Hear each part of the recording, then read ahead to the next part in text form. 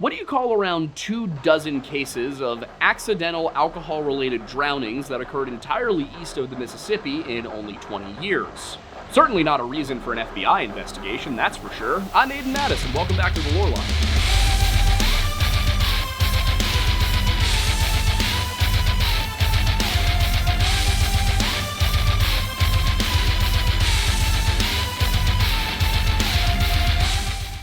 Back towards the end of 2023, I was working my way through a number of missing person stories when I came across one that was more than a little bit out of the ordinary. At the time, I was mostly looking into situations involving people who disappeared from trails in national parks, went missing while hiking with friends, or were otherwise in the middle of nowhere when they seemingly vanished off the face of the earth. Then I came to the case of Todd Geib and found myself confronted with one that was considerably different. Todd wasn't out in the woods when he was last seen. He didn't step off of a trail somewhere and disappear into an endless wilderness. He was at a party in a small town in Michigan, and he was only about a mile from his home, with just one turn between the orchard where he said goodbye to his friends and the safety of his own house. So searchers didn't have to spread out across miles upon miles of untamed forest to find Todd. His last known position was just outside of Casnovia, Michigan, surrounded by a grid of farmland cut into rectangles and squares by country roads with no more than a mile between intersections. Todd, if he was in the area, should have been found almost immediately. But he wasn't. It took 3 weeks for someone to finally locate him, and when they did, the discovery only opened up more questions than it did answers. And oddly enough, the police didn't seem interested in answering those questions. It was in the course of trying to wrap my head around all of the bizarre circumstances involved with this case, so different from the missing 411 style disappearances I was so accustomed to, that I took my first serious look at what I'd heard referred to as the Smiley Faced Killers Theory. Now, I'd come across that term on several occasions, but I never gave it too much thought. These were cases that happened in populated areas, not the broad swaths of national park or forest territory I usually studied. More importantly, they all had a concrete cause of death associated with them: drowning. But as I worked my way through Todd Geib's case, I started to understand why retired detectives Kevin Gannon and Anthony Duarte, the original proponents of this theory and men who actually were detectives unlike somebody else, believe there is a connection between these two stories. From clusters of urban disappearances like those in Lacrosse, Wisconsin, to seemingly isolated incidents like that of Todd Geib, the same motifs come up again and again. The question I had was simple. If all the evidence is accounted for, is there still a connection? We produced over half a dozen videos on Smiley Faced Killers related stories, and in that time I learned quite a bit about drowning forensics. I have to give a lot of credit to Gannon and Duarte for their book on the topic, Case Studies in Drowning Forensics, which is one of the most scientific looks at what might be referred to as a conspiracy theory that I've ever read. That's not to say that I completely agree with them, but it provided a great amount of information on the science of drowning as a cause of death, how autopsy practices work, and so on. I also got to meet the mother of one of the victims, Tommy Booth, and she provided us with an incredible amount of information not only on his case, but also on how investigations can go sideways even when the evidence clearly points to one particular conclusion. As it stands right now, I don't know that I believe Gannon and Duarte are correct in their argument that these cases, most of which occurred on the eastern side of the Mississippi, and almost invariably involve young men who fit a particular profile of being fit, good-looking, hardworking, intelligent, and well-liked people, are the work of one person or a coordinated group of killers. What I can say is that there are some genuinely perplexing cases here in which the police either failed to recognize or deliberately overlooked signs of foul play in order to classify deaths that should be homicides as accidental alcohol-related drownings. Today's episode is not just a compilation of our work on the Smiley Faced Killers, but a defense of that position, including never-before-seen footage featuring people directly involved in and affected by these tragedies. It is, we hope, a clear explanation of not just the problems with the theory, but also with the investigative practices of the police when it comes to these kinds of stories. More often than not, we find that the truth of controversies like this lie not in one side or the other, but somewhere in the middle. And by the time you finish this video, we think you'll agree that something really is going on, just not in the way many people might believe. Before we get into the stories, though, I need to tell you about something I believe in, and that is today's sponsor, Rocket Money. I have never been good with budgeting. Really, I've never been good with anything involving numbers at all, and that wasn't a huge problem when I was just a single man looking to get through to my next payday. But now that I have a fiance, 2 dogs, 2 car payments, a wedding to plan, a house to buy, and a ranch that is definitely not a cult to purchase, it's a little bit harder to stay on top of my spending and saving. All of this is to say that I actually started using Rocket Money before they ever approached us about doing this segment. Put simply, Rocket Money is an all-in-one personal finance app that helps me cancel subscriptions, lower bills, and most importantly, manage my money better.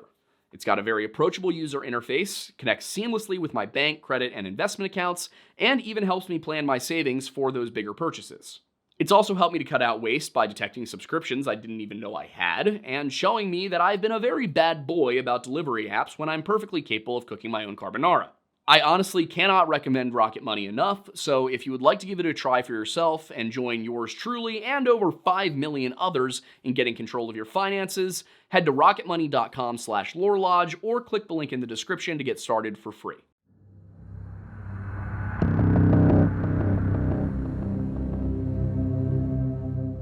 Nestled in southwestern Minnesota, below the Minnesota River, Leon County is a rural area with about 25,000 residents. And looking at a map, you'll notice that most of the county is divided into 1 square mile plots of farmland. These are interspersed, of course, by small population centers, most of them running along major highways like Route 68. And Minnesota Route 68 connects 2 towns. Those are Canby and Marshall. Of course, there are more along the way, but those are the ones that are significant for today's story. But before you had Leon County, or even the concept of the state of Minnesota, the area was inhabited by the Eastern Dakota peoples. The Dakota were a Siouan language-speaking people who originally inhabited all the way into northern Minnesota and the Great Lakes region, but during the 18th century they were pushed further southwest by a war with the Ojibwa. But despite these losses in the northeastern corner of their territory, the Dakota maintained a strong trade empire, which they protected through military force. They were accomplished trappers and hunters, relying on bison to get them through the summers, and then trapping beaver and other small game during the winter. Minnesota, being a land of many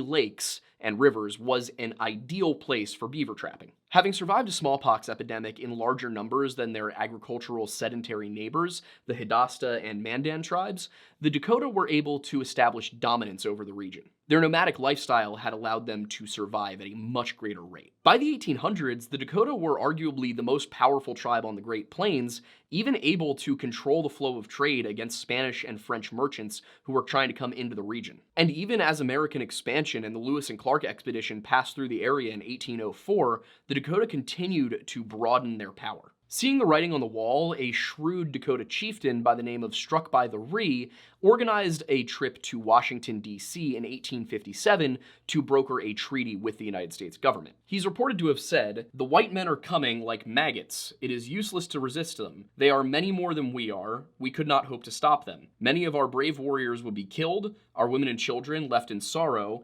and still we would not stop them. We must accept it and agree to the best terms we can get and adopt their ways." As a result of this delegation that was sent to Washington, a treaty was signed which allocated 11.5 million acres of land to the United States in exchange for $1.6 million paid to the Dakota over 50 years, as well as education in agriculture, industry, and homemaking, as well as 475,000 acres of reservation territory on the north side of the Missouri. That 50-year, $1.6 million annuity in today's dollars would be worth $55,326,896 today.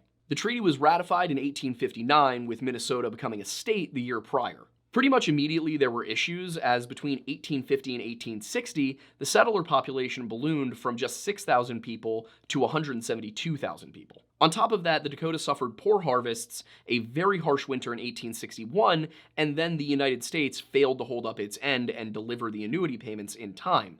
As a result of this, merchants from France, Spain, and just the other territories around started to wonder if the Dakota would be able to pay their promised debts, which they had made agreements based on the United States promising this money. All of this coalesced into armed conflict in 1862, what was called the Dakota War. Essentially, the United States played stupid games and won stupid prizes, as on August 17, 1862, the Dakota struck the first blow. 4 Dakota hunters came across 5 white settlers, and as far as we know, according to one of the Dakota chiefs, they actually are the ones who made the decision to attack. Now, there was a lot of factionalism within the Dakota.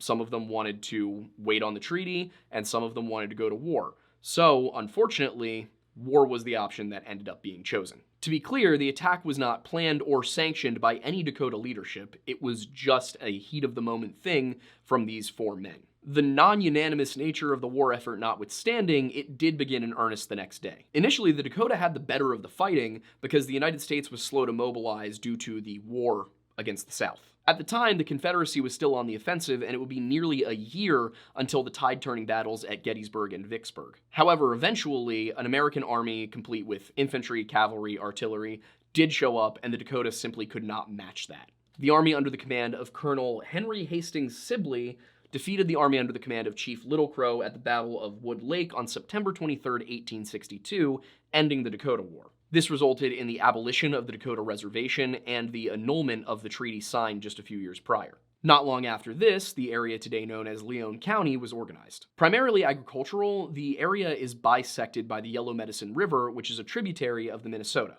As I previously mentioned, most of the transit between population centers is done on very straight state roads like Minnesota State Route 68, a route that, had Brandon Swanson taken it, probably would have saved his life. On May 13, 2008, Brandon's freshman year at Minnesota West Technical and Community College ended, and, as one does at the end of the year, he decided to go out and just go to some parties with his friends, hang out in some backyards. It was May, the weather was nice. And Brandon didn't live far away. He was a graduate of Marshall High School in the small town of Marshall, Minnesota, just 30 minutes to the southeast, where he lived with his parents. Brandon was a relatively small individual. He was only 5'6" and 120 pounds, with curly brown hair and blue eyes. That's relevant because while celebrating in Canby, Brandon is believed to have been drinking, though everyone said that he didn't appear drunk or even inebriated, just he had had a few beers. However, for a person that size and that young, that can be a little bit more intense than for somebody who's a little bit older and bigger. Brandon left Canby at about midnight to head home, and had he taken Route 68, he would have got there by 1 a.m. at the very latest. Now, Brandon may have started his trip home on Route 68, but he ended up driving on gravel and dirt rural backroads at some point.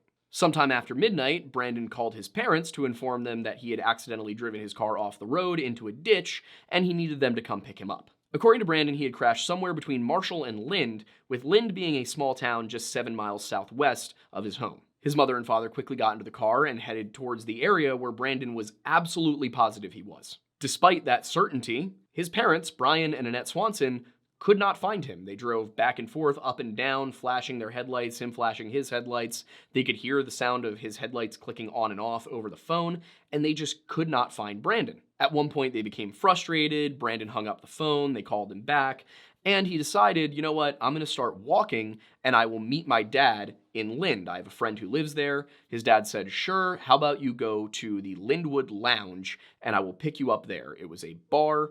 He figured, you know what, this is the best spot to go to. It's a well-known hangout. It seems that Brian went home, dropped off Annette, and then went back to the Lindwood Lounge to wait for his son. They made a few different phone calls here and there, describing where they were, what was going on, and then at around 2:35 in the morning, Brandon called his father and stayed on the phone with him. He mentioned that he was crossing through a field and that there were fences and the sound of running water nearby. Now this makes sense because Lind is surrounded by farmland and the Redwood River runs right through the western side of town. As well, about 3 3/4 miles to the west, another river, the 3 Mile Creek, runs through several farms. Brandon was walking and talking and sounding fine until at exactly 3:10 a.m., he yelled, "Oh shit," and the line just kind of went silent. Now, he didn't hang up the phone. His father tried to get him to respond, and then ended up hanging up and calling the phone back. The phone would ring, it would go to voicemail, nothing. At this point, the nerves started to set in. Where was Brandon? Why had he gone silent? What was happening? And they looked for him, but at 6:30 a.m., after hearing and seeing nothing of their son, Brian and Annette decided to call the police. However, back in 2008, with the way the law worked, the police took down the information and then simply told Brian and Annette that at Brandon's age, he had a quote-unquote right to be missing, and that they had to file a police report 24 hours after he had disappeared. Now, of course, this was not what the Swansons wanted to hear, and somehow they were able to get a hold of the sheriff, who was able to launch a search before 24 hours. They were able to use Brandon's phone records to locate his last known position, which was not Lind. In fact, he was nowhere even close to Lind. He was 19 miles away from Marshall itself, and they located his car around 12:30 p.m. He ended up on 390th Street outside of the small town of Taunton, where it intersects with Leon-Lincoln County Road, the county line. This is about 13 miles southeast of where he had started in Canby. And on top of all of that, this intersection where he went off the road is just 1 mile north of Route 68. It's uncertain how the car ended up in the ditch. Maybe Brian had fallen asleep at the wheel as it was late at night, maybe had swerved to avoid something, and others suggested maybe he was more under the influence than it was previously thought. There's conflicting information on this part, but it seems that by the time they launched the search, Brandon's phone was sending calls directly to voicemail. Although one account from several years later says that they were calling the phone and it was ringing, then going to voicemail. The search initially focused on the immediate vicinity of the car. Brandon had mentioned Lind and said he was going to be walking towards it. Now, he must have thought that one of the local small towns was the one he was intending to go to. But from where he was, there were only two within walking distance. To the northwest was Porter, about just under 4 miles away, and then to the southeast, much closer, less than 2 miles away, was Taunton. And from where Brandon would have been standing, he should have been able to see a grain elevator, the red light up at the top of it, in Taunton. And if he had seen that, maybe he thought it was Lind, so he decided to go there. Now, taking the shortest route towards Lind meant crossing the Yellow Medicine River as well as a couple of fields. Now, that night, the Yellow Medicine River was flowing unusually high and fast, up to 15 feet deep in some places. However, the river is only about 20 feet wide. While less than 20 feet wide at the point nearest to the crash, it was still pretty cold and fast. Initially, dogs led investigators from the car to a gravel road and then immediately lost the scent. This is not unusual, as gravel roads are much more prone to wind and dust, and being driven on can kick up dirt in a way that it just won't on, grass or asphalt. This complicated things because police could not determine which direction Brandon had walked. He was clearly walking, and walking for about 45 minutes, but they didn't know where. All they knew was he thought he was going towards a town. Because they couldn't determine where he could have been, they couldn't really structure a search. They just had to keep looking for, a start to the trail. Dogs did eventually pick up that trail, but it went the wrong direction. They expected that he was going towards Taunton, which he could have seen. He said he could see Lind, he probably meant Taunton, but the dogs led west towards Porter, about 1.25 miles. Throughout Thursday, the 16th of May, 2008, police and other investigators searched on ATVs, horseback, and with light aircraft. Unfortunately, none of this produced any further clues. However, that dog team had led them about 1.25 miles west, down into the river, up the other side, and to a gravel road, which led them nearby to an abandoned farm. With the dogs now focusing on North Branch Yellow Medicine River, they decided to search there. And Sheriff Jack Vizecki of Lincoln County, working in tandem with Leon County Sheriff Joel Dahl, walked that stretch of the Yellow Medicine River every day for 30 days himself, along with help. But what they were doing was looking for any of Brandon's belongings that might have washed up on the banks or gotten stuck on a tree branch, or even a full body to, be somewhere. They had also put gates into the river further down to stop anything from flowing out into the Minnesota. There was no trace of Brandon in that river. Due to the lack of a body, Sheriff Vizecki, as well as Brandon's mother Annette, began to wonder if it was really likely that Brandon had gotten sunken into the river, had drowned. It seemed more likely that if he wasn't there, he must have gotten back out. And of course, the dog did lead to the other side of the river. Vizecki also noted that there was a possibility of a kidnapping, but there was no evidence of foul play, so it was hard to tell. And that claim about the abandoned farm comes from a 2010 CNN article, but I was able to confirm that with the Leon County Sheriff's Department. So that is a true statement that is legitimate. And throughout the 30 days after Brandon went missing, Sheriff Vizecki, other searchers, and cadaver dogs all were looking. And cadaver dogs work a little bit differently than bloodhounds. They're not trying to track something that's alive. They are simply trained to smell bodies. So, if Brandon's body was in the area, they should have been able to smell it on the wind, and they didn't find anything.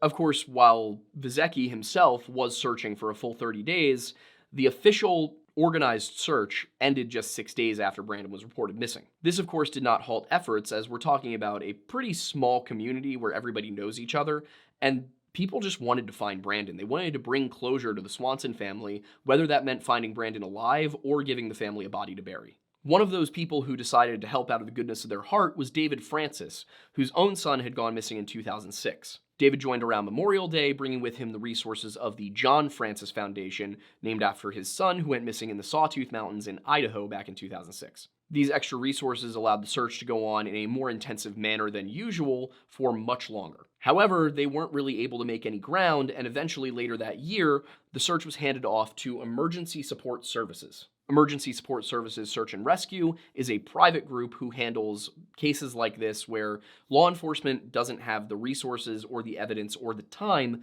to further investigate, so they go in and they work alongside police as sort of a surrogate to go and try and find clues so that law enforcement itself can then go in and do their job. But as the search progressed, they ended up hitting a roadblock. According to the Grand Forks Herald, a lot of farmers in the area bristled at the idea of having canines and search teams on their property.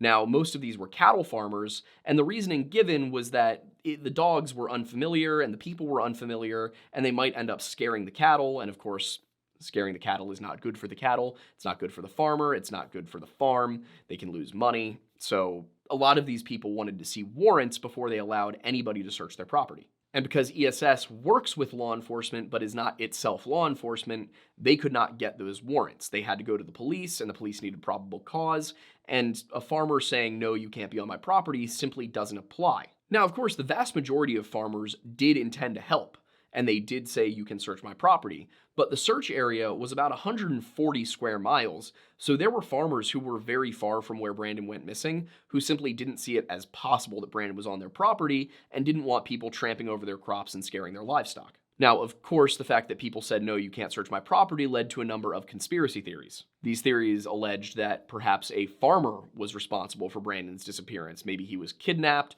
or murdered, or that he, fell asleep in a field and got run over by a tractor.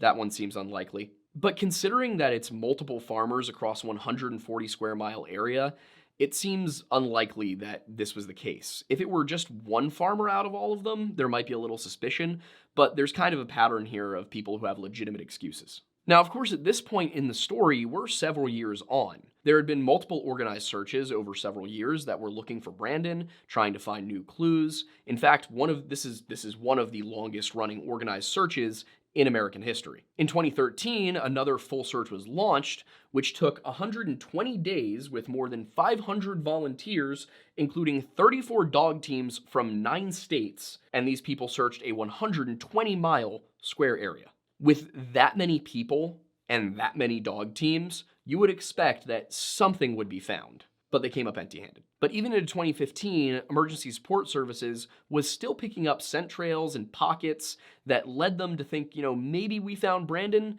but they just couldn't find anything definitive. And as dozens of tips came in over the years, a lot of them were investigated, especially when they were unique and not just repeats of an old one, but nothing was ever found. Not his cell phone, not his keys, not his clothes. There is no trace of Brandon Swanson. Well into the 2010s, ESS continued to search, and to this day, the Minnesota Bureau of Criminal Apprehension keeps an open case file. Of course, due to the fact that this is an open case file, I was only able to get so much in the way of information without filing a FOIA request. Now, though Brandon was never found, his family has not given up hope of finding at least his remains, of having some closure. They don't think that he's still alive, but they do still leave their porch light on just in case he comes home. And they've been doing that since 2008. While they couldn't help Brandon anymore, they did take his case and turn it into something good. They found a silver lining. And that silver lining is Brandon's Law, which was enacted in Minnesota in July of 2009. Now, what Brandon's Law says is that no matter the age of the person who disappeared, if the police receive a missing persons complaint, they must immediately begin to investigate it. No waiting 24 hours because it's an adult. This could be a 65-year-old, it could be a 20-year-old, it could be a 10-year-old. It does not matter. The police in Minnesota are required to investigate. And Brandon's Law was actually adopted by multiple states across the country. So this horrific tragedy did have some good spring out of it. With the lack of any physical evidence regarding what happened to Brandon, where he went, where he ended up, there's only really been the opportunity for people to have theories about what happened to him. Some of them are rather legitimate sounding, and some are really not. One of them, of course, is alien abduction, which I'll get to later, but I think it's important to go through why some of them seem possible and why some just don't add up. There's, of course, a theory that the farmers of the area either conspired to cover up his death, that somebody kidnapped him, that he was run over by some farm equipment. One suggestion was that a farmer was plowing and Brandon was laying in the field, either dead or, barely alive, and went over his body, freaked out, decided to hide the evidence and all of that. The problem is, it was too late in the season for them to be tilling the fields with machinery, and it was too early in the season for them to be harvesting. So there's no real reason why Brandon would have ended up under the treads of something. And that time of year, there's not enough height to the crops that you're going to see, that you're going to obscure a body. He would have just been visible laying there on the ground. Also, most of the farms that denied the ESS searchers the ability to even look on the property weren't not agriculture. They were cattle farms, is what I'm trying to say. So the idea that it would be a tilling accident doesn't make a ton of sense. Maybe if you were looking at like a pig farm where pigs are known to eat everything, that might do it. But even then, there's no evidence that something like that happened. Cattle are simply fearful of unfamiliar dogs, so it makes sense that cattle farmers wouldn't want unfamiliar dogs on their property. And even if it were a non-cattle farm, if it were just crops, a large search team, dogs, they could disrupt the equipment, they could disrupt the crops, they could trample stuff, the farmers lose money, they lose time. It's understandable why farmers outside of the immediate vicinity where Brandon went missing would not consent to their property being searched. And of course, there were numerous farms that denied it. If it were every farm said yes and then one said no, then there's a little bit of a reason to be suspicious, but that wasn't the case. Of course, there's also the issue of the abandoned farm, which has been brought up by a few different sources. A number of sites mention the fact that there was an abandoned farm nearby where the dogs led investigators, that maybe Brandon fell into the river, got wet, climbed out, and then tried to look for help at the farm, but succumbed to exposure because it got down to 39 degrees that night, he was wet, and maybe he became hypothermic. It does make sense to an extent because Brandon was tracked by dogs about 1.25 miles west of where his car crashed. I did confirm that with the sheriff's department, but they also found nothing of Brandon's. The cadaver dogs didn't find anything, the bloodhounds didn't find anything, and they used the abandoned farm as a base of operations for the rest of the search. That said, there are several routes he could have taken, one of which does cut through a field, as he mentioned he was doing, does cross the river, as the dogs indicate he did, and does lead within that 1.25 miles to a gravel road very close to that abandoned farm. However, it's also important to note that the Leon County Sheriff's Department told me that they never established a definitive direction of travel for Brandon after the crash. The dogs indicated that he went west, but they ended up losing the scent trail, and there was nothing to suggest that he was there other than the scent, so they don't consider that to be definitive. Now, of course, there's the possibility that he didn't make it out of the river, so why is that unlikely? Well, simply put, all law enforcement said his body should have washed up somewhere, that it shouldn't have made it all the way to the Minnesota, and that somewhere along that Yellow Medicine River, he should have been found. It's only knee deep in some places, and there's logs and rocks, and it's not a very wide river either. On top of that, there were gates installed further down to make sure that if Brandon did end up traveling downstream, he would be stopped by one of these gates. Obviously, nothing came of those gates. So, due to the lack of information around where Brandon actually walked, it's not surprising that there hasn't been a ton of movement on this case and that nothing was ever found of him. He could have gone in a direction completely separate from anything they looked at, but at the same time, he must have been going in one of two directions, either southeast or northwest, because he thought he was going towards a town, and the only two towns located near him were about 2 miles to the southeast and about 4 miles to the northwest. And on top of all of that, a lot of the difficulty in researching this case was the conflicting reports that I found. There was very little official police information available because it's still an open case. So I was able to kind of put together what I think the narrative is for the exact time period during which Brandon was on the phone with his parents and then went missing. Some say that it was shortly after midnight, and others say it was at 1:54 a.m. that he initially called his parents. It's hard to say, so we're going to place that 47-minute phone call in the chronology. And oddly enough, the best source to do that, and this is probably the only time that CNN has ever done something right, but CNN gets it right, I think. And here's how I think it went. Brandon left the party in Canby sometime shortly before or after midnight. He then called sometime between midnight and 1 a.m. for help. That is when he crashed the car. At about 1:55 a.m., they agreed to meet at the Lynwood Lounge. It's mentioned that they exchanged a few more calls here and there, and then around 2:35 a.m., it seems that Brandon called his father, Brian, to talk to him as he walked to Lind. 47 minutes into that phone call, around 3:10 a.m., Brandon said, "Oh shit," dropped the phone, and did not say anything else or pick up. From that point, we know absolutely nothing about what happened to Brandon. And while it was late and dark, anyone who's ever been near a creek or river of that size knows that you can hear it before you see it, before you're actually on top of it. So it seems really unlikely to me, given that it was 3 in the morning, it was probably almost completely silent out there aside from the sounds of insects. Brandon should have heard the creek. And on top of that, it was moving pretty fast. It was up high. He should have known he was approaching it. So if he went into it, it must have been on purpose. And then there's possibly the biggest question of all of this, which is, how did he get where he was, and why did he think he was where he wasn't? Now, how he got where he was is the less mysterious of the questions. Looking at a map, you would think that he would take the same route that he took getting to and from school. He would get onto Route 68 and just head straight southeast home.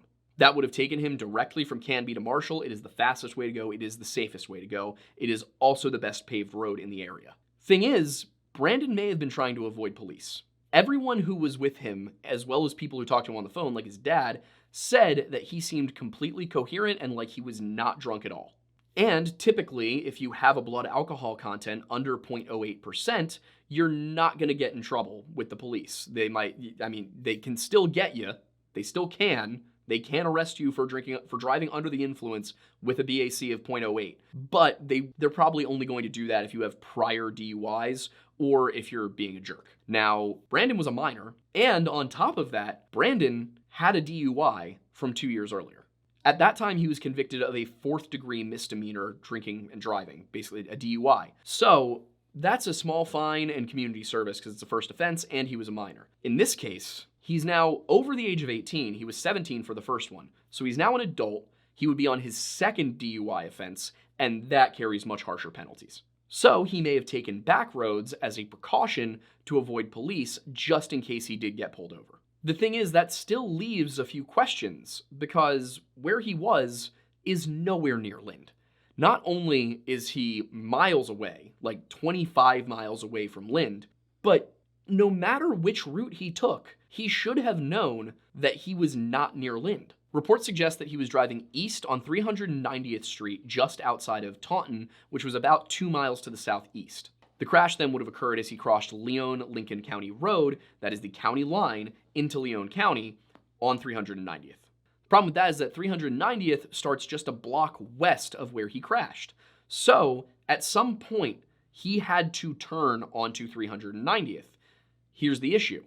Had he gone south out of Canby and then east and then swung north to get where he ended up crashing, he would have had to cross Route 68 between Porter and Taunton. Thing is, Route 68 does not pass through Lind at any point. Lind is miles south of Route 68.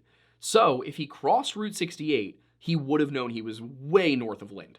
If he were coming from the north, he would have taken the final turnoff before hitting 68, matching the theory that he was trying to avoid 68 to avoid the police, but he also would have known then that he was north of Route 68, and therefore nowhere near Lind. Now, of course, of the two, the idea that he headed east out of Canby and then south towards Taunton is the more believable. In this case, the most direct route would have been taking either 230th, 220th, or 210th Avenue out of Canby to the east, and then heading south on one of the other farm roads that leads, miles and miles and miles until you get where he crashed. Or maybe he was zigzagging on these grids of country roads. We don't know particularly what his trip looked like, but it does seem more likely that he was coming from the north. At some point, he then would have crossed Leon-Lincoln County Road and should have known, crossing that road, seeing that road sign, that 390th Leon-Lincoln, he should have known at that point that he was on the county line. Once again, nowhere near Lind. And then again, on top of that, 390th is 16 miles north of Lind, and it's in the 300s. All of the roads in Lind that head the same way are in the 200s. In every single circumstance, all of his surroundings, all of his landmarks, told him he was not near Lind. Even if he took back roads and intended to take them the whole way home, There is absolutely no way that he made that mistake. And then there's the scent trail, which of course the sheriff's department told me, and I will quote for you, there has been no definitive direction of travel established, and there has never been any evidence recovered to indicate that the abandoned farm is of any more key importance than any other in this case. So just to be clear on that one, that this is not a definitive thing, but that is the only scent trail that they were able to trace. So if Brandon's intention was to walk toward Lind, the closest town to him, why didn't he walk towards Taunton? Why turn and go west? Which again, he should have known he was traveling east. So why turn and go west towards Porter? Neither town is visible from where he crashed, though there is a light on top of a grain elevator in Taunton that you can see. Nothing like that is visible from Porter. There's no grain tower you can see. There's no cell towers. Maybe a little bit of light pollution was confusing him, but then there would have been light pollution from Taunton as well. So the question in this case isn't, was Brandon's disappearance impossible? Was it totally odd on its face? The question is, why hasn't anything been found? Because if Brandon fell into that river and succumbed to hypothermia, his body would have been somewhere nearby. Or if Brandon had continued walking, could he really have gotten far enough outside of the search area? Yeah, but then he would have known he was outside of the search area. So Brandon must have died somewhere in that general area, and nobody found anything. Cadaver dogs can sense up to 15 feet underground. They can also smell for miles, from what I understand. So it makes no sense that Brandon underwent the series of things that we know he underwent and didn't turn up somewhere. There is the possibility that he disappeared of his own volition, but on the other hand, nobody thought he had any reason to do that. He had displayed no signs that he wanted to walk away from his life. So why would he do it? And then finally, there's the alien abduction theory, which I saved for last because there's no evidence that he was abducted by aliens, aside from the fact that his body's not there. I don't know what else to say. Also, a lot of alien abduction stories, usually the person comes back, it seems like. Well, I guess you couldn't say for sure, because if they got abducted and didn't come back, they wouldn't be able to tell you. Anyway, I think aliens are unlikely here. But what I think is unlikely doesn't totally matter, because there are a couple 100,000 of you, so let us know what you guys think in the comments. If you think that this was foul play, if you think that Brandon got washed away by the river, we're curious to know, because there have been times where people have commented something we didn't catch, and it's kind of been a, oh, you know what, maybe that's it kind of moment. So if you have theories and thoughts, please do not hesitate to let us know in the comments.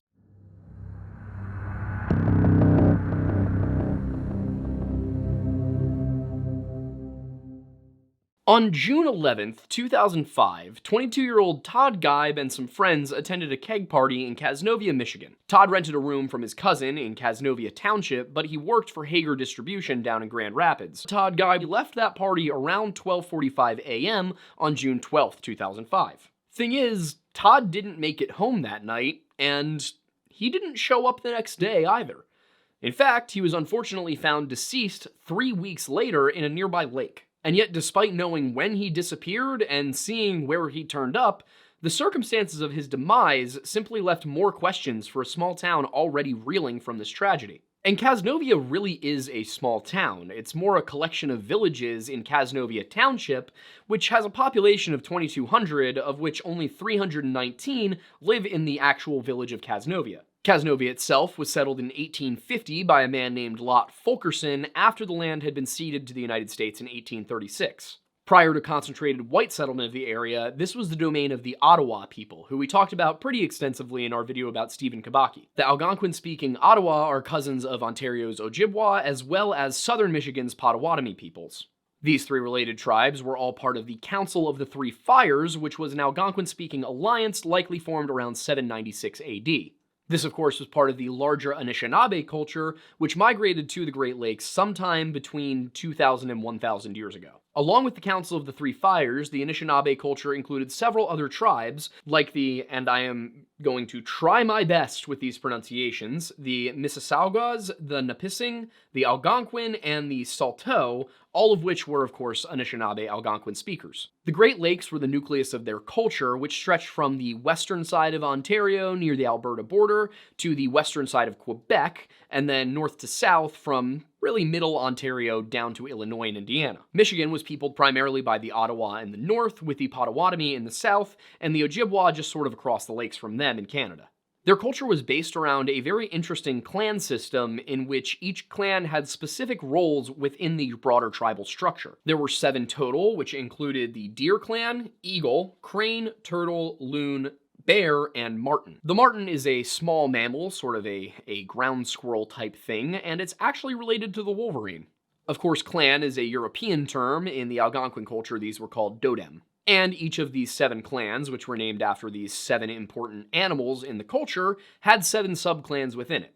This meant that you had a total of 49 clans. Now, each clan did not live in its own settlement, as you might expect. There's kind of this idea coming from the more Scottish and Irish structure that you might be more familiar with, where a clan is typically centered around a location, but these clans were centered around responsibilities. However, they were still familial, which meant that intimate relations and marriage was banned within each clan. Kinship was passed through the father's line, but that didn't mean that you couldn't become a part of the tribe if your father was not a member.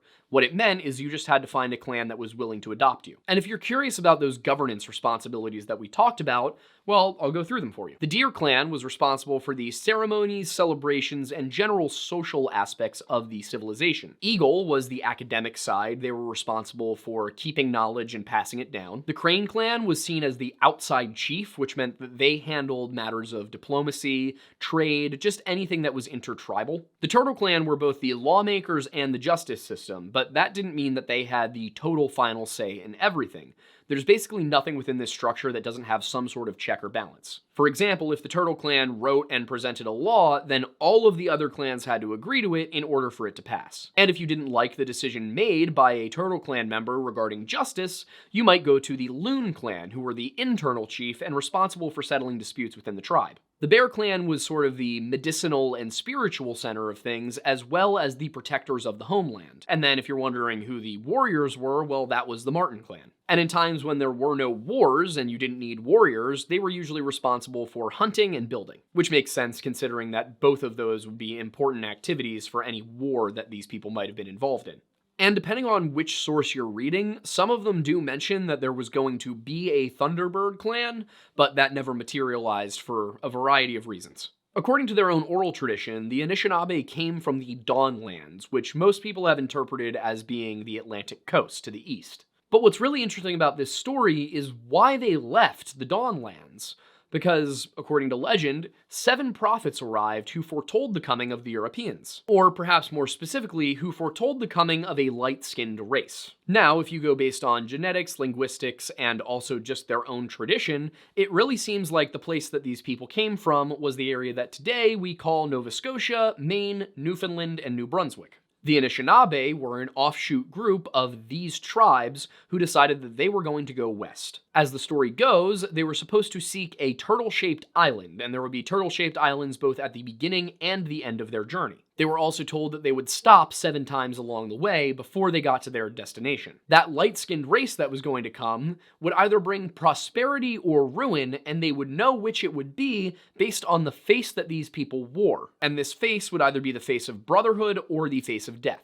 It also tells of a time when a new people, and this is the word that gets used, is new people, will rise and rekindle the flame of the Anishinaabe culture, at which point the light-skinned race will have a choice to make, and that choice could lead either to great prosperity for the entire world, or it could lead to the destruction of the entire world. So far as I can tell, that last part hasn't come to pass yet, but if the light-skinned race is in fact European Americans, I hope we make the right choice.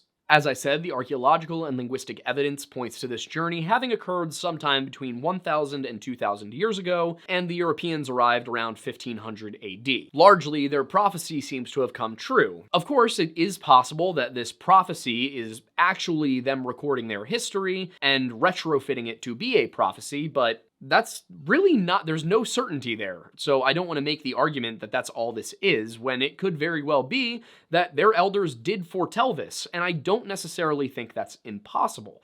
Because, of course, if this happened after 1000 AD, that they made this journey, well, they could have encountered the Vikings, who actually had a settlement in Newfoundland just to the east of where the Anishinaabe claimed to have come from.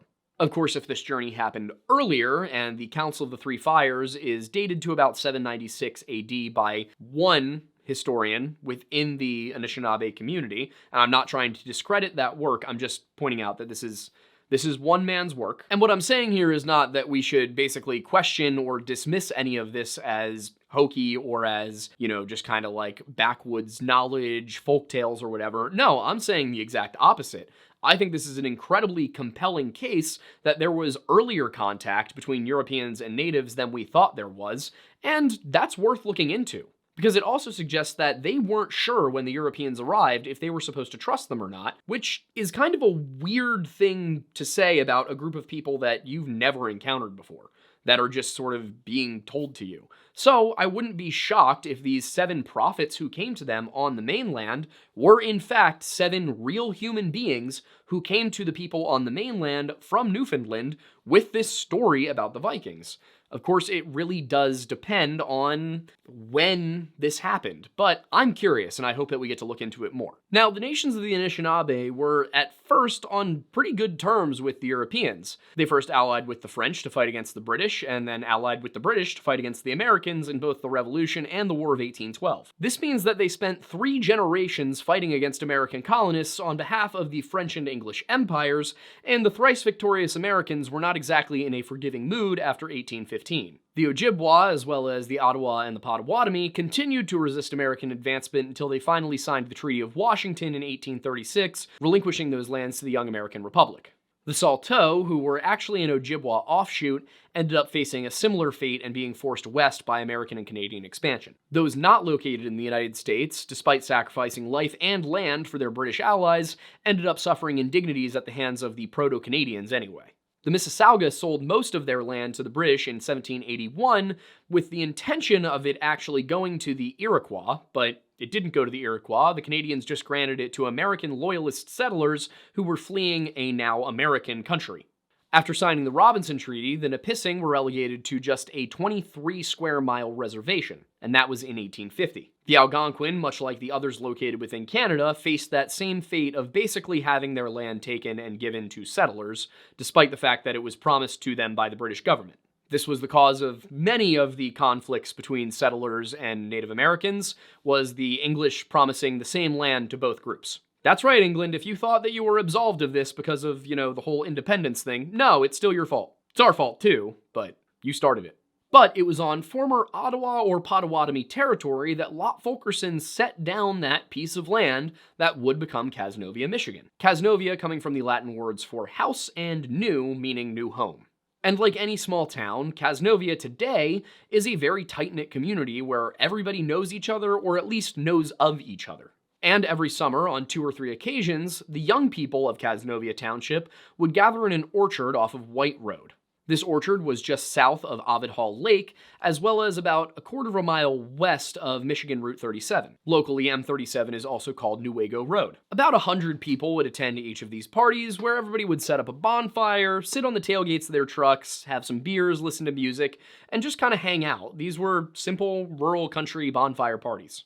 Now, all of this information comes from a former bartender at the Half Moon Bar and Grill, where Todd Geib was something of a regular. That bar, which was located about a half a mile from Todd's place, is now a U-Haul dealership at 75 Newaygo Road. Now, as for Todd himself, well, he was a younger guy, he was 22, he was in good shape, he enjoyed fishing, he enjoyed being in the outdoors, and from what I can tell, he was generally very well liked. He also didn't work all that far away. Grand Rapids is about a half an hour drive. According to his mother, Kathy, he was like most people his age. He had his ups and downs, but he was doing pretty well. She says that he was fun-loving and a great kid who was very serious about his family. Todd may have stopped into the Half Moon Bar and Grill before he headed to the party on that night of July 11th, 2005, but it seems he arrived at the party around 9:30 p.m. He was dropped off along with several friends by a designated driver and proceeded to just enjoy himself at the party for several hours. These parties were on land owned by a man named Richard Carlson, and according to him, it was one of his sons who would actually organize them. They did the parties in their old apple orchard, which if you look at the area around Casnovia, it is just apple orchards as far as the eye can see,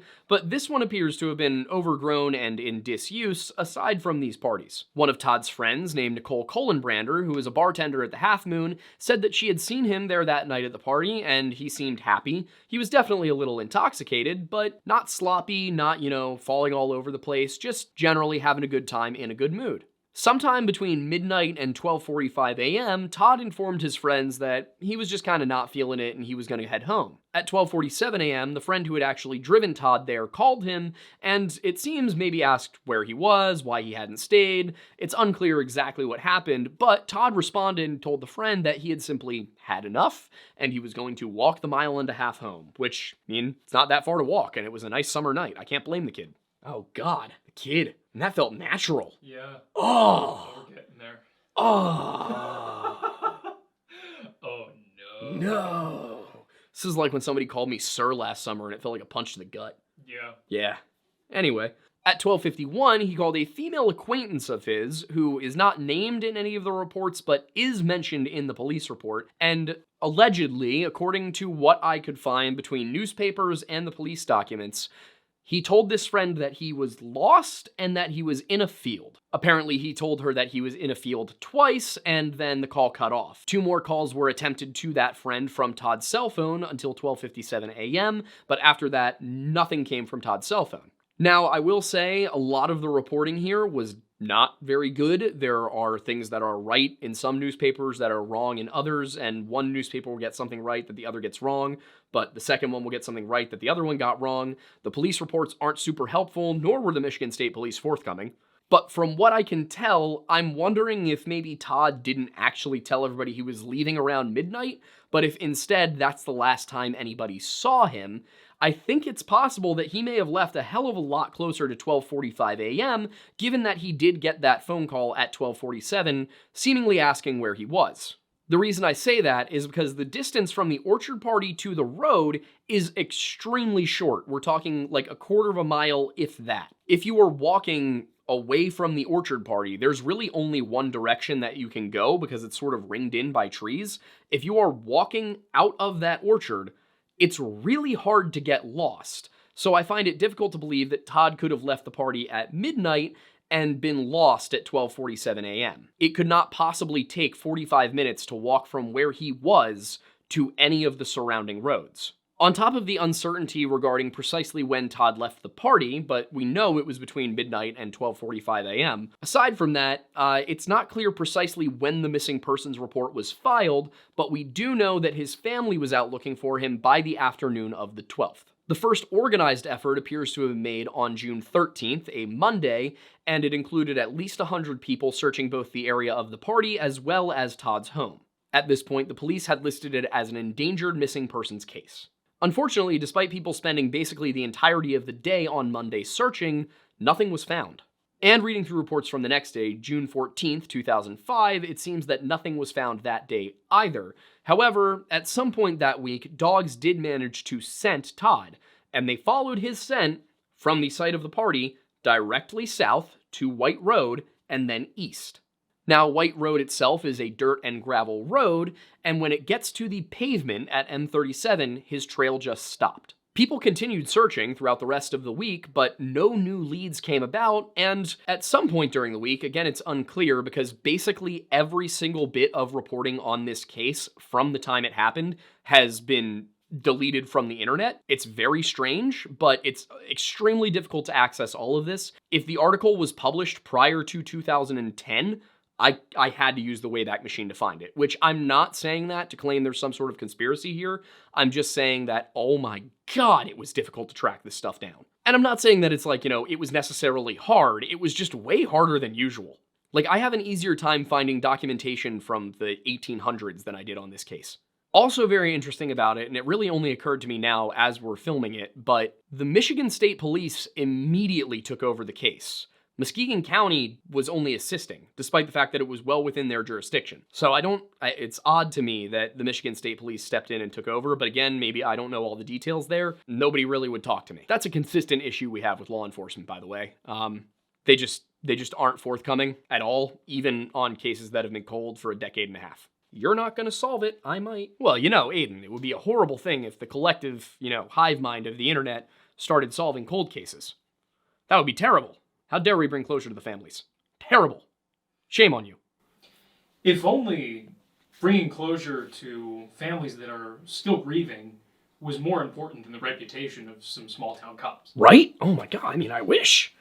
That said, I don't mean to say anything bad about the Muskegon County Police. They actually did talk to me. It's just they couldn't tell me anything because they didn't know anything, because the Michigan State Police apparently did not share. And I will say, as of the time of filming, it is November 6th, correct? It is November 6th, 2023, and in just a few days, my Nittany Lions will be playing the Michigan Wolverines, and I must say, Aiden, what time is it right now? It is 8:27. It's 8:27 p.m. and Michigan still sucks. I do have to give a bit of a shout out to Michigan State, however, on this one. As much as we do enjoy our rivalry with you guys, and I like to poke fun, a researcher from Michigan State was involved with this case, and we'll get to him, and he did some really cool work. So I do have to shout out Michigan State on that one. Great job, guys. But as I was saying with the story, the dogs were able to track his scent from the Orchard Party to White Road, east along White Road for a quarter of a mile, where the scent just stops dead at M37. After that, there were no further leads, and the search was suspended sometime before Saturday the 18th. On Saturday the 18th, a large volunteer effort of about 1,500 people was organized partially in coordination with the Missing You Foundation, which at the time was a group that helped people in the Midwest to search for missing family members. So far as I can tell, they have either changed their name or they are now defunct, but that is who helped out with the search at the time. Despite the very large search effort involved with this case, they still found absolutely no sign of Todd. So another search was planned, and this one would also include helicopters as had been used throughout the week, but then just before it was supposed to take place, it was canceled. You see, while not included in any of the reporting I've been able to dig up, it seems that the Michigan State Police did have some persons of interest early in the case. It seems that on the 21st or 22nd of the month, police received information which pointed much more strongly to those persons of interest. Basically, for whatever reason, foul play now seemed to be the most likely option. It was at this point that the search morphed into a suspicious death probe, with the police believing that Todd was no longer alive and had likely been hit by a car the night of the party. Police informed the family of their theory that Todd had been hit by a car and then buried somewhere on the 22nd of the month, and this was basically as the rumors began to swirl about who might have done it and how it might have happened and how did nobody hear about it. All the while, the police were trying to interview as many people as possible. And when I say that the rumors were swirling, the rumors were swirling. According to Vicky Green, a bartender at another one of Todd's hangouts called the Kaz, Todd was very well liked, and this was like the talk of the town. Everyone was devastated. They couldn't figure out what had happened. Alongside interviewing essentially everyone that would admit they were at the party, which was another issue, that there were a lot of underage kids at the party, and while the police said, hey, if you were drinking at the party, we're not going to arrest you, we just want to know what happened to Todd, a lot of those kids still didn't come forward, possibly worried that their parents would be mad at them for being at the party and drinking anyway. And, as far as a lot of them were concerned, well, Todd still hadn't been found, so he might not be dead. So it's not a good line of thinking, but it is one that I can, follow. But alongside that, the police were also going to body shops and inspecting cars that were brought in for repairs. Basically, if it seemed like, maybe a car could have been involved in an accident with a person, they wanted to have a look at it. And they were asking around to see if anybody's story about how a car was damaged didn't quite line up with the damage to the car. For example, if you hit a person and were trying to hide it and said you hit a deer, well, deer and people are very different weights. Different weights mean different amounts of damage to the car, and the police might be able to track that down. Unfortunately, of the two cars that were involved with accidents that night anywhere within the vicinity of the town, neither of them were actually near Todd, and both of them were fully accounted for. And to make matters worse, all of their interviews were dead ends, with their persons of interest being cleared. Finally, on July 2nd, there was a break in the case, although not a happy one. Jim Wilde and his wife were taking their boat out onto Lake Ovidhall for the day when they realized that their canoe was not usually where they had tied it off, and when they took their boat out to get it, they realized that it was also full of beer cans, and this was odd because, according to Jim, nobody had ever taken his boat before, or his canoe, and that was just not something that people did. They didn't borrow each other's boats, and the local kids were not known to borrow anybody's boats. It was also on this outing that Mrs. Wilde spotted another oddity. She thought she saw a beaver floating out in the lake, and when they got closer to the beaver, they realized it was not a beaver at all. It was the unfortunately lifeless body of 22-year-old Todd Geib. What was especially odd about it, though, was the position of Todd's body.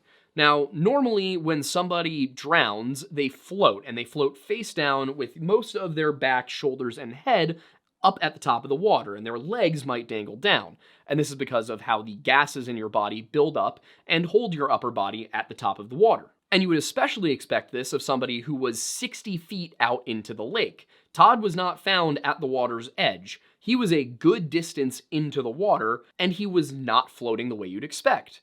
Instead, he was basically standing. He was near vertical in that water. According to Jim, the exact position he was in was that his body was near vertical and his head was kind of slumped over on his arm like this. And you may be sitting here thinking, well, Aiden, that's just an eyewitness account. Those are barely even admissible in court. Well, according to documents I obtained from the Muskegon County Sheriff's Office, this is very much what happened. According to them, Todd's body had to be lifted to a completely floating state and was 60 feet out on the lake. This tells us that his body was not in a completely floating state, and that the Wildes were correct about how far into the lake he was. The finding of the body was first reported in newspapers, so far as I can tell, on July 5th, 2005, 3 days later, and he was reported as a suspicious death. Now, the medical examiner listed the cause of death as drowning, but that's actually where the case gets weird, because the manner of death is listed as undetermined. As for the cause of death being drowning, it seems that this conclusion was reached for two main reasons, those being that Todd was found in a body of water, and there was no other conceivable cause of death, because Todd had no external lacerations, he had no internal bleeding, there was really no other way to explain how Todd might have died. The only issue was that there was no water in Todd's lungs. Now, if you drown in a body of water, there will be water in your lungs. It is possible to dry drown, but that's not what they were saying here. They were saying Todd drowned in that lake, in which case there would be water in his lungs. There was not. But while Todd may not have had water in his lungs, what he did have was a blood alcohol content of 0.12%, as well as a staggering amount of amitriptyline and disipramine in his system. Both of these medications are antidepressants. I believe one is an SNRI and the other is an SSRI, but they are not the kind that would be prescribed together. Additionally, the level that was in Todd's system would have rendered him unconscious. He could not have walked to the lake with that much in his system. He would have been on the ground sleeping. And yet, despite the fact that there was no water in Todd's lungs and he had so much antidepressant in his system that he would have been rendered unconscious, the police believed Todd had simply, in his inebriated state, accidentally gone the wrong direction and fallen into the lake and accidentally drowned. This didn't really sit well with Todd's mother or with the broader community, and for good reason.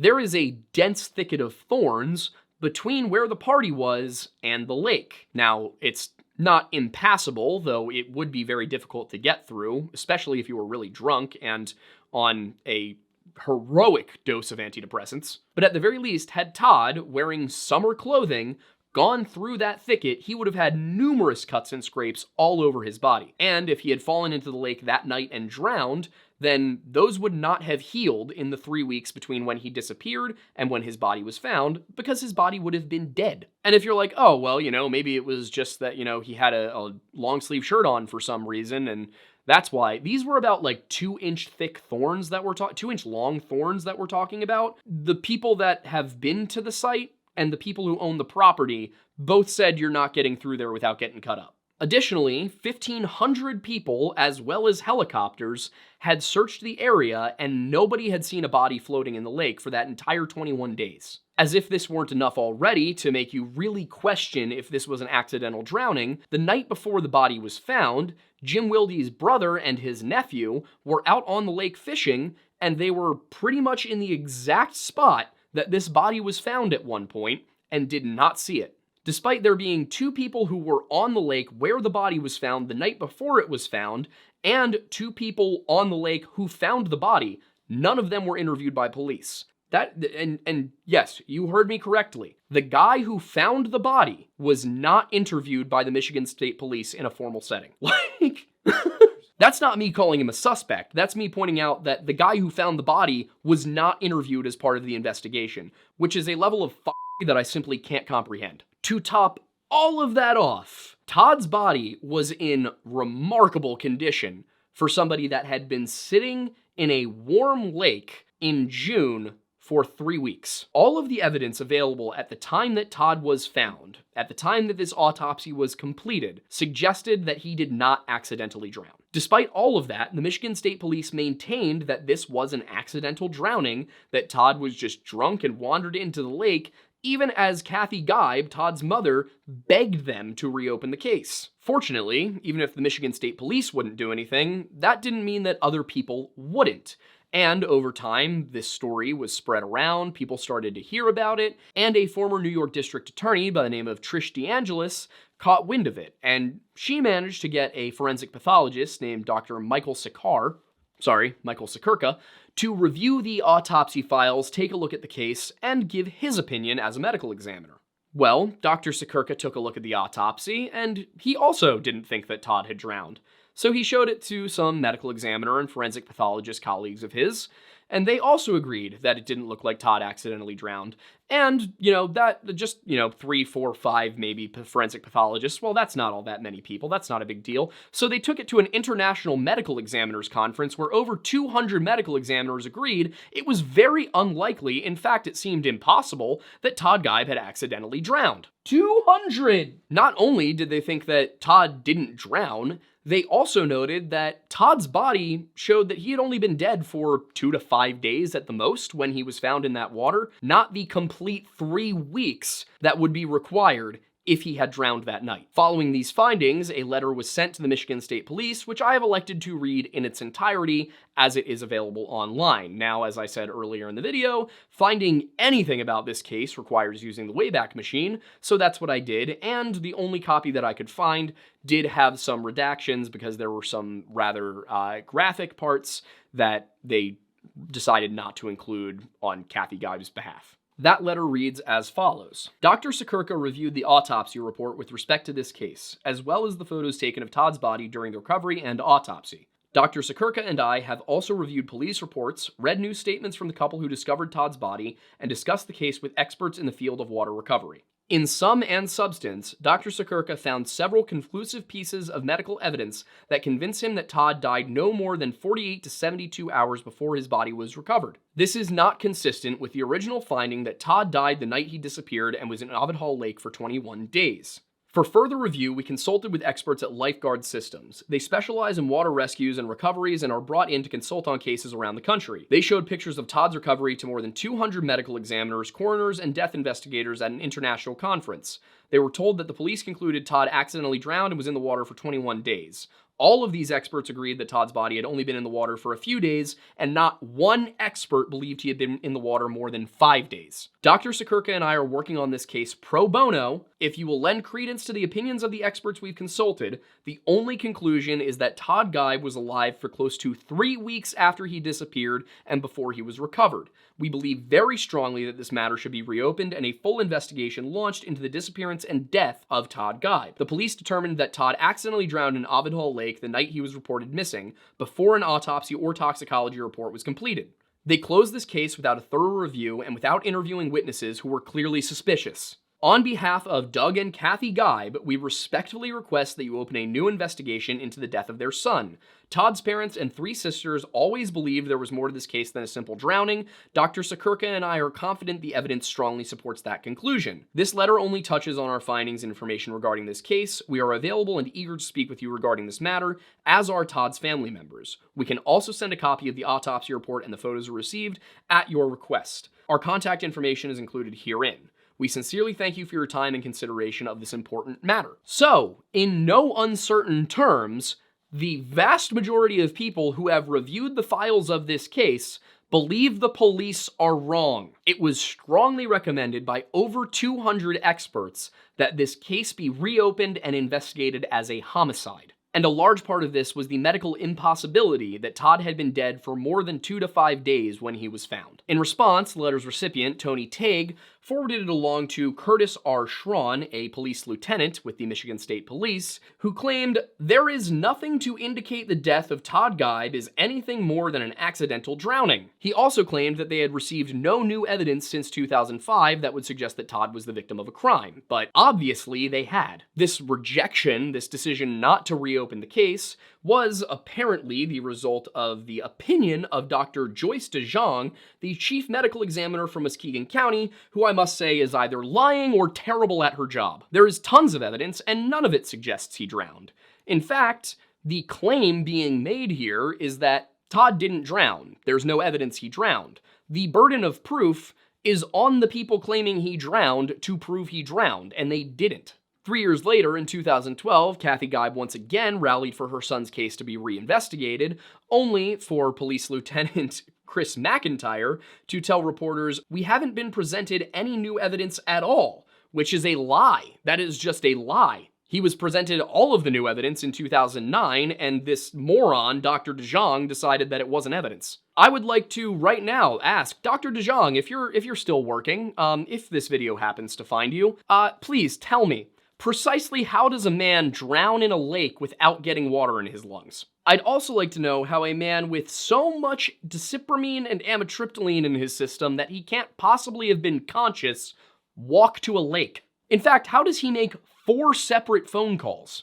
How does somebody who had to crawl drunk and also probably near unconscious under the circumstances through a thicket of 2-inch long thorns without a single laceration appearing on his body? I am 100% serious. You, Dr. Joyce DeJong, or anybody else who works in your department, if you're still there, please explain that to me. I would love to hear it. But since Dr. DeJong works for the government and is therefore not accountable, this case was just frustratingly in limbo for several years until finally the Oxygen Network TV show, The Smiley Faced Killers: The Hunt for Justice, showed up and decided they were going to look at the case. That's right, the state police could not be bothered to investigate what was obviously a suspicious death. It had to be the Oxygen Network that did it. The Oxygen Network being the people to really, go out there and go get it is probably the only thing funnier than YouTubers doing it. But anyway, the team for that show brought in Dr. Eric Benbow, a forensic entomologist with Michigan State University. The detectives on that show, who were former New York City detectives, they wanted to find concrete proof that Todd's body was not in the water for 21 days. Now, this was in 2019, so this is pretty recent. In order to prove this, Dr. Benbow set up an experiment where he took several pig carcasses, dressed them in clothes similar to what Todd was wearing that night, and stuck them into a pond that matched the conditions of Ovid Hall Lake. And the carcasses were kept there for varying periods of time. One was 24 hours, one was 72 hours, one was 5 days, one was 10 days, and one was the full 21 days. And what they found was that within just 3 days, aquatic insects and blowflies had colonized the pig carcasses. When Todd was found, there was not a single sign of an insect on his body. Additionally, the carcass that had been in the water for 21 days was covered in a slimy algic film. A slimy algic film that was not on Todd Geib. Now, Benbow did say that it was possible the body had initially sunk to a deeper point in the lake where there were fewer insects, where it was colder, where decomposition would take a little bit longer. So this is kind of the opposite problem that we have in the case of the corpse of Brian Laundrie that was found in Florida. Brian's corpse, despite being submerged in water for 3 weeks, was completely decomposed, as in it was skeletal. Just a reminder that that sick bastard and his scumbag parents, as well as their, what's the best way to say this, piece of crap lawyer, still haven't answered for the pain they caused Gabby Petito's family. Oh my god, Aiden, do you know what time of year it is? What time of year? It's time for the Scumbag Lawyer of the Year award. Oh my god, and you know what? For the second year in a row, Stephen Bertolino wins! Oh my god, round of applause for Stephen Bertolino. Oh my god, good job, man. You are truly impressively awful, in my opinion.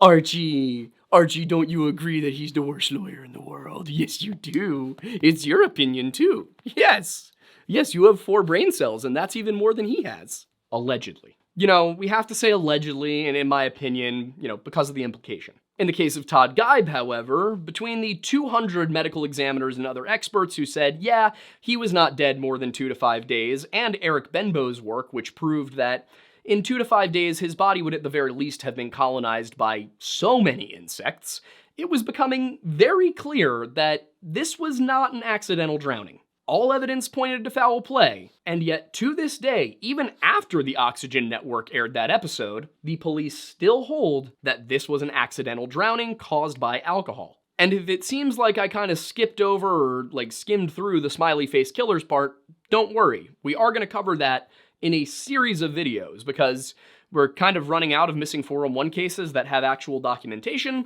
so this was good timing. This is both. Similar to the Missing 411 phenomenon, the Smiley Faced Killers Theory suggests that there are a large number of cases with similar aspects. In this case, there are 45 drownings of young men across the Midwest that they believe are connected, that the police have said are just accidental drownings. These deaths occurred between the years 1990 and 2019 and were identified as suspicious by former New York City detectives Kevin Gannon and Anthony Duarte. The victims are college-aged males, they are well-liked, they are athletic, they are popular, they are good-looking, and they are mostly white. The name, the Smiley Faced Killers, comes from the fact that in about 12 of the cases, there was a smiley face found either painted or stickered onto something near where the body was found. In this case, according to Todd's mother, there was a smiley face spray painted onto a tree and a sticker of a smiley face on Todd's grave that was found several years later. She also does say that there were other people who confirmed that the smiley face was there in the fall of the year he was found. The reason I am phrasing it the way I am is that Todd's mother said in the interview in the TV show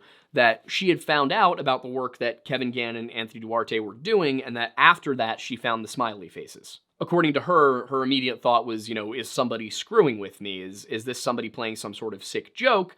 But the fact that the smiley faces were there did get Gannon and Duarte out there to look at the case. And really the hallmark of these cases is that despite evidence that this may not have been simply an accident, police are overly cautious or outright refuse to call these things murders. And since they're having a hard time even referring to these as homicides, they're obviously not going to buy into the theory that this is either some sort of organized crime or a serial killer.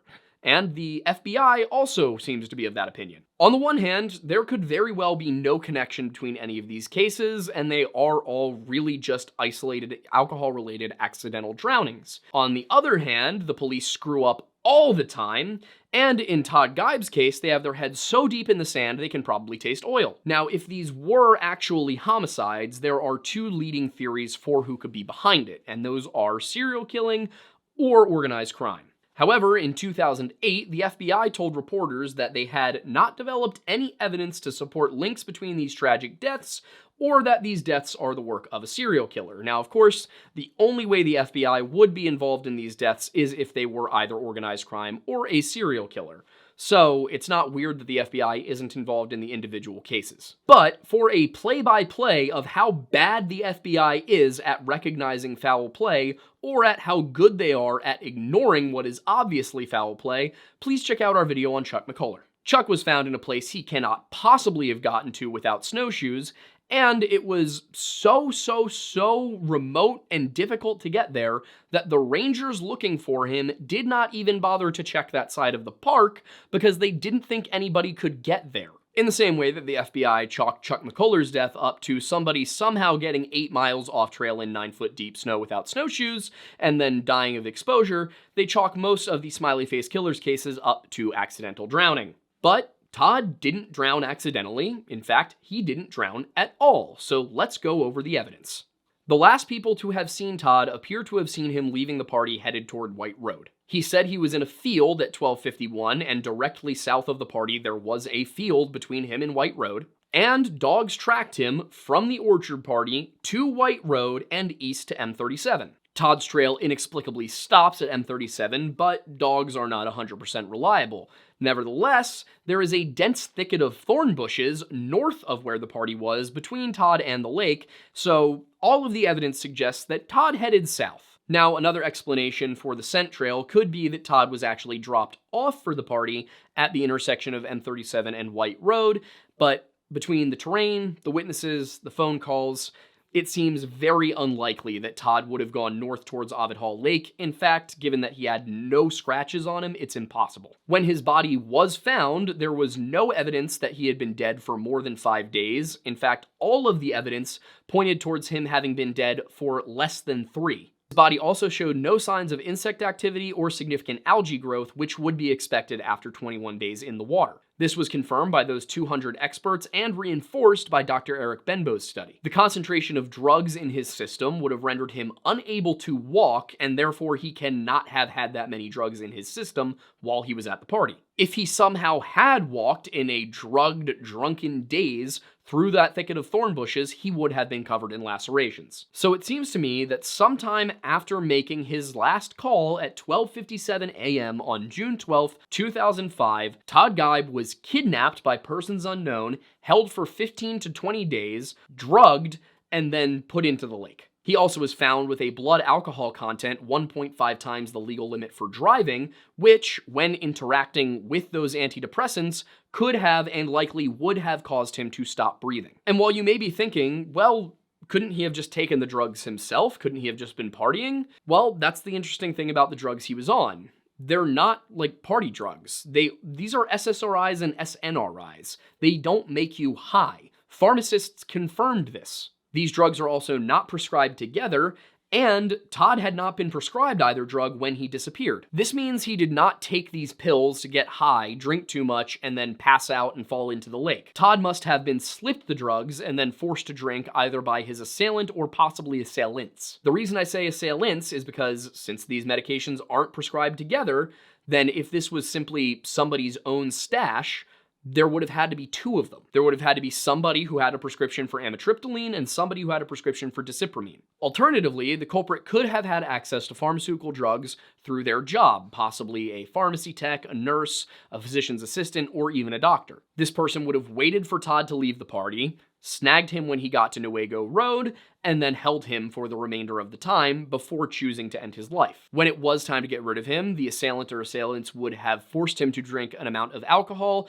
that would have put him similar to where he was after the party, drugged him, and then put him into the lake, most likely believing that he would inhale water as he breathed and drown. This likely would have been done to make it seem like an accidental drowning as a result of alcohol, when in reality, it was a homicide. I believe that the problem here was that the amount of drugs they gave Todd, coupled with the alcohol they made him drink, caused him to die before he went into the water, hence why there was no water in his lungs. To cover their tracks, they stole the canoe and filled it with beer cans to make it seem like Todd had stolen the canoe, drunk himself into a stupor, and fallen into the water. While any given medical professional would probably know what cocktail of medications to give somebody to end their life, they wouldn't necessarily know how long the process of decomposition takes, hence the flaw in their otherwise pretty well thought out murder plan. And yet still, there are some things that are unaccounted for. One of which is the fact that Todd told a female acquaintance that he was lost. White Road is less than a quarter mile from where the party was, and even if Todd were decently drunk leaving the party, he should have had a very easy time finding it. And of course, the only scent trail they found led east to M37. We also have to wonder how the perpetrator knew that Todd left the party when he did, and how he knew Todd left the party alone. Todd arrived at the party with friends, so nobody, without being there with him, could reasonably expect to know that he would leave by himself, or even when he would leave. Which brings up a pretty big question. Why Todd? Was Todd actually the target, or was this simply an opportunistic killing? If Todd was the intended victim, then whoever did it would have known Todd's movements well enough to know he was at the party and to know when he left the party, which means that they either have to have been there or they have to have been coordinating with somebody who was on the inside. And if Todd wasn't the target, then what was the motivation and why keep him alive for nearly 3 weeks without so much as a ransom note? There might be an explanation if Todd had any injuries on his body, but he didn't. It seems like whoever kept him well fed, kept him comfortable, and did not harm him for the full time they had him. Unfortunately, we're not going to get any of those answers about Todd Geib's case until the Michigan State Police are shamed into getting off of their asses to investigate what is obviously a homicide. And as for the Smiley Faced Killers, I guess we have our new missing 411.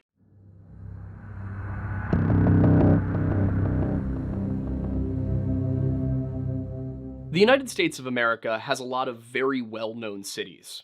New York City, for example, is known as the Big Apple for some reason. Philadelphia is the cradle of liberty, Chicago is home of things they call pizza. But what the city of Lacrosse, Wisconsin is well known for is unfortunately the frequency of alcohol-related drownings in its Mississippi River waterfront. Home to over 50,000 people, including 20,000 students of the University of Wisconsin at Lacrosse, Viterbo University, and Western Technical College, the city was originally settled by a fur trader named Nathan Myrick, and prior to that, it was an uninhabited prairie in Ho-Chunk territory. Now, if you're new to the channel and curious about why I mentioned the whole Ho-Chunk thing, one aspect of Lore Lodge videos is that we have a little history segment in before most of our missing persons cases. As with most Native American cultures, the way that we know where they came from and how they came to be is through oral tradition combined with a little bit of archaeology. In the oral tradition of the Ho-Chunk, they descend from the Oneota culture, who themselves sprung up around 900 at the end of the late woodland period. The Ho-Chunk were also known by the Potawatomi and Algonquin-speaking culture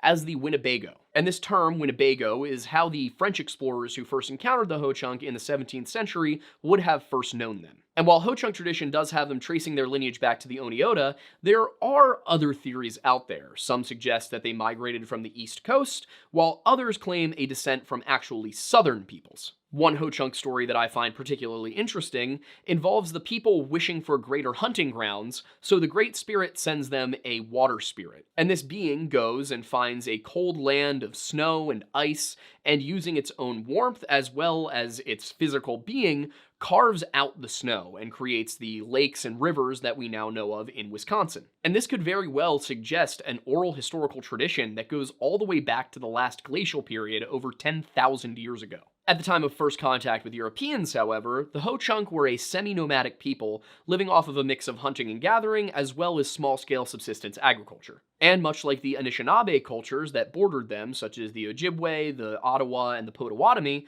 they had an animal-based clan system to which all of their civic responsibilities were attached. There were 12 of these clans, which were further divided into clans of the sky and clans of the earth. The sky-oriented clans were the Eagle, Hawk, Pigeon, and Thunderbird clans, whereas the earth-based clans were Bear, Wolf, Water Spirit, Deer, Elk, Buffalo, Fish, and Snake.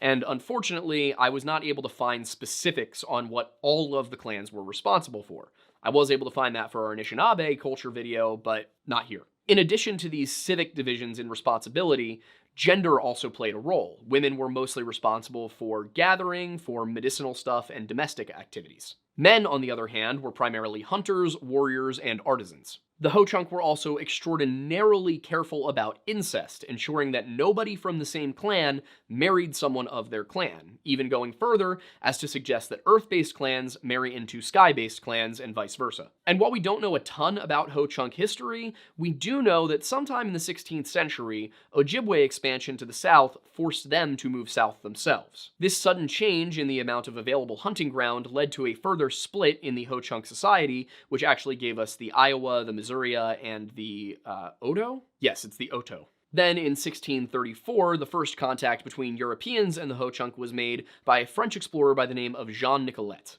It also may be Nicolet, but as far as French is concerned, if you don't want me to pronounce the letter, don't put it there. Nicolet encountered the Ho-Chunk near what is present-day Green Bay, Wisconsin, and he recorded that there were about 5,000 warriors present when he was being entertained by the tribe. Considering that essentially every man within Ho-Chunk society was a warrior, this puts the total number of Ho-Chunk at around 15 to 20,000 individuals. However, by the time that more explorers were getting out there and encountering the Ho-Chunk in the 1650s, they found that the population had been drastically reduced, partially by disease and partially by war. The population may have fallen as low as just 500 people, but over the course of the past 2 centuries, the Ho-Chunk have regained a sizable portion of their population, reaching about 12,000 individuals in the United States and Canada today. Back in 1827, however, Americans first began to encroach upon Ho-Chunk territory. Now, if you asked them back then, they would have argued that it was American land that had been granted to them by the British in 1783 after the end of the Revolutionary War. If you were to ask the Ho-Chunk, they obviously would disagree. Now, while the vast majority of the Ho-Chunk people sought a peaceful resolution to what was a growing conflict of interest, a small number did decide to take up arms and attack American settlers in the region, particularly lead miners and some homesteaders. Several settler families were killed, leading to an American military show of force, and eventually the forced cessation of the lead mining territory to the American government. Then, a few years later, during the Black Hawk War of 1832, Ho-Chunk took up arms on both sides, fighting for both a native coalition under Chief Black Hawk of the Sauk, as well as for the Americans, likely hoping that by fighting for the Americans, they would receive favorable treatment. That was not to be, as in the aftermath of Black Hawk's loss, the Americans kind of collectively punished all of the natives who were involved, whether the majority of their population approved or not. Following the resolution of the war and the seizure of much of the territory by the American government, the Ho-Chunk faced several removals, but they kept finding the land unsuitable and requesting new reservations. On certain occasions, they also were forced to move yet again because they were caught up in the conflicts between Native American tribes and American settlers. This was despite the fact that the Ho-Chunk were very rarely aggressive in the ways that they resisted American expansion. Usually, when they were ordered to leave a place, they just simply would not do so and would wait for the army to show up and force them to. And the end result of this strategy was actually somewhat successful. Today, while the Ho-Chunk don't have a singular reservation of their own, they do have a recognized nation with the federal government of the United States of America. And they have been progressively working to buy back their old lands so that they can just own them themselves. This means that the Ho-Chunk status is a little bit different from reservation status Native American tribes like the Navajo. And while they are progressively working to acquire more of their ancestral land, the Ho-Chunk have not been able to do that with all of it. But it was in the aftermath of all of these removals that Nathan Merrick set up his fur trading settlement on the eastern banks of the Mississippi at the juncture with the Lacrosse River, which of course itself was named for the Native American sport that dates to about the 12th century AD. As I mentioned earlier in the video, Lacrosse today is a bustling city of 50,000 people, 20,000 of whom are students at local universities. One of those students was Luke Homan, who was born to Jerry and Patty Homan back in 1985. Luke's father, Jerry, was a basketball player from Marquette University, and Luke decided that he wanted to follow in his father's footsteps, despite the fact that most of his family and friends thought he was really a much better fit for football. They were not entirely wrong about that, because as a teen, the 6'3" Luke played both basketball and football for Brookfield Central High School. And everyone was very right about him being a great fit for football. He led his team to the state finals as quarterback in the year 2002. However, it appears that Luke's true passion was basketball, and he was a star player at Brookfield. He played guard, having about 18.6 points per game and making all-area honors. This was enough to gain the attention of Coach Bruce Pearl, who at the time was at UW-Milwaukee. Coach Pearl invited Luke to walk onto the team, but when Pearl left to coach at Tennessee, Luke decided that he wanted to go to a different school to get more playing time, and he did that by transferring to the University of Wisconsin at Lacrosse. There, in his junior year, he led the team to one of their best seasons in decades, while also being a finance major. In September of 2006, the 21-year-old Luke was settling into his senior year, and he decided that he was going to go out with some friends on September 29th to celebrate Oktoberfest. And Lacrosse, like many college towns, has a pretty intense drinking culture. Some bars at the time were offering $5 all-you-can-drink specials, as well as $1 shots. Now, as insane as $1 shots sounds, I do think the media maybe gave this a little bit too much hype, considering that in State College, Pennsylvania, where I went to school, Penn State University, one of the bars did have 13-cent beer night, and that was in 2019. Like, I was getting $6 Long Island iced teas in 2020. So, yes, dollar shots is pretty insane, but it's not necessarily unique. What is unique about Lacrosse is the really staggering number of people who drowned as a result of alcohol. And while I know that it's not totally reasonable to compare State College to Lacrosse, because State College doesn't have the Mississippi River running through it, it is kind of important to point out that a college town that has a river is probably going to have more drownings than a college town that does not have a river. What really sticks out to me is not necessarily the fact that there are a bunch of drownings, but specifically the nature of those drownings. They were all ruled as accidental alcohol-related deaths. And something about that just doesn't sit well with me, or actually with several other investigators. And we'll sort of get into that later in the video, but I want to go over the night of September 29th, 2006 for you. On that specific night, Luke had gone out with several of his friends, namely Ryan Schmidt and Nick Wildera, as well as his cousin Brian Hillis. All three men were in town from Milwaukee for a charity golf event in which Luke would also be participating, and one that by all accounts he was extraordinarily excited about. That golf event was supposed to be the next morning, Saturday the 30th. Earlier in the day on the 29th, however, Luke and his friends and his roommates held a party at their place at 1504 Main Street in Lacrosse, Wisconsin. And according to the accounts of his roommates and friends, Luke was having himself a grand old time at those parties, even being sloppily falling over drunk around 2:30 p.m., which, again, nothing I'm not personally familiar with from college. By the time that his friends, Brian, Nick, and Ryan arrived, however, sometime between 6:30 and 7:30 p.m.,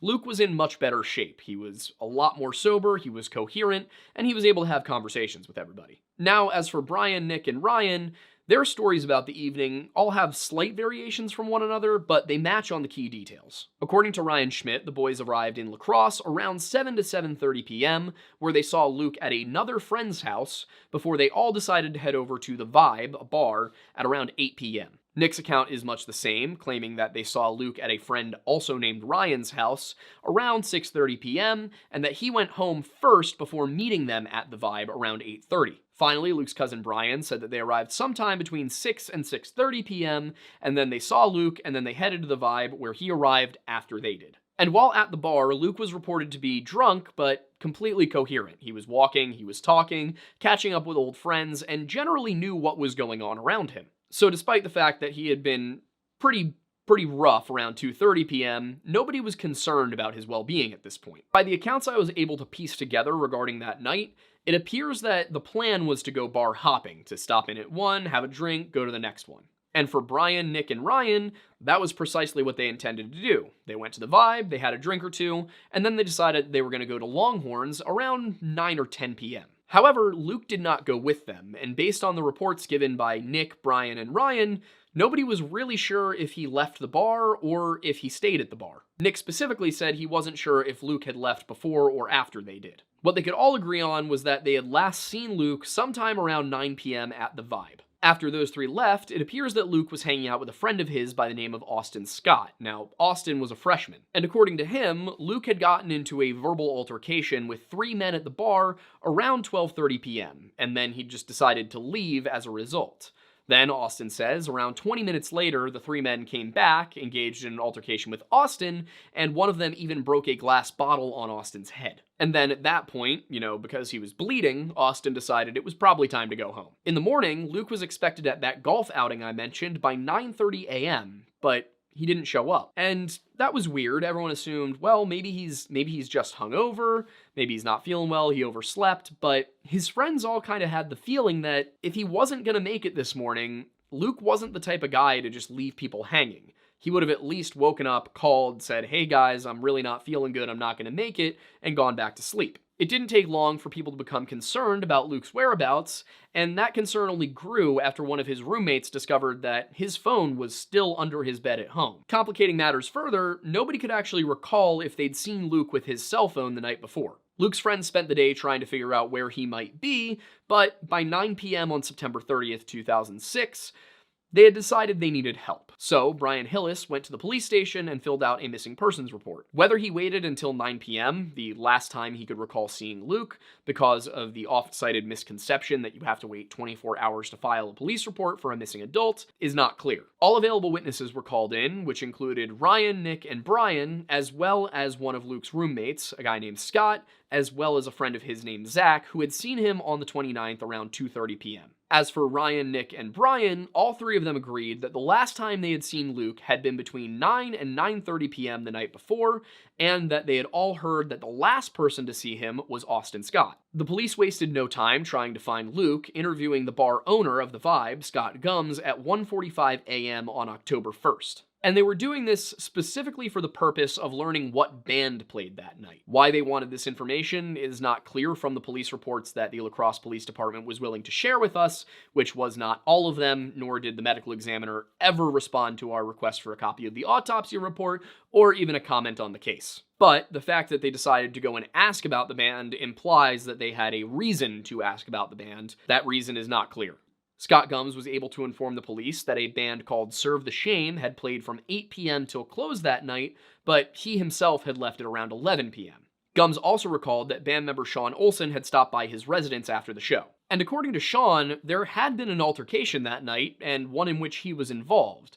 As he was loading his gear into his SUV in the alley behind the bar, somebody was urinating on the wall, and apparently that got a little bit too close to his amp and was splashing onto it. Sean said, "Hey, can you stop that?" The man decided he did not want to stop that, and instead socked Sean Olsen right in the face. Gums did note that it appeared Sean had no injuries to his face, but also that he probably didn't know the man who was involved. Unfortunately, he had no security cameras in the alley, so there was no further information beyond witness statements. But in the midst of all of the investigation, one name kept resurfacing. It was Austin Scott, the freshman who had allegedly last seen Luke Homan. It appears that sometime between the evening of September 9th and the time that all of Luke's friends gave their statements, around midnight on October 1st, Austin had gone and told a whole bunch of people about this altercation between Luke and these three men. Initially, the police strategy was to try and figure out who these three assailants were, but it quickly became apparent that only one altercation had occurred that night at the Vibe,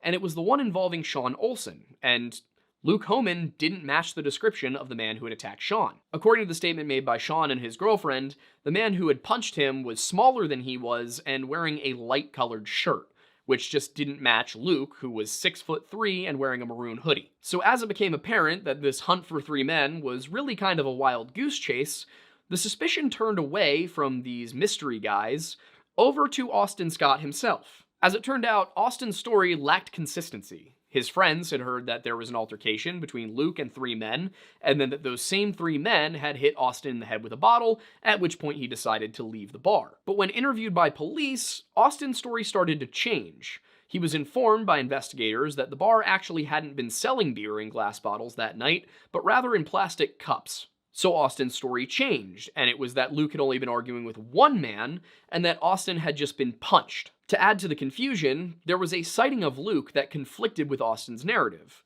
According to somebody, but retold by the coach on the basketball team, Luke had been seen at Coconut Joe's bar over on 3rd Street around 11:30 p.m. With Austin's story constantly changing and not adding up even when it was consistent, the police became pretty skeptical that anything had actually happened at all. They became even more skeptical after dogs managed to scent Luke and trace him all the way from the 300 block of 3rd Street to Riverside Park. Then, on Monday, October 2nd, 2006, the police brought in cadaver dogs to the spot where the bloodhounds had lost Luke's scent. The cadaver dogs were able to narrow the search area enough for divers from Lacrosse area underwater rescue to get into the water. And unfortunately, a few feet offshore in about 10 feet of water, they did find the deceased body of Luke Homan. Following his removal from the water, Luke was taken to the regional coroner's office in Hastings, Minnesota. Now, while I could not get my hands on the autopsy documents, no matter how hard I tried, I was able to piece them together from other reports and some TV shows that have covered this case as well. And according to those documents, the autopsy showed that Luke had bruises and abrasions on his forehead, biceps, right side, and knuckles,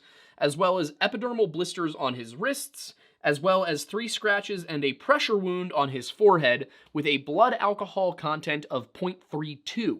Now, what was interesting about the injuries was not necessarily their location, which is interesting, but rather their coloration, because injuries that are incurred after somebody dies are not red, and Luke's were. What that means is that Luke was most likely alive when he sustained those bruises and abrasions. Additionally, Luke's state of decomposition was listed as slight to moderate, which the investigators from Oxygen Network's Smiley Faced Killers The Hunt for Justice said didn't really match up with the 50-ish hours he was supposed to have been in the water. Now, of course, Luke's placement in running, cold, fresh water would have slowed his decomposition considerably.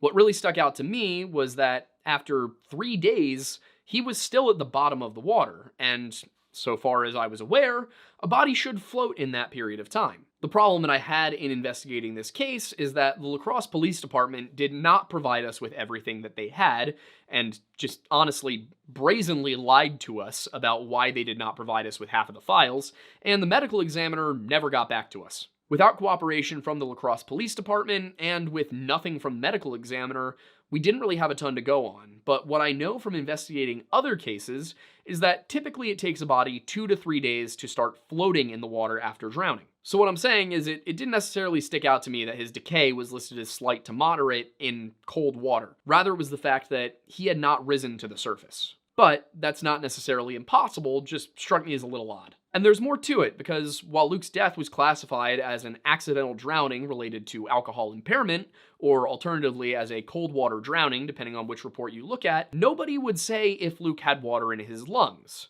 In the Todd Geib case that we covered about a month ago, that was a pretty serious point of issue, because Todd had to have had water in his lungs in order for him to drown in the way they claim he did. And while dry drowning is a phenomenon, it does exist, it doesn't really work in the cases we're talking about here, where people would have gone into the water while conscious and then inhaled water and drowned. And it was something that the Smiley Faced Killers, the Hunt for Justice team, really harped on in the Todd Geib case, and I think they were right to do so. On the other hand, with this case, the medical examiner would not respond to my direct questions about if he had water in his lungs.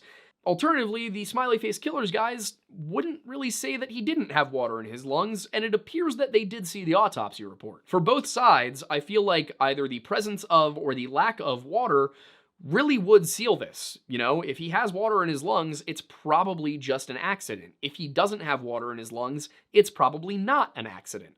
So the fact that neither party harped on this really is odd to me. And given the way that the Lacrosse Police Department has responded to this series of drownings and the insistence by certain community members that there must be a serial killer, you would think that they would be like, hey guys, he had water in his lungs. You would think that they would use a piece of evidence like that to stop people from trying to spread what they view as a pernicious rumor. It just doesn't really make sense to me. And that's not weird for this case, because I have poured through all of the records that were available and that were given to me, and I'm just stunned by how much of it really does not add up. One glaring issue that I see with this case is actually Austin Scott's story. And that's because Austin Scott was actually cited and detained for underage drinking with a blood alcohol content of 0.266 at 9:58 p.m. on September 29th, 2006. And the location where he was cited was in fact Riverside Park,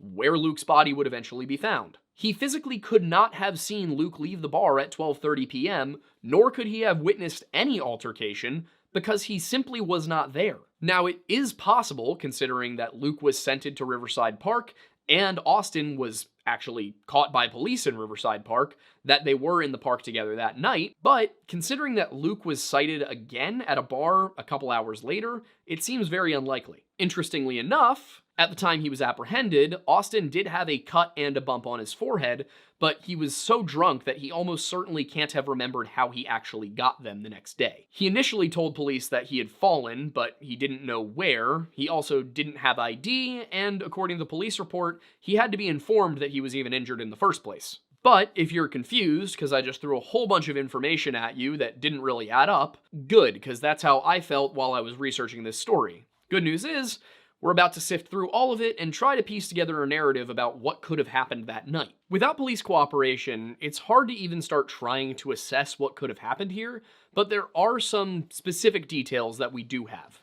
Luke was last seen by credible witnesses around 9 p.m. on September 29th, 2006.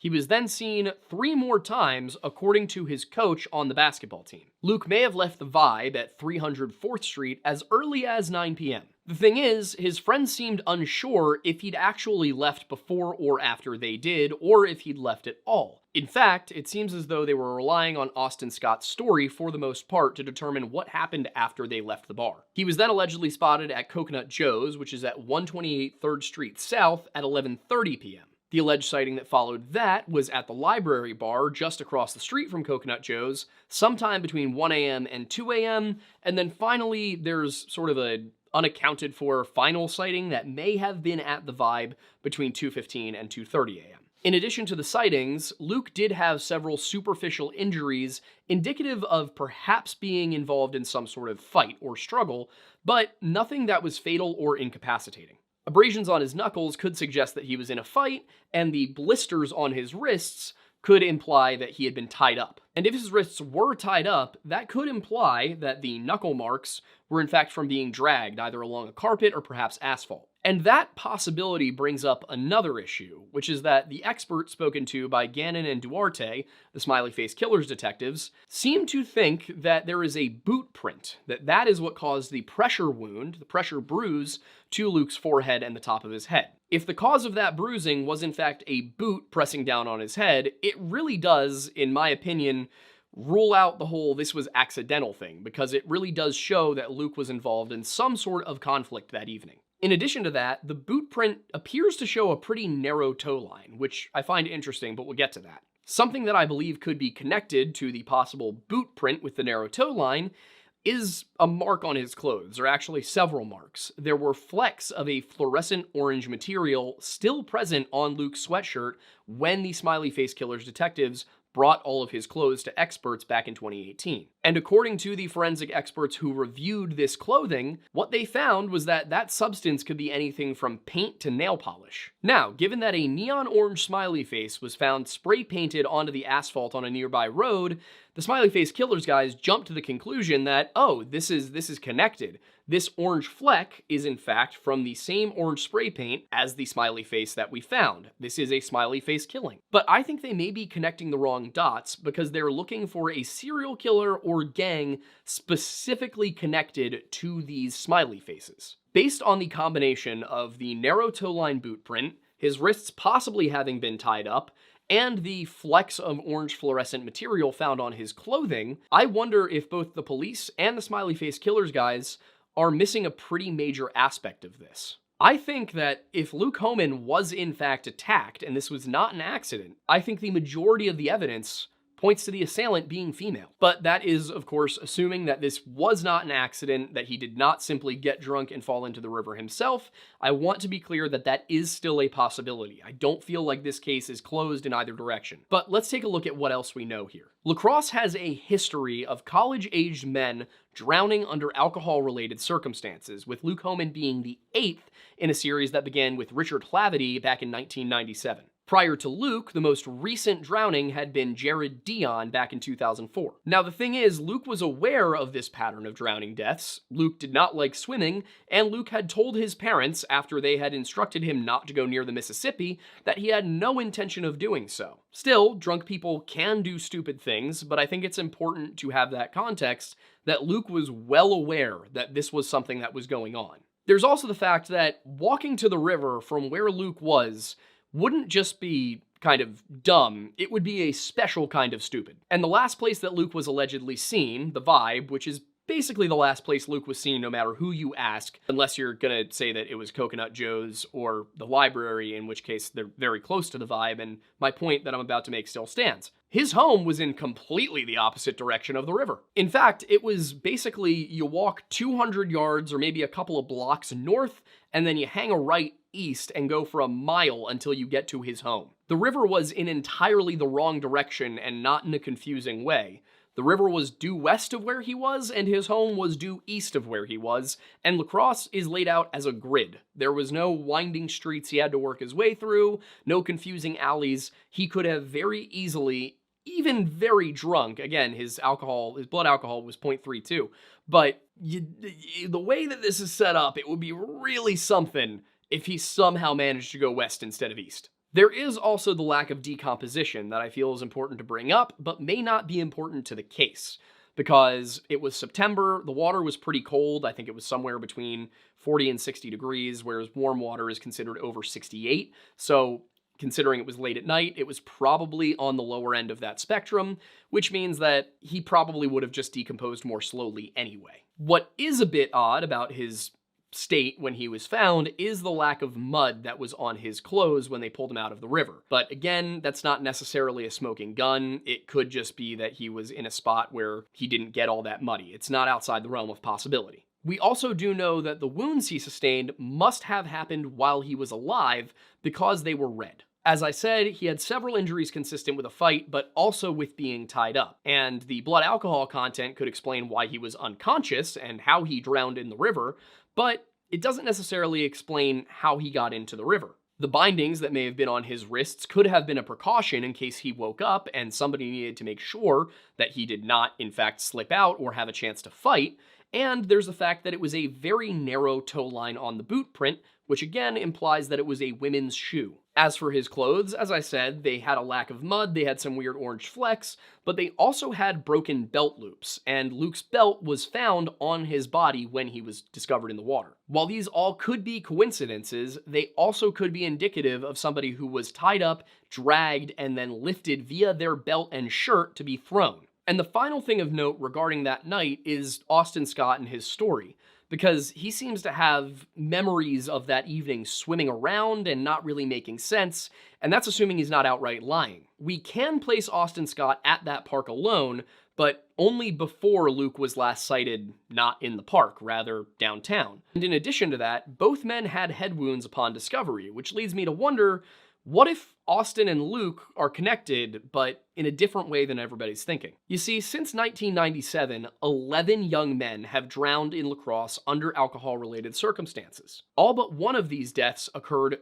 during the school year, with the first one, the death of Richard Hlavity, happening in July. All of these men were between the ages of 18 and 28, all were conventionally attractive, and all had a blood alcohol content 2 to 4 times the legal limit. Now, the first of those deaths, Richard Hlavity, happened after he and his brother got into a fight with a group of guys. They ran away, they jumped in the river to escape, and unfortunately Richard drowned. So what that means is it's probably not relevant to the rest of the cases. It's also the only one to happen in the summer. The next one to drown was Charles Blatz, and that was on the 28th of September, 1997, so very similar timing to Luke Homan. The 5'10", 28-year-old veteran and engineering student was visiting for Oktoberfest and was last seen at a bar near Pearl Street. He was found 5 days later off the 7th Street landing. Now, Charles Blatz had a blood alcohol content of 0.31, and he was found floating face down. Again, this was after 5 days. Now, looking at the timing, that could explain why Luke Homan didn't surface after 3. It could be that in water that cold, that time of year, bodies take 5 days. The next drowning death to occur was only a few days later on October 5th, 1997, and that was Tony Shifton. He was last seen walking across a footbridge after leaving a party and was found in Swift Creek 5 days later. He had a blood alcohol content of 0.23. Swift Creek is downstream of where both Luke and Charles were located. As for Tony, while a physical description was not readily available, I was able to find a few pictures of him, and he does fit the profile. The next one was 20-year-old Viterbo University student Nathan Kapfer, who was last seen walking alone down 3rd Street after being cited for underage drinking at Brothers Bar at 306 Pearl. Now, he was last seen February 18th, 1998, and he was found 41 days later in April. At autopsy, his blood alcohol content was 0.22, though due to the nature of how alcohol content in the blood increases after death, especially a drowning death, it was probably lower when he died. Interestingly enough, his hat, his wallet, and I believe his keys, citation documents actually, were all found neatly stacked near a statue of a Native American in Riverside Park. And all of that was found shortly after he went missing, not after he was found. On April 11th, 1999, Jeffrey Giese, a 20-year-old student at the University of Wisconsin Lacrosse, was last seen at Club Millennium at 121 3rd Street talking to 2 girls.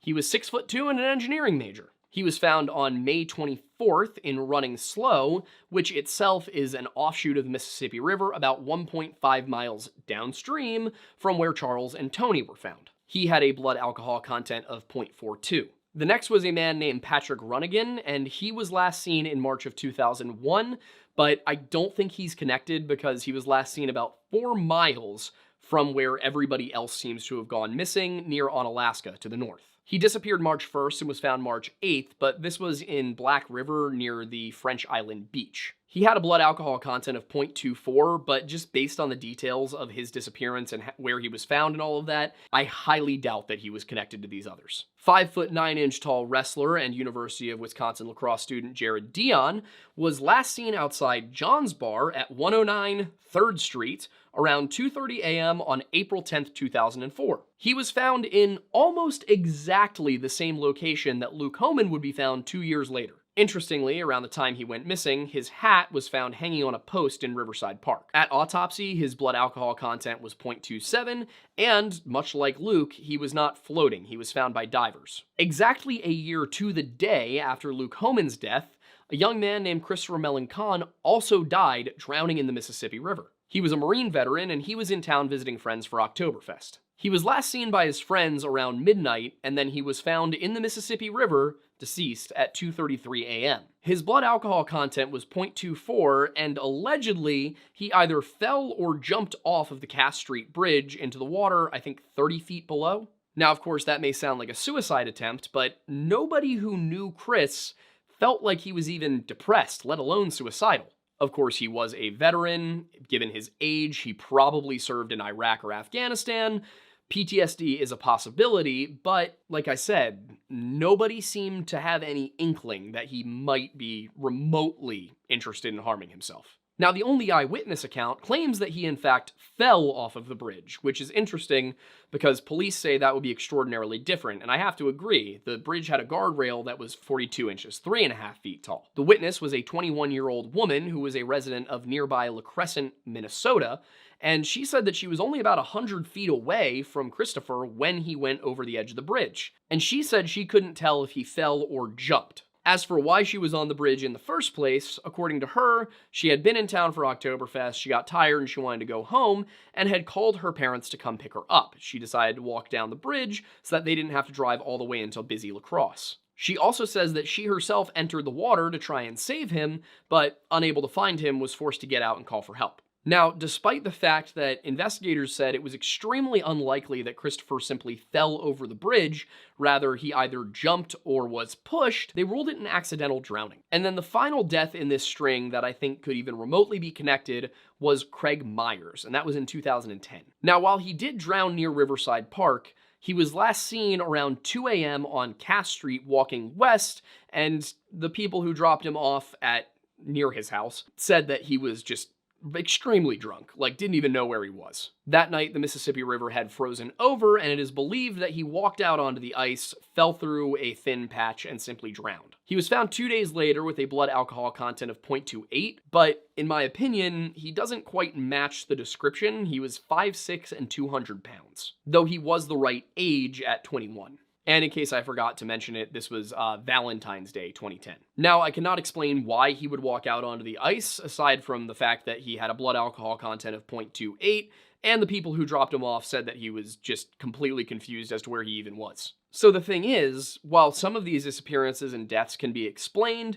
and others just seem unconnected, I did find what seems to be a pattern. Charles Blatz, Nathan Kapfer, Jeffrey Giese, Jared Dion, and Luke Homan were all seen at bars on the 100 block of 3rd Street the night they disappeared, and all 5 were found either downriver of or right next to Riverside Park. All of these men, with the exception of Nathan Kapfer, were, so far as I can tell, single. This leads me to believe that they may have been going to Riverside Park to meet up with a girl that they had initially met at one of the bars on 3rd Street. If there is one thing that I can think of that would make a rather drunk young man decide to completely ignore every sense of self-preservation, it would be going to meet a pretty girl. As for Nathan, it could simply be that he was in the wrong place at the wrong time, he had been cited for drinking that night, maybe he was just going for a walk to clear his head, and was unfortunately caught up in something of a serial killing mess. Now, I say that because I would like to see the best in people and believe that Nathan had not met a girl at the bars on 3rd Street and decided to cheat on his girlfriend with her. But I would be remiss if I did not include that possibility. When I take all of the evidence surrounding this string of drownings into account, it makes me wonder if perhaps both the police and the Smiley Faced Killers guys are looking at this the wrong way. These aren't 10 connected killings between 1997 and 2010. They're 5 connected killings between 1997 and 2006. And all of the victims were seen at the same strip of bars on 3rd Street the night they went missing. As I said, if there is one thing that can make a 20-something man ignore all of his instincts, it is a pretty girl asking him to meet up later. You might be asking, Aiden, how could you possibly know that? Well, I'm 26. 4 years ago, I was a 22-year-old man in college, and I absolutely ignored my survival instincts on several occasions because girls asked me to. Gonna be perfectly honest, when I look back at my college experience, I'm not sure how I'm alive. But even with all of this evidence taken into account, and if we do go with the theory that perhaps this was a female killer or killers, it still leaves the question of who and why. And until police departments start to cooperate with independent investigators, instead of throwing up every possible wall they can at every turn, we're probably not going to get to the bottom of it.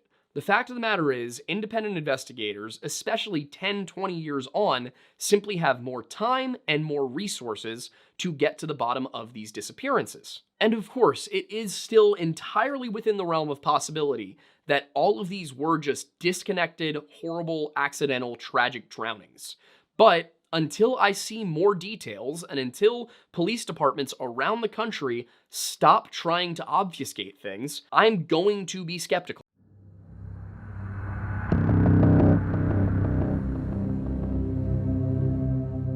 On the night of January 23rd, 2017, 23-year-old Dakota James was out drinking with some of his buddies from work. Dakota was a second-year Master of Business Administration student at Duquesne University, and he worked in logistics at a local trucking company. On the night in question, Dakota was out with coworkers from that trucking company, just doing a little bit of bar hopping, when he decided he was going to head home around 11:30 p.m. And what should have been a very simple, easy walk across the Roberto Clemente Bridge over to the North Shore actually ended up being a complete mystery that would take the entire city of Pittsburgh by storm and leave them very confused, not just for a few months, but to this very day. And of course, this is a Lore Lodge video, which means I'm going to include a quick little history segment. If you're not interested in that, I totally understand, and you can simply skip on over to the next chapter of the video. First settled by Europeans in the 18th century, the city of Pittsburgh sits at the confluence of the Allegheny and Monongahela rivers, where they become the Ohio. And in the years leading up to the time when French explorer Robert La Salle would go and make his way down into this little corner of Pennsylvania, that was the land of the Shawnee people. Like many other Algonquin-speaking peoples, the Shawnee have a migration story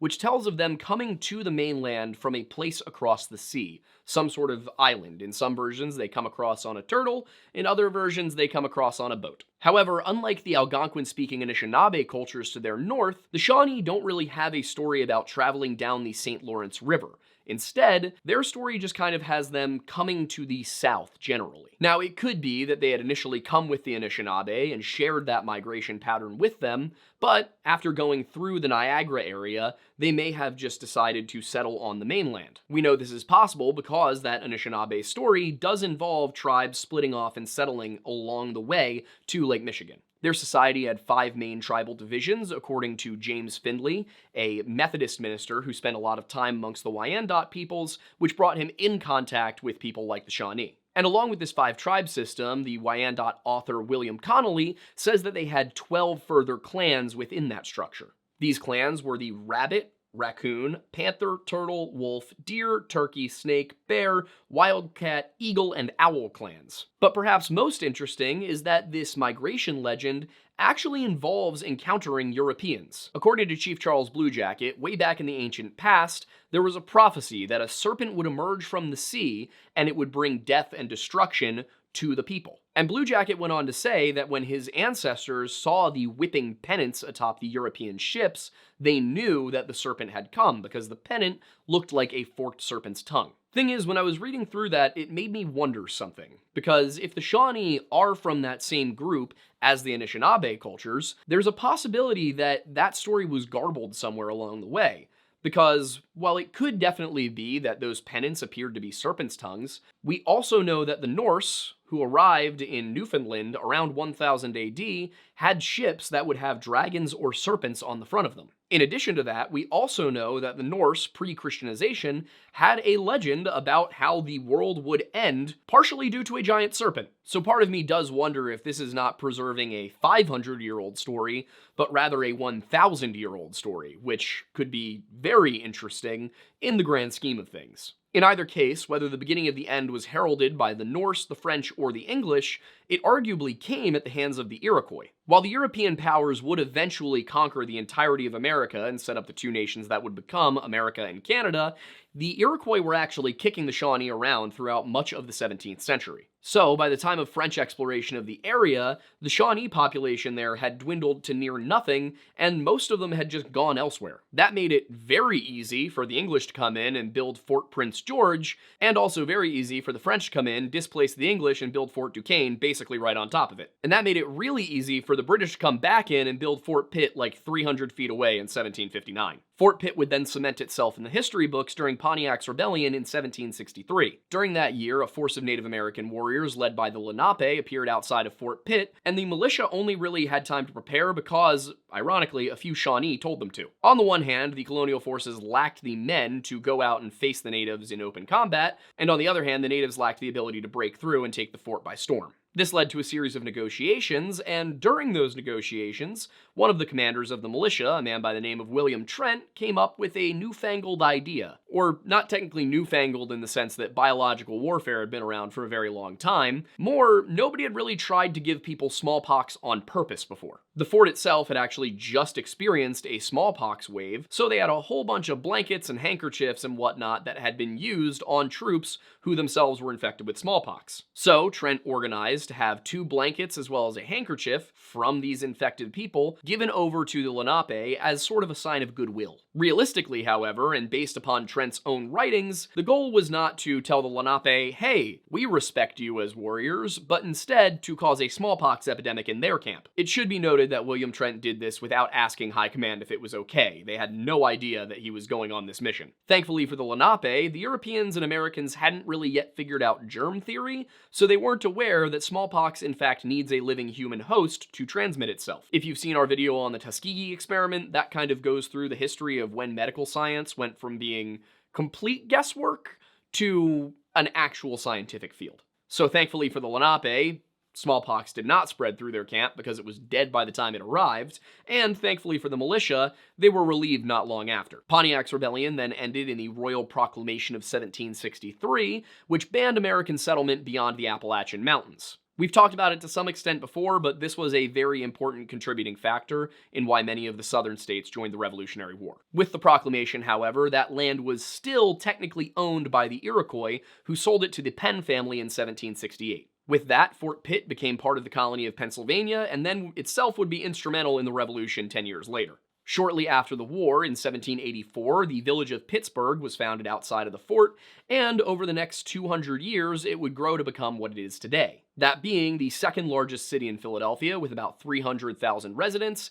and the home of 2 major universities, namely the University of Pittsburgh and Duquesne University. And as I said before, it was at Duquesne University that Dakota James was studying for his MBA. Now, as we said at the beginning of the video, on the night of January 23rd, 2017, 23-year-old Dakota James and several co-workers were out bar hopping. Then, around 11:30 p.m., Dakota decided that he was going to head home because it was 11:30 p.m. and he had work the next morning. He walked part of the way from their last location that night with a female coworker, who then got into an Uber around the Wood Street Transit Station, which sits at an intersection with Liberty Avenue. After that, closed-circuit TV cameras caught Dakota walking off towards the north, and then that's about it. Nobody saw or heard from Dakota for the rest of the evening, or the next morning. And then when Dakota didn't show up for work, his boss called his apartment complex, and somebody went to look for him there. And when nobody could find Dakota by Friday morning, the apartment decided they were going to call his parents in their hometown of Frederick, Maryland. Pamela and Jeff James then attempted to file a missing persons report with the Pittsburgh Police Department, describing their son as being 5'8", 140 pounds, and having pierced ears as well as a triangle tattoo on his inner left ankle. Those were all of his identifying characteristics. Part of the problem was that the police told them they needed to wait 24 hours after they realized he was missing in order to file a police report, something that is just blanket not true. If you've seen our video on the Brandon Swanson case, you may be familiar with the fact that there was actually a law passed in Minnesota back in 2009 to get rid of this myth that you have to wait to file a missing persons report. It used to be that police departments had some level of discretion about when they would accept a missing persons report, whereas Brandon's law, at least within Minnesota, made it so that you couldn't wait. The moment that report was filed, the police had to take it up.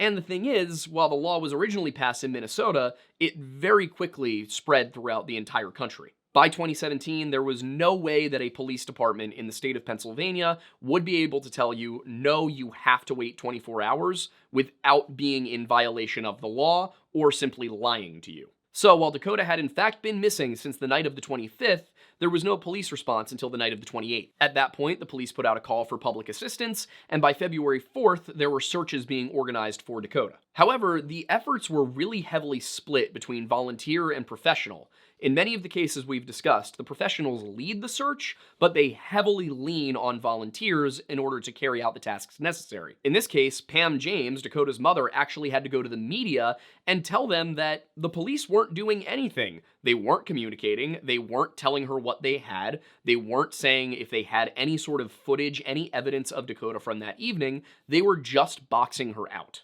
The article in which she kind of just railed against the cops for the way they were handling the case came out on February 6th, so naturally, on February 7th, once it became a problem for them, the Pittsburgh Police Department went and they actually released some information, which basically just amounted to a single still from a CCTV camera showing Dakota walking. It was timestamped at 11:49 p.m., January 25th, 2017, and it showed him walking northwest through Katz Plaza. I went and I used Google to do a little street view and was able to ascertain that he was heading towards Scott Place. Yeah, Scott Place, which is an alley that leads you over to the highway.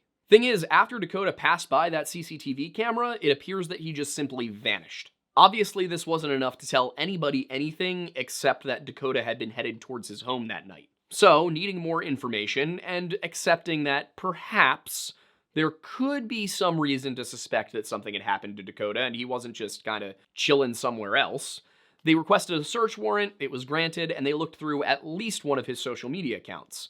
But they found nothing of interest. Or at least if they did, it wasn't shared with the public. What they failed to find was something that the Smiley Faced Killers team from the Oxygen Network, but more importantly from the Smiley Faced Killers Theory, actually did uncover, and that was that there had been a singular PayPal transaction about 48 hours after Dakota went missing on his PayPal account. The problem is that the only place this information has ever turned up was on the Smiley Faced Killers TV show, and they wouldn't say what the charge was for. So, looking at it, I wonder, was this actually somebody actively purchasing something? Was this a recurring subscription? Was this his Easy Pass? You know, there's a number of possibilities that could look like something other than somebody was using Dakota's account. And just to clear it up, we will be addressing the entire Smiley Faced Killers thing in one video, so we're doing all of the cases so we can thoroughly research every single one, and then put all of it together to do an analysis like we did with Missing 411. So that's why in this video, you're not going to see a ton of analysis that is directly related to their theory. In this case, we're just sticking with the specific facts, what is known, not what is sort of conjectured, and we're going to form our own conclusions. Still, by that weekend, Dakota hadn't been found, so large organized search parties, essentially surges of volunteers taking advantage of the weekends, formed on the 11th and 18th of February. As this was happening, the police maintained that there was no evidence whatsoever that Dakota was a victim of foul play.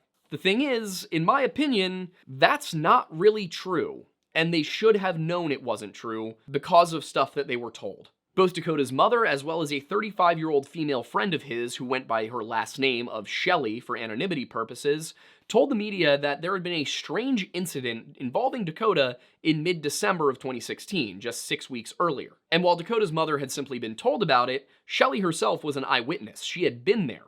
According to her, Dakota had called her in a panic late in the evening of December 16th, 2016, telling her that he was cold, he was scared, and the police wouldn't help him. And it's clear that he was disoriented because while he was telling Shelley, "I'm on the north side," he in fact showed on his location services that he was on the south side at a Spring Hill Suites on Water Street. As for why Shelley would have Dakota's location, apparently she had driven him to the airport a few months earlier, so this was just a holdover from that. Before anybody gets into speculating about what his relationship with Shelley may have been, this is where Dakota breaks from the general Smiley Faced Killers narrative in one way. Unlike most of the others, Dakota's gay. So chances are, Dakota, who according to his family simply just got along better with older people, was just friends with a 35-year-old woman.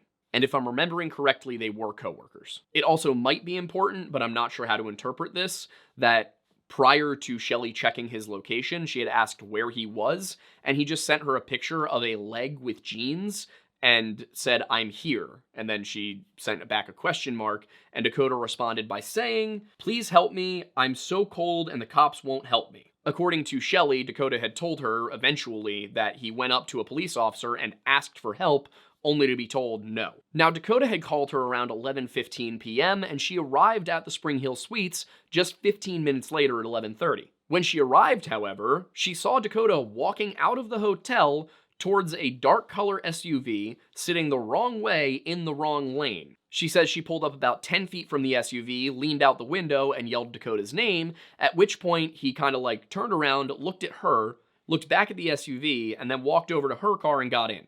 When Dakota got into her car, Shelley noticed that he was still crying, still appeared very shaken up, and while he didn't seem like he was necessarily drunk, considering how emotional he was, she wanted to get him to talk about it, but when Dakota refused, she respected that he simply wasn't in the mood to discuss, and maybe she would get the answers later. All he could bring himself to tell her that night is that he had been out and about at the bars, and then he became aware that he was walking down a street, didn't know where he was, didn't know how he got there. He last recalled being at a work party on the north side at 7:15 p.m., and then he woke up, while still, of course, being up and about, just came to his senses on the south side 4 hours later. 15 minutes later, once Shelley arrived, she wanted to take him to the hospital, fearing that he had been drugged or perhaps assaulted, but he refused and said, "I just want to go home." Dakota did end up just going home and getting back to normal, and apparently he seemed perfectly okay after the incident, but in my opinion, whether this was connected or not, that's enough that the police should have probably looked into considering this something more than an accidental drowning. They should have at least investigated the possibility of kidnapping or, even worse, homicide. But as they were unwilling to look into that possibility, and without any further evidence to go on, all people could do was look, and that's what they did for a couple more weeks, using air searches, ground searches, and even dive teams in the rivers near where Dakota had been seen. But nobody could find a trace of Dakota above or below the waterline. Then a glimmer of something that could be called hope came on the 22nd of February, when Tootie's famous Italian beef called 911 after receiving a message on Yelp. In the message, somebody claiming to be Dakota James said that they were being held in the basement of an address in Shaler Township to the northeast of Pittsburgh, and that they'd been kidnapped from the north side. Police followed up, but they claimed they found no evidence that Dakota was ever there. And they were probably right about that, because the bridges that Dakota could have crossed have cameras on them, and not one camera caught Dakota on any of the 3 bridges. Then, a couple of weeks later, on the morning of March 6th, a woman by the name of Debbie Domlo saw something floating in the Ohio River. About 30 feet offshore, near the I-79 bridge over the Ohio River and south of Neville Island, they discovered the body of Dakota James. A full 40 days had passed since Dakota was last seen, and the police quickly ruled this to be an accidental drowning, to the utter shock of Dakota's parents.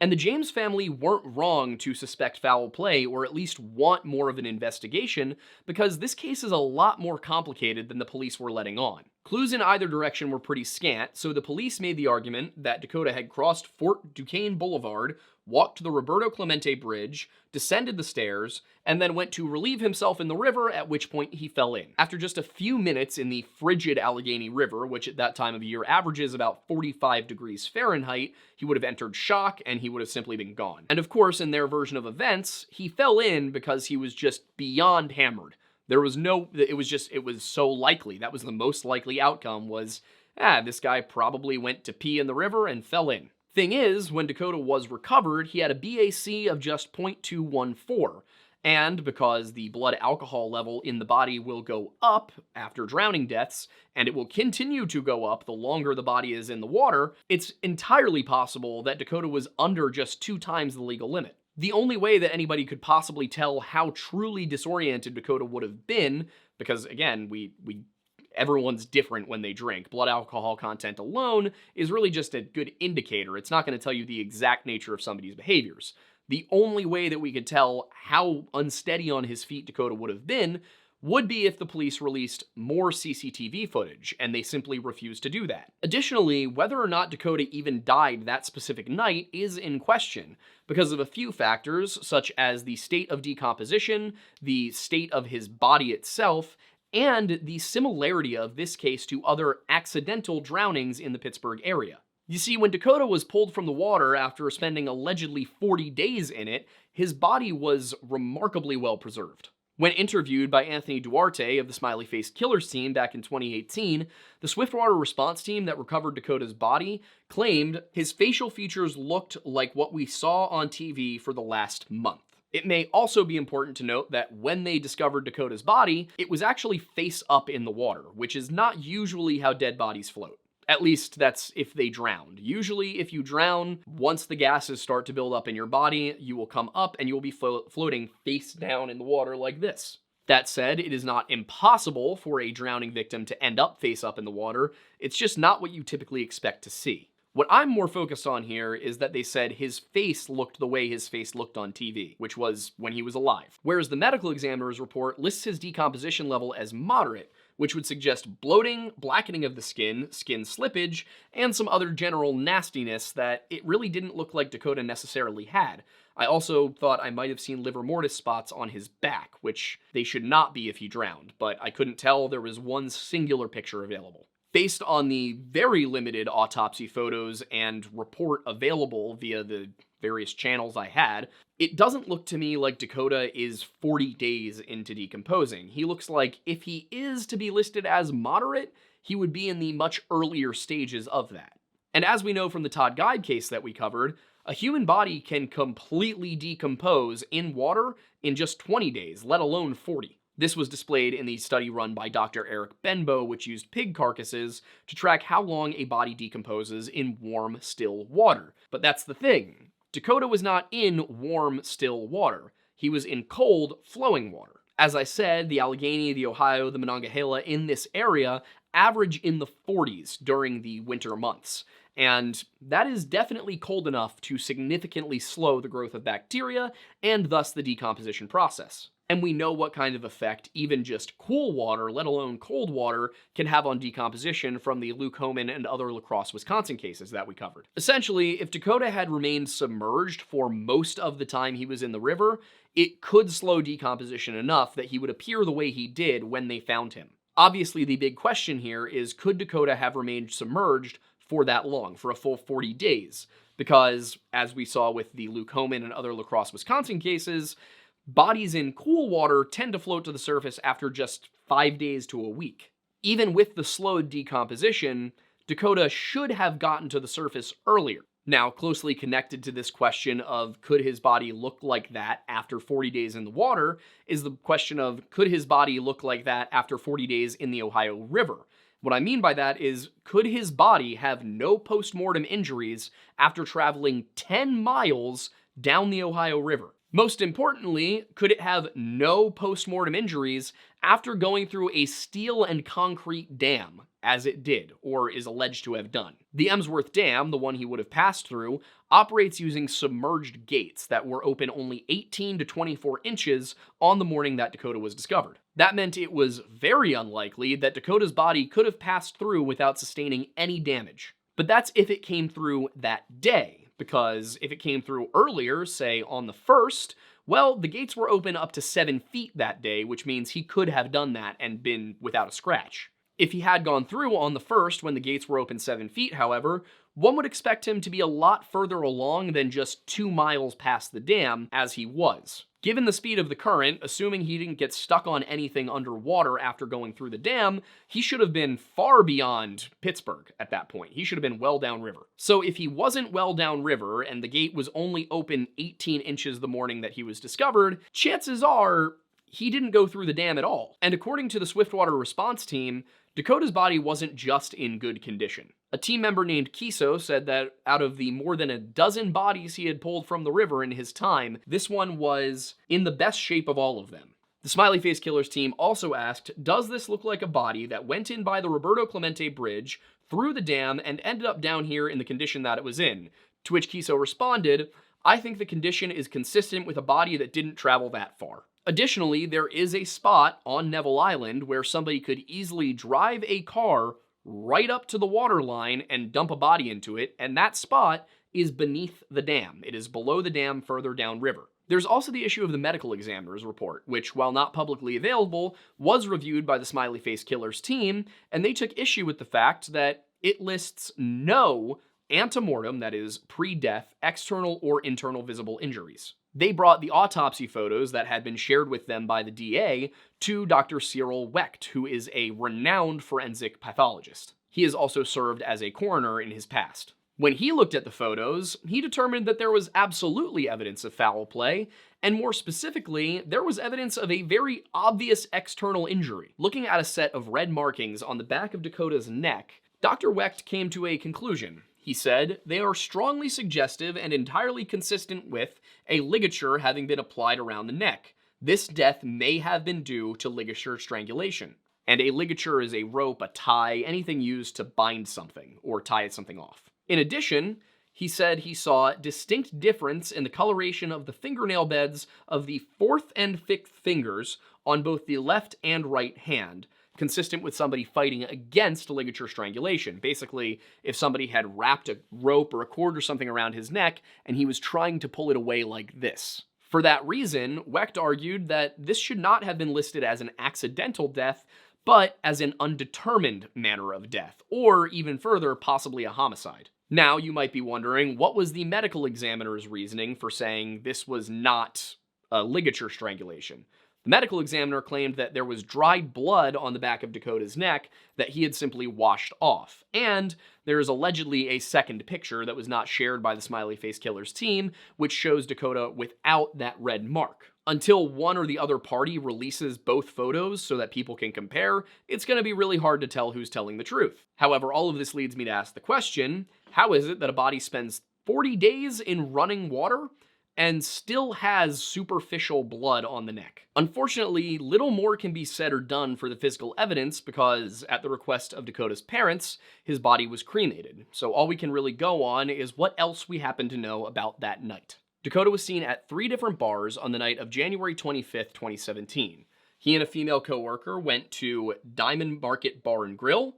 Then they left there for 941 Saloon at 9:27 p.m., and from there they went to Images Bar. The female coworker that he was hanging out with was somewhat new to the company, and as far as anyone can tell, it seems that Dakota was kind of just befriending her and showing her the ropes. So we should look at a couple of things about this evening, at least up until he leaves the bars, which is that those second 2 bars he went to were both gay bars, and Dakota being openly gay and these being well known as gay bars, that makes sense. We also know that the bartenders at the latter 2, 941 Saloon and Images, both told police that Dakota had been asked to leave because of his behavior. I can say, having worked as a bouncer in 2 different Pennsylvania towns, you might ask somebody to leave for reasons other than intoxication. Sometimes somebody's just being an asshole and you gotta ask them to go. So I didn't always kick people out because they were too drunk. Sometimes they just were not fitting the vibe. Say somebody just gets angry and throws a bottle at somebody, but they're dead sober? Out. You're making girls uncomfortable because you don't know when to take no for an answer? Out.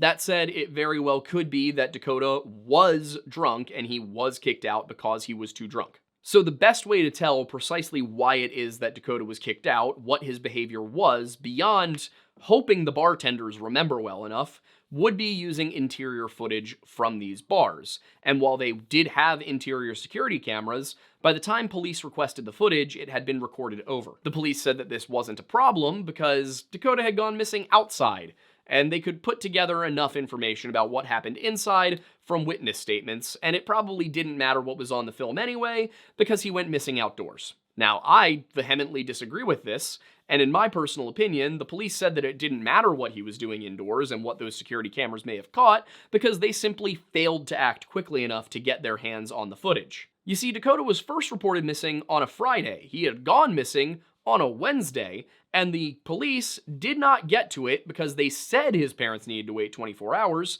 until Sunday. And I say I disagree with their statement that it doesn't matter what went on inside of the bar, because it could be that those cameras caught some sort of altercation, a disagreement, some sort of interaction where the people who Dakota was in whatever kerfuffle he was in with decided to follow him out of the bar. From there, they could have stalked him to the alley, ambushed him while he was in there, and taken him away to God knows where. Once again, if the police were to release the 30 minutes before and after Dakota walked through Katz Plaza, it would probably help people ascertain if he was followed. The police, of course, claim that they saw nothing to suggest he was, But I don't know when we started just taking people's word for things. In academia, when you write a paper and you make a claim, a whole bunch of other professors rip you apart in every possible way for every little minute detail you got wrong. Yet when the police are involved, we just kind of have to take their word for it. This is especially relevant in the Dakota James case because, as we know, just 6 weeks prior to him going missing, he was involved in that strange incident where it appeared that he was either drugged while at the bar or possibly went through a short dissociative fugue state. Fugues are not always to the level of somebody like Danny Filippaitis or Stephen Kabaki, who we covered in another video. Sometimes they last only a few hours rather than several weeks or even months. In fact, most frequently, when somebody is in a fugue state, it only lasts a short period of time, and often people don't even realize it's happened, and the people around them may not realize it's happened. For those who don't know, a fugue is where somebody goes into a mental state where they are still active, they are still kind of performing normal tasks. For the most part, anyone around them would think that they're fine, except then they wake up and they don't remember any of it. You would only really notice if somebody was in a fugue state if they were that way for more than a day and you started to notice that they were really off. Otherwise, it might just look like they were kind of having a bad day or they were a little bit out of it, maybe they didn't sleep well. Now, as for fugue states, there's not really a consensus around a known cause. The thing that most people sort of look at is traumatic brain injuries, but there's people who have had fugue states who did not have a traumatic brain injury, so nobody's really sure. It does seem more frequent in people with TBIs, though. Danny Filippaitis, for example, was skiing when he went into his fugue state, so it's possible that he hit his head, and they believed that he had a concussion and that's what caused it. In the case of Dakota James, however, that SUV that was parked outside of the hotel that he was in leads me to have questions. Was he possibly drugged? Was this intended to be some sort of kidnapping? Again, it's weird that he made it all the way into the hotel and then they didn't kidnap him before he got there, but he also didn't tell Shelley everything that had happened that night. She said that it seemed like he was holding something back. So there could be a detail, something that happened that night, that maybe Dakota didn't feel comfortable sharing. Maybe he didn't wake up, so to speak, on the street. Maybe he woke up in the hotel. Regardless of precisely what happened, it's unclear whether or not it was connected to what happened that night. We just know that something weird had happened to Dakota earlier that year. There's also the fact that Dakota was gay and left well-known gay bars that night, and while Pittsburgh isn't known for homophobic hate crimes, and the entire state of Pennsylvania only had 5 hate crimes related to sexuality occurring in all of 2020, it is a possibility. The reason I use 2020 is because that's the data I could find. I couldn't find it for 2017. It was probably out there, but 2020 seemed near enough. In case you're wondering, there were more than that in 2021 and then even more than that in 2022. But also, if you look at all of the hate crimes, they all go up a little bit over the last 3 years. It seems like people were a little too busy having COVID in 2020 to be doing hate crimes at the rate they were previously. So there were probably a few more hate crimes in 2017 than 20... I should have just looked it up. And you want to look up how many hate crimes there were in 2017 in Pennsylvania, specifically sexuality related? Okay, I just had Aiden look it up and he couldn't find anything before 2020 either. He also may have been followed out of images as a result of whatever his quote-unquote behavior was, stalked until he said goodbye to his female friend who would be a witness, and then something could have happened to him. It's really hard to tell because the police are keeping everything so incredibly close to the vest. And when we look at where Dakota went missing, the specifics of their theory that he just went to the Roberto Clemente Bridge and then fell into the water, well, Dakota wasn't captured on any of the cameras either at the entrance to the bridge or on the bridge. So their theory that that's what he did is pure conjecture based on that single still or whatever other footage they got from Katz Plaza. That is, unless there's something else that they have, something else that they know that they're just not telling people. And then there's the issue of the DA, who took a meeting with Pamela James, the mother of Dakota James, in 2018 to review the evidence compiled by the Smiley Faced Killers team. This is a rare case amongst the Smiley Faced Killers documentary series, where the investigation was so recent to the Smiley Faced Killers TV show shoot that they were able to just kind of go in while it was sort of going on. What makes that meeting with the DA interesting is that, according to Pamela James, there was an FBI agent and a Secret Service agent there as well, that they were already in the room when she walked in to meet with the DA.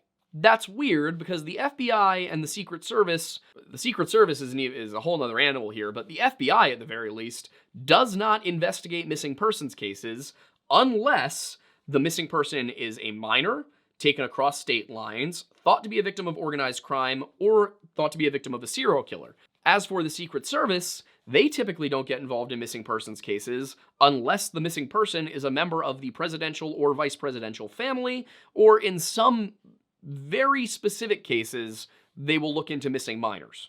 And then the other possibility is that for some reason the DA thought that Dakota James went missing because of counterfeiting, which is the other thing the Secret Service does. Since Dakota was not a minor, was not taken across state lines, and was not a member of the presidential or vice presidential families, nor was there any reason to think that he was involved in counterfeiting, the only remaining possibility for why there would be an FBI agent there is if they thought that there was organized crime or a serial killer. That's weird because the Pittsburgh Police Department has been adamant and has directly refuted claims that there is a serial killer at work here. The FBI, meanwhile, has adamantly refuted claims, going back to 2008 at least, that the Smiley Faced Killers is anything more than a bunch of coincidences and accidental drownings. And of the more than 100 cases that have been challenged by Kevin Gannon and Anthony Duarte, only one has resulted in a change from accidental drowning to homicide. Now, that's not necessarily going to speak to the quality of Gannon and Duarte's work, because, as we know, we've looked at a few of these now, and there's no way that Todd Geib accidentally drowned, and the Lacrosse, Wisconsin murders, or accidental drownings, definitely seem to have a pattern if you remove, I'd say, half of the people, and you just look at 5 of the 10. And you may be saying, well, that's kind of cherry picking, isn't it? Well, no, I'm saying that only 5 of these people look like they were victims of one specific killer. The others do genuinely seem to be accidents. The connections between those 5, however, are very distinct. So while that is not a smoking gun to say that the cops are definitely hiding something, it does lead me to believe that, at the very least, the DA suspects that either there is a serial killer or organized crime at work, or that the Smiley Faced Killer Theory has some degree of merit. And because I don't think he thinks it has any degree of merit, I'm going to go ahead and say that my guess is that they think that this is a serial killer or organized crime, or at least they are open to the possibility, while telling the residents of Pittsburgh it's impossible. Really quickly, to explain why I don't think the Smiley Face Killers are relevant here, there was a smiley face found under the I-79 bridge, where Dakota James was eventually located, but smiley faces are such an incredibly common piece of graffiti that I don't see any reason to believe that that would be an important piece here. Additionally, they found 11 smiley faces under the Roberto Clemente Bridge, and they could not say for certain when any of these smiley faces went up. If they had gone up after Dakota James went missing, then you might be able to make an argument, but they couldn't actually do that. That leads us into the question of why might the DA think that this could be a serial killer? Well, as it turns out, Dakota James was neither the first nor the last young man to go missing and turn up in the Ohio River in Pittsburgh over the last 10 years. Or I guess more accurately, in the 2010s and beyond. There are actually 5 cases that bear a lot of similarity to one another. Dakota James, Jimmy Slack, Paul Kochu, Thomas Hughes, and Brandon Pfeiffer Davis. Jimmy Slack went missing on December 6, 2011 and was found January 23, 2012. Paul Kochu went missing December 16, 2014 and was found March 26, 2015. Thomas Hughes went missing January 23, 2021 and was found April 16th of the same year. And Brandon Pfeiffer Davis went missing March 24th of 2023 and was recovered May 11th of 2023. And I'm about to go into detail on each case, but really quickly, all 5 men were found in one of the 3 rivers running through Pittsburgh, primarily the Ohio. All of them were white men in their early or mid-20s. They all had short hair, and they were either clean-shaven or had short trimmed beards, and they were all between 5'8" and 6'2". In addition, all 3 were last seen within 2 blocks of the Three Rivers Heritage Trail, and then they were not recovered for between 1 and 4 months. All except for Thomas Hughes had been at bars or venues that night and were known to be intoxicated at the time of their disappearance. Starting with the first of them, Jimmy Slack was last seen at Stage AE on December 6, 2011. He separated from his friends at 9:30 p.m., spoke to them at 1 a.m. when he told them he was still partying, and then spoke to them again on the phone at 3 a.m., telling them that he thought he was going to go home. His body was recovered January 3rd in the Ohio River, complete with his clothes, his wallet, his cell phone, and his ID. The assumption was that he had fallen into the river and he had just drowned because he was inebriated. And his family was okay with that. They said they're okay with this being an accident. But while I respect that the family may feel that way, it is my job to ask the question, does that make sense? The first thing that popped into my head when I was looking at it is how close Jimmy's body was to where he had gone missing in the first place. His last known location was Stage AE on the North Shore. That is very close to the Three Rivers Heritage Trail, and you could pretty easily just walk south and end up falling into the river for some reason or another. The weird thing to me is that when Jimmy's body was discovered, it was only a half a mile away after spending 6 weeks in the Ohio River. And it wasn't found by any of the 68,400 people who would have been leaving Heinz Field, which is now Acrisure Stadium, after either of the 2 Pittsburgh Steelers home games that occurred during the time period when Jimmy Slack's body was allegedly just floating in the river 100 feet south of them. Instead, it was found by a RiverQuest tour boat pulling up to dock. And the weird part about that to me is considering RiverQuest tour boats would have been running multiple times throughout this 6-week period, how is it that nobody else saw him? And it gets even weirder because the spot where he was found had not only bloodhounds, but also cadaver dogs walk past it on numerous occasions, as well as just larger search teams looking for Jimmy Slack. But with nothing else to go on besides the fact that Jimmy had disappeared and then showed up in the river, and with, at that point, no real history of young men accidentally drowning in the river, they just assumed it was an accident. And then, almost exactly 3 years later, 22-year-old ICU nurse Paul Kochu went missing on December 16, 2014. That night, he had gone out with friends to a bar called The Library, which was on East Carson Street on the south side. Sometime around 8 p.m., they left the library to head over to Smokey Joe's so they could watch the Bears lose to the Saints, and this bar was about 4 blocks from their home. Just to be clear, he was out with his roommates that night, as well as a couple of other friends, and he and all of his roommates were recent graduates from Duquesne, and they were all nurses. Sometime before the football game ended, Paul simply told his friends that he was feeling a little too drunk, or at least that's what they reported. He probably could have said anything along the lines of, "I'm not feeling good, I'm gonna go home," but he allegedly told them he was starting to feel a little too drunk and he was gonna walk home to their apartment on the 2100 block of Wharton Street. Sometime after that, he texted his roommates to tell them that he had sliced his hand open, at which point they went home. But when they got there, according to the Pittsburgh Post-Gazette's Michael Fuoco, they ended up in a bit of an altercation with a now very drunk and very combative Paul. During this altercation, Paul ended up getting shoved into a wall, leaving a dent, and while his roommates claim his head did not hit the wall, it's hard to say for sure. After this point, he became extremely emotional and began to cry, and then after that, he became combative yet again. Now, when I read through this, the first thing that occurred to me was that this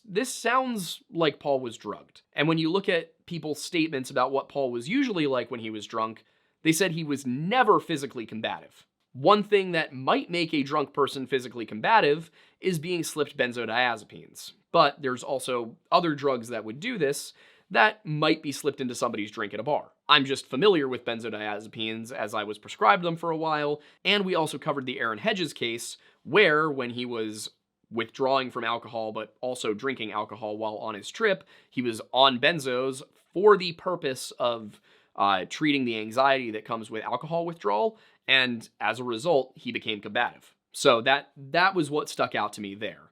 But that night, because his friends simply didn't want to deal with whatever was going on with him, it didn't occur to them that he might be drugged, they decided that they were just going to leave, they were going to give him some time to cool down, and they would come home. So around 2:20, they left to go to McDonald's. Came home at 2:30 a.m., and from what they saw, Paul was not there.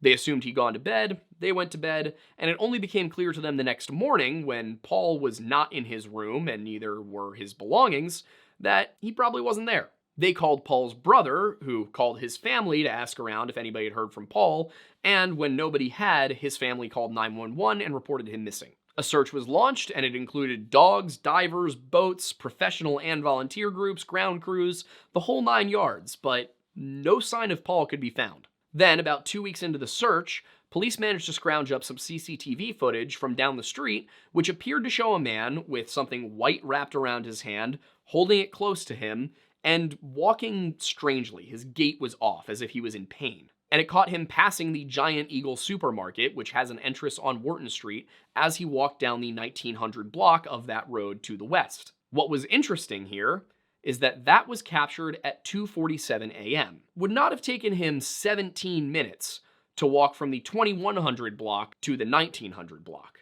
So people began to wonder, did his roommates actually know something? Was there more to this story than they had let on? The roommates, however, when speaking to police, were adamant that everything they had said was true. And the police just kind of took that, and I really don't know why. My point in saying that is that it is very possible that his roommates know what actually happened to him. But if they are telling the truth, it calls more things into question. One aspect of this is that a former FBI agent by the name of Larry Leiker reviewed the footage and determined that, in his opinion, it seemed that Paul was more hurt than just his hand. That it seemed like he was in pain in multiple places, like he had been beaten up, not just cut himself. However, without examining Paul, nobody could know. So, for months, the case was just kind of at a standstill, until Paul's body did turn up in the Ohio River in Wheeling, West Virginia, a full 47 miles away from his last known location as the crow flies. That's 90 miles in the river. And he showed up a full 4 months later. He'd have to have gone through the same set of dams that Dakota James allegedly went through, and then he'd have to go through several more dams. You can tack on to all of this that when he was recovered, he was completely nude except for a wristwatch with a rubber band. When the medical examiner took a look at Dakota's body, they determined that the cause of death was freshwater drowning, while the manner of death they listed as undetermined. And this could be because there were injuries on Paul's body that they could not account for. For example, he had 3 fractured ribs. Along with the broken ribs, he also had a 1-inch long wound to his scalp, but the medical examiner could not tell if these were pre- or post-mortem injuries. Additionally, all of Paul's roommates were nurses.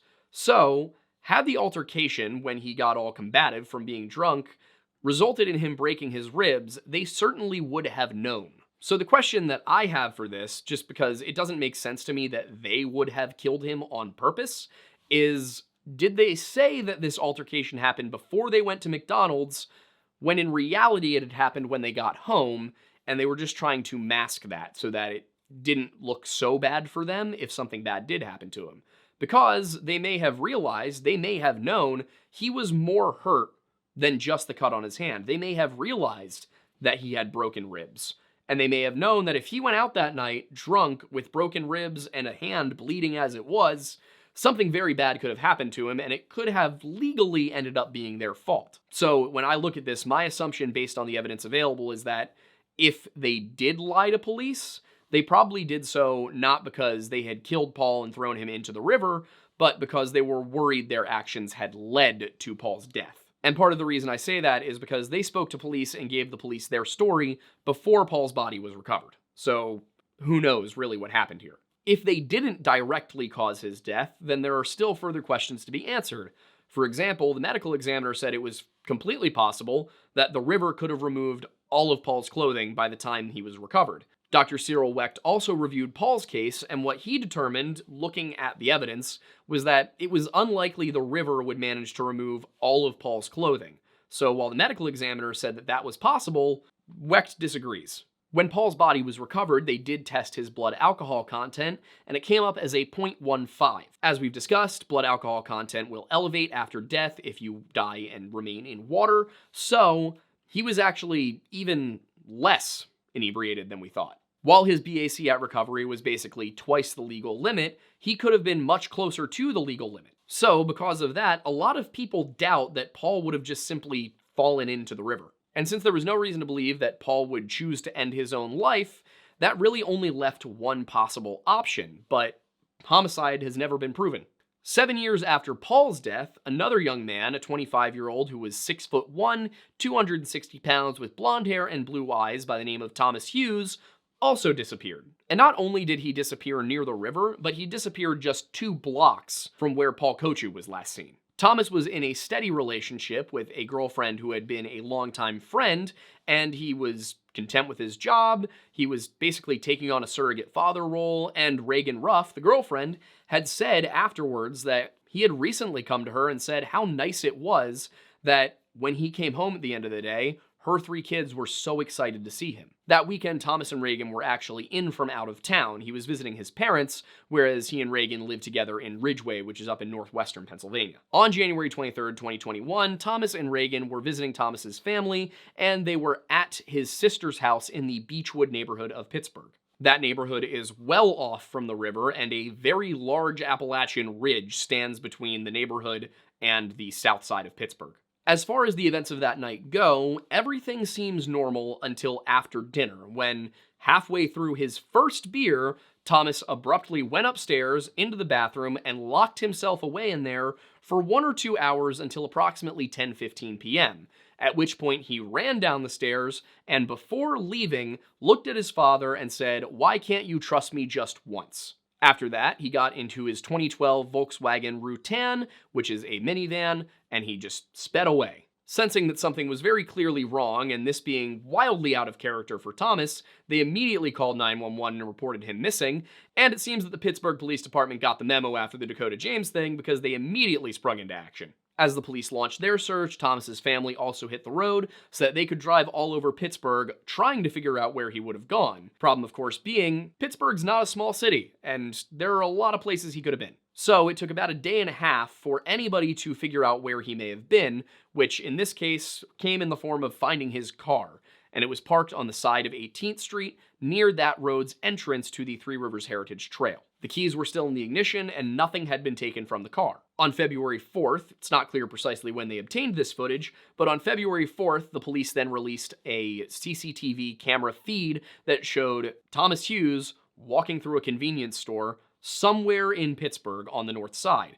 In fact, Brighton Road. And they wouldn't disclose the exact location, but from taking a look around Google Maps, it was probably the Circle K on Brighton Road. I say that because the only information available was that it was on Brighton Road and it was a gas station. There's only like one gas station on Brighton Road. They also were able to acquire footage from the traffic cameras of him driving his car later that night, once going through the 10th and Carson intersection, and the next one of him turning off of East Carson Street onto 18th Street, and that was at 3:38 a.m. So at that point, he had been out and about in Pittsburgh for 5.5 hours, and nobody knows what he was doing. Nobody could come forward and say, yeah, I saw him.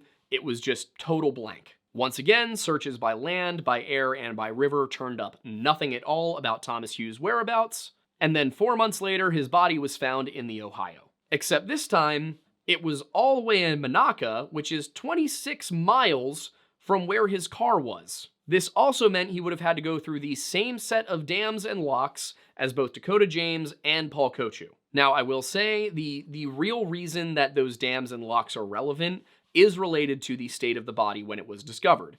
The only one I could find where there was an actual description of what the body looked like was Dakota James. It could be that Paul Kochu, as well as Thomas Hughes, both showed signs that they had gone through the dam and had postmortem injuries. As we know, Paul Kochu had broken ribs, which could have come from him hitting the dam. They also could have come from something else in the water hitting him, or that could have been from the fight that happened on land. With Thomas, I was unable to find any description of the state of his body. Also, it was so much later. He was in the water for a full 4 months. I also could not find a specifically listed cause of death, but I also could not find anything suggesting that they had ruled it a homicide, so I'm assuming they ruled this either undetermined or as suicide. In this case, Thomas is the one that sticks out to me where I'm like, that could have easily been suicide, given the outburst towards his father and then the driving around for 5 hours, and the fact that he got out of his car and parked it near the trail. He also had told friends that he was feeling a little depressed lately, and while feeling depressed does not necessarily mean somebody is feeling suicidal, it's more likely that you're going to see that kind of thing happen with somebody who has expressed depressive feelings. But if that is what it was, if he chose to end his own life by going into the water, my question is, why did he get out of the car there? If he planned to jump into the river, why cross over 2 bridges, drive all the way to the south side, and then park his car half a mile from the nearest bridge pedestrian entrance? If we look at where he ended up parking, the nearest bridge that he can get to not only has a pedestrian entrance on East Carson Street, but it also has a parking lot. Also, don't quote me on East Carson, it might be Wharton. But the point is, why park on the side of some random road instead of parking in the parking lot? It could be that he was trying to hide what was going on, but what's the point of that under the circumstances? I'm not saying it can't have happened, I'm just asking if that's likely. And if he chose not to go the bridge route, if he just decided to jump into the freezing river, why? Because that is so much worse of a way to go than jumping. And then finally, there is Brandon Pfeiffer Davis, who was a 22-year-old, 5 foot 10 inch tall, blonde-haired, blue-eyed Greenfield resident who was last seen at McFadden's, which is a bar on the North Shore, on March 24th, 2023. The last thing that Brandon Pfeiffer Davis was known to have done was leave McFadden's that night and try to call an Uber. After that point, he just seems to vanish. Searchers combed every possible inch of shoreline they could looking for Brandon, with his grandfather leading the effort. According to him, if they came to a thick patch of brush, they cut through it. If they came to an obstacle, they knocked it down. They were not letting a single stone go unturned. Unfortunately, Brandon's body was discovered on May 11th, 2023, on the shoreline of Neville Island, just next to the Neville Chemical Company. And once again, his body was beyond the Emsworth Locks and Dam. And this is another case where I was unable to find any articles suggesting that this death was ruled to be either a homicide or undetermined. So my assumption is they ruled this an accidental drowning or a death by suicide, basically. As for the state of his body, the level of decomposition, there was nothing available. And I am interested because clearly the water would be warmer in March through May. So I do wonder, if we had the chance to look at how decomposed he was, if that would tell us anything about the other cases that happened in the winter. However, there's just nothing else that can really be said because so little is publicly available about any of these cases. So when we go to do our analysis, we're going to be requesting, through the Freedom of Information Act, we're going to be requesting autopsy reports, police reports on everything. Just at the pace we do these videos, we typically don't have time to complete and receive the documents from a FOIA request. So in a few months, when we've gone through a bunch of these cases and we feel prepared to do the meta-analysis, we will actually be requesting FOIA documents. With that said, we now have looked at 5 cases, not just Dakota James, but 4 other similar ones, and I want to take you through what connections there are between them. In my opinion, there's definitely a certain pattern. All of these men were white, between 22 and 25 years old, disappeared after dark, were last known to be by the Three Rivers Heritage Trail, and were recovered from the Ohio River 2 to 4 months after going missing. In one case, it was 6 weeks. Beyond that, Jimmy Slack, Dakota James, Paul Kochu, and Brandon Pfeiffer Davis all shared the following traits. They were drinking at bars that night, they were single so far as I could tell, they had not expressed feeling depressed or suicidal, and they were on foot. Leaving out Jimmy Slack, Brandon, Dakota, Paul, and Thomas all had to pass through that dam, but of course that's only really relevant if all of their bodies lacked any sign of physical trauma. Paul, of course, does not lack physical trauma, we just don't know when the physical trauma occurred. If we could find out if it occurred that night, which I'll admit the CCTV footage showing that he was walking strangely would suggest that he received the rib injuries that night. But like I said, this is only relevant if all 4 have no post-mortem injuries. And there is, of course, one more connective tissue here that applies to 4 out of the 5, and that is that Jimmy Slack, Dakota James, Thomas Hughes, and Brandon Pfeiffer Davis all had to cross a bridge to get home that night. So, taking an honest look at everything that I came across as I was researching for this case, I do think that there is connective tissue. I do see ways in which each of these deaths seem like they had enough things in common, that it is at least worth looking at a homicide possibility. That said, I think that there is a lot less to connect these cases than, for example, the Luke Homan and other Lacrosse, Wisconsin cases. Looking at those cases, those men were all drinking not just on the same side of town, not just on the same road, they were on the same block before they went missing. And as far as where they went into the river, it seems like it was the same location every time, Riverside Park. In this case, it's the Three Rivers Heritage Trail, but that kind of traces all the way along the shoreline of all 3 sides of town. So I don't think there's any smoking gun. These cases aren't necessarily connected, and they're not necessarily homicides. But I do think there is enough here, enough unanswered questions, enough high strangeness with, for example, the state of the bodies and when they would have been able to go through a dam and whatnot, that a further investigation, a reinvestigation of these not as individual deaths, but as possibly a connected string of murders, I do think that's worth investigating. With that said, I see no reason to believe that the whole Smiley Faced Killers thing has anything to do with this case, or at least that the graffitied smiley faces are connected. Now, do I think it's possible that there are copycat murderers out and about? Yes. I think that is a lot more likely than serial killing being responsible for all of these cases across the US or organized crime. If we're looking at, for example, Lacrosse, Wisconsin as the genesis of this series of events, then I think it's more likely that you have either a serial killer who moved on from Lacrosse, Wisconsin, or a set of copycats.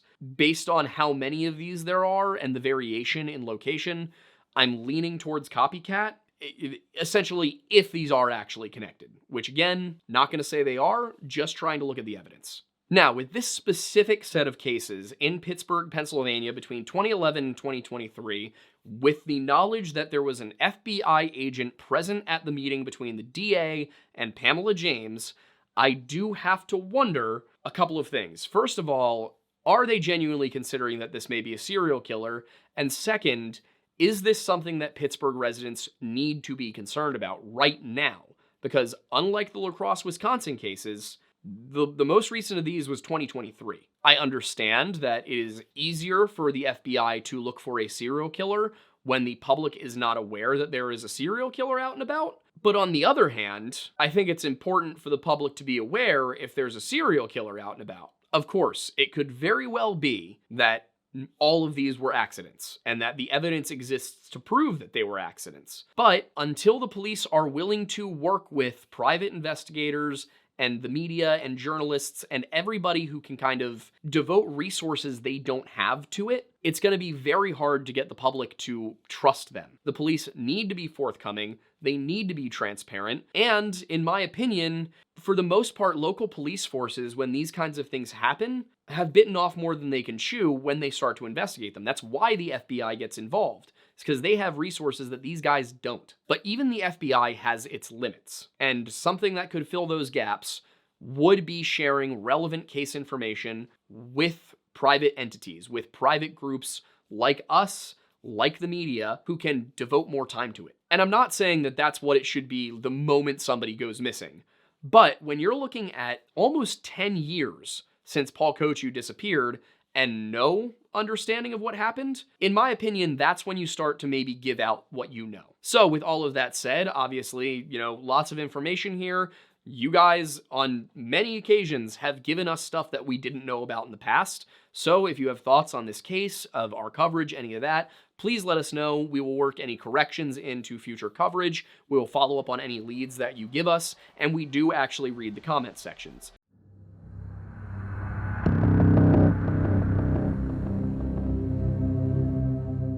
On the evening of January 19th, 2008, Thomas James Booth III, or Tommy to those who knew him, was accompanied by 8 friends to Bootlegger's Bar in Woodland, Pennsylvania. Tommy and his friends were residents of Wilmington, Delaware, which is a city that is about 16 miles southwest of Woodland, about 20 to 30 minutes on I-95. In Wilmington, Tommy worked as a master drywaller, which was a decently paying job that, according to his mother, Barbara McKay, and his stepfather, Ted Bush, Tommy absolutely loved and, in fact, excelled at. According to his parents, he was a respectful, kind young man, a little bit of a mama's boy, and, according to his mother, the glue that held their family together. And though Tommy came from a good, loving family, his life was not entirely without struggle, as he was a diagnosed epileptic and was prescribed Xanax as well as several other medications for his disorder, which also prevented him from driving. That epilepsy diagnosis is the reason that the night of January 19th, he was just a passenger in one of the 3 cars headed to Bootlegger's Bar. The group that Tommy was with that night included 6 men and 2 women, all of them white, traveling in 3 cars. The first vehicle was driven by a 22-year-old male referred to in the reports as driver 1.1, who was accompanied by a 24-year-old male listed as passenger 1.2, another 24-year-old male listed as passenger 1.3, and the latter's girlfriend, a 21-year-old female, listed as passenger 1.4. Car number 2 contained a 23-year-old male, driver 2.1, you can see how the pattern works here, a 21-year-old female who was passenger 2.2, and a 24-year-old male listed as passenger 2.3. The third and final car included driver 3.1 and Tommy Booth. Now, as far as who these people were, I believe I have identified up to 4 of them, but for legal reasons, I'm not going to give away names. The group arrived at Bootlegger's bar just before 11 p.m. that evening, and all 9 of them were captured entering the bar on a CCTV camera sitting above the door and to the right. Currently, we're standing outside of what used to be Bootlegger's bar here in Woodland, Pennsylvania, and this is the establishment from which Tommy Booth went missing on January 19th, 2008. And while it's not publicly listed exactly where this bar was anymore, I'm pretty confident it's that door because you can see footage from the security cameras in the Smiley Faced Killers episode that clearly shows somebody walking into a double door from a security camera pointed that way. So, camera's right there, door's right there, I'm pretty confident this is the bar. It's now a GoPuff. And based on the sort of weird statements given by the guy who was supposed to drive Tommy home, if you look at this area, sometime around 1:25, according to this driver, Tommy's friends came outside because there was some sort of altercation. This may have been related to his friends getting kicked out of the bar because they were smoking weed, or it may have been related to something else. I honestly don't know. I'll go into more detail about this area when we're not standing in it. But they would have come out here. There was some sort of fight that happened around here, and 15 minutes later, Tommy's friend says he went inside, he looked around for Tommy, couldn't find him by 2 a.m., and then depending on which story you listen to, he either assumed Tommy had left with the rest of the group, or he thought Tommy had met a girl and gone home with her. We'll get into more detail about why I think that's all a little odd, but we're not going to do that right in front of it. Now, one thing that the group may or may not have been aware of is that Bootlegger's bar was not exactly in the best location. This area, this neighborhood, Woodland, Pennsylvania, earns a D+ rating from crimegrade.org, but oddly enough, that's actually one of the safer neighborhoods in the area. I'm not sure how relevant it is to anybody watching, but just to be clear about some of the terms we're going to use here, Woodland is a town, technically, but the way Pennsylvania works is a little weird. We have a layer of government called a township that sits between county and town. So our towns don't really have their own governmental structure, whereas the township will have a board. Townships can have multiple towns within them, and sometimes towns will actually cross township lines.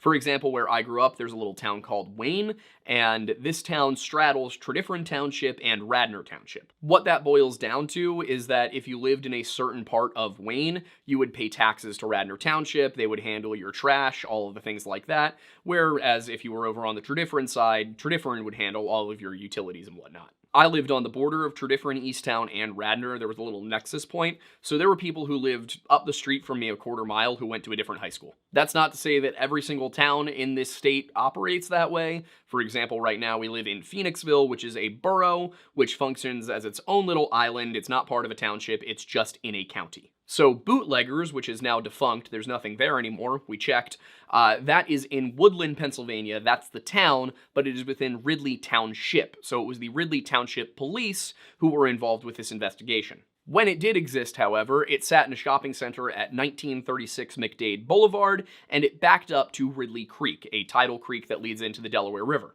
Bootleggers itself sat about 1.5 miles upstream from where the creek empties into the river. Now, the group was there to celebrate the birthday of one of their friends. It was her 21st, but just 2 hours into being at the bar, 2 members of the group were kicked out for smoking marijuana. Those were passenger 1.3, a 24-year-old male, and passenger 2.2, a 21-year-old female. After this point, around 12:45 a.m., 1.3 called 1.1, who was his brother and the one who drove them there. He told him about being kicked out and asked if his brother could come out and if they could all just go home. So, according to the group, around 12:52 a.m., the passengers and drivers of vehicles 1 and 2 met outside in the parking lot. They say that they told driver 3.1 to make sure that he brought Tommy back to passenger 1.3's house at the end of the night, but after that group left and it was just driver 3.1 at Tommy at the bar, things got a little weird. The details get kind of hazy.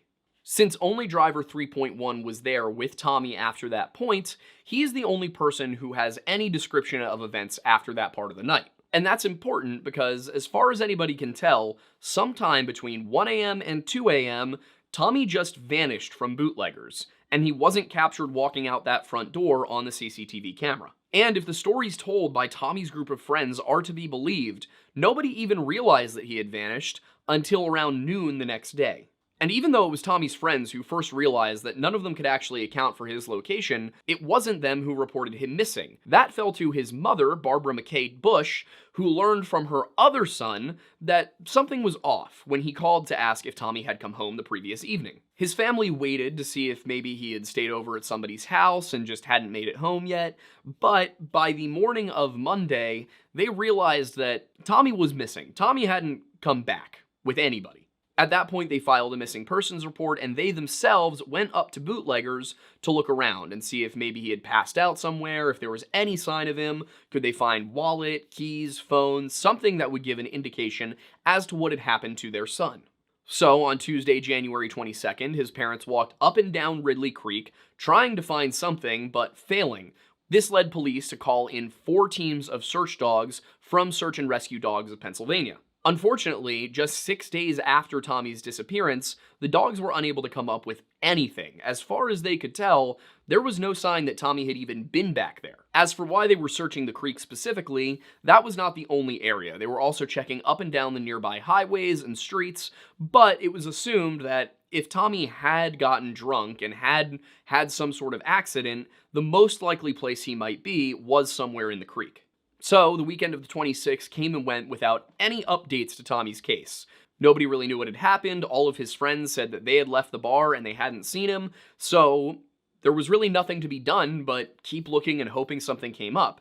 So that's what Tommy's family friend, a man by the name of Bill, did. On February 2nd, he himself headed up to bootleggers. He walked up and down Ridley Creek all the way from the bridge that connects 2 bootleggers from the other side of the creek down towards the end of Widener's Fields.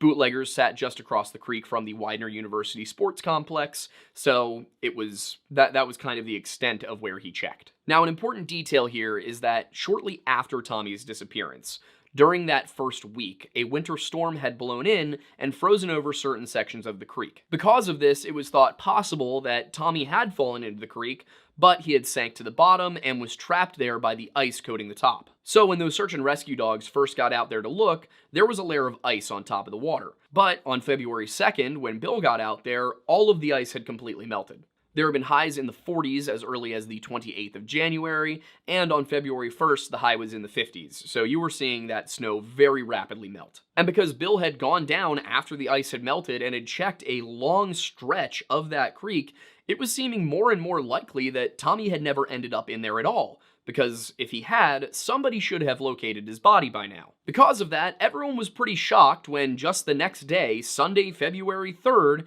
search teams from Greater Philadelphia Rescue Service came across the deceased Tommy Booth sitting in Ridley Creek, just 100 to 200 yards from that back exit of Bootlegger's Bar. He was face down in the creek with his wallet, ID, and keys still in his pocket, but not his cell phone. Intriguingly, there was a set of boot prints, as well as what appeared to be a drag mark leading to Tommy's face, and both of them appeared to be very recent, as in, the boot print was clear enough to see the sole. After the discovery of Tommy's body, Delaware County Medical Examiner Dr. Fred Hellman performed an autopsy on the body. And this yielded some rather interesting results, considering that Tommy had been missing and presumed dead for 2 full weeks. That meant that it was even more shocking to everyone when Detective Scott Willoughby informed the Booth family that he did not believe foul play was an option, and that, per their investigation, it was most likely that Tommy simply accidentally drowned in Ridley Creek.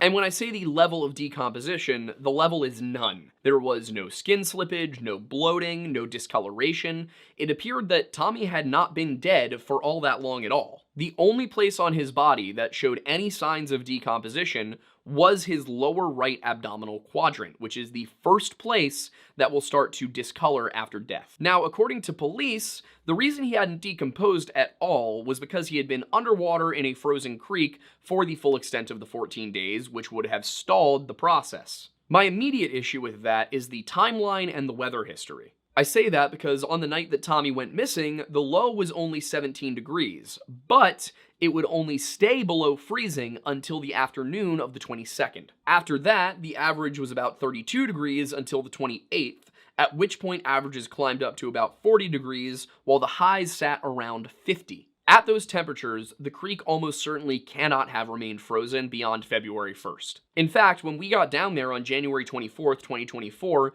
it had been markedly colder the previous week. On average, it was 7.5 degrees colder, the highs were on average 9 degrees colder, and the lows on average 4.5 degrees colder. So the week before we got down there was considerably colder than the week before Tommy's discovery in 2008. Yet, when we were down by that creek, as you can see in this video, there was no ice. There was snow on the ground around us, but no ice at all. So right now we're standing about 200 yards, 150 yards from that back door of Bootlegger's Bar. It's right this way if you want to show them.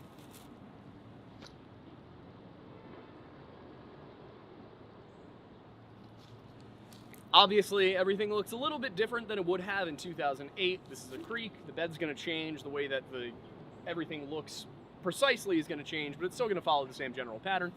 And there's been some construction over this way, clearly, that probably was not there in 2008 when Tommy went missing. In fact, exactly how much of the embankment that we're standing on was here is something I'm very unsure of. But what I can say is that if you look across the creek behind me, Tommy was found somewhere in this 40-yard stretch. And when he was found, he was face down in the dirt. There was a trail, it looked like some sort of track mark, running a couple of yards, basically like this, that ended where his nose was. And on autopsy, they found dirt and other particles inside of his nose, suggesting that he'd been dragged. The other thing that I'll note is that these two sides of the creek are very different in terms of how steep the slope is. Over there, as you can see, it's pretty gradual, just kind of rolls down. There's a couple of steeper parts, but you never fall, or you almost would never fall directly into the creek if you went over that embankment. Whereas on this side of the creek, you pretty much would go right in. What that then suggests is that, yeah, if Tommy did go out the back of the bar and walk towards the creek, he could have pretty easily fallen in. And I'll show you, if he did fall in further upstream, a spot that it could have happened. But if that night had someone kidnapped Tommy somehow, you know, slipped him with something in his drink, or just in some other way led him from the bar, if you wanted to dispatch him elsewhere and then place him into the creek, it's a lot easier to do it over on that side. And if you look at the crime scene photos, what you'll notice is that there are footprints in that mud. I believe on that day it was 42 degrees. So looking at the temperatures, the creek should have begun to thaw on the 27th, a full week before Tommy was found. Therefore, he should have been decomposing for at least 7 days. And all of that is assuming that his body was actually frozen solid in the ice. If he had been underwater, he would have been in the warmer part of the creek, which meant that he would have been decomposing from the 19th. Of course, he would have been decomposing very slowly from the 19th to the 27th, but after that, he should have been decomposing at a much faster rate. Far too fast for him to be in this state when he was found. Considering the total lack of decomposition and how warm it was the week before he was found, it is extraordinarily unlikely that Tommy was in that creek for 14 days. Because he had been in the creek for 14 days, the location of Tommy's body actually also raised issues. If Tommy had gone into the creek by bootleggers and then somehow did not decompose for 14 days, then based on the depth and speed of the creek, his body should have ended up no more than 8 to 41 feet from where he went in. This means he would have had to have entered the creek basically in the exact location he went in, and having been down there, it's basically impossible to do that accidentally. As we've been out here, one of the things we wanted to do was figure out where he might have gone into the creek if he did actually accidentally drown. Now, first of all, I do want to point out how weird of a place this is to get to from where he would have been coming out the back, but it is a staircase. I'm not sure why he might have thought to go down the staircase if he did. If the creek was frozen over at the time, maybe he thought he could cross, but there's no reason that he would have crossed. Alternatively, if you look down this way, there's just absolutely no place that you don't have to climb up a couple feet of embankment before you go down what is obviously a pretty precarious slope. The other thing that I will say is, as Aiden and I approached this staircase right here, we both had the same question, which was, why? Why is this here? It's not really necessarily relevant to the case. I'm just curious why there would be a staircase here. It's also, this is wood down here. You probably can't see it, but that is, this whole thing is just a disaster waiting to happen for any drunk person coming out of a bar back here. But again, you have to be looking for a way down into the creek to get here. You don't just kind of drunkenly stumble over here. There's concrete, there's sticks in the way, there's a log. Aiden's standing on a log. So,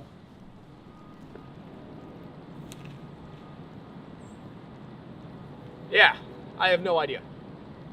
One of the first things that does come to mind coming down here and thinking back to the Dakota James case and the Lacrosse, Wisconsin cases is the fact that, you know, even though this is not the deepest of water, there are rocks, big, sharp rocks sticking up all over the place. And if somebody's body was in here for 14 days and was pushed down the creek by snowmelt, as the police suggested, I would be very surprised if they did not have a ton of, or at least noticeable abrasions, which of course would probably be post-mortem abrasions, so they wouldn't be red.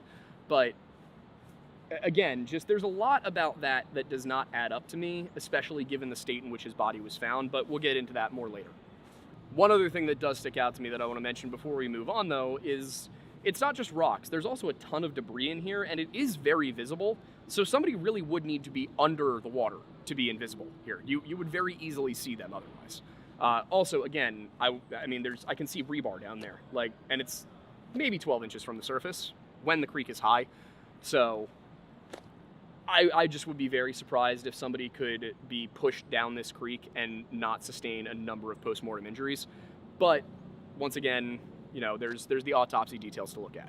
We're filming this because on the one hand, I have made a significant error. This is not solid ground.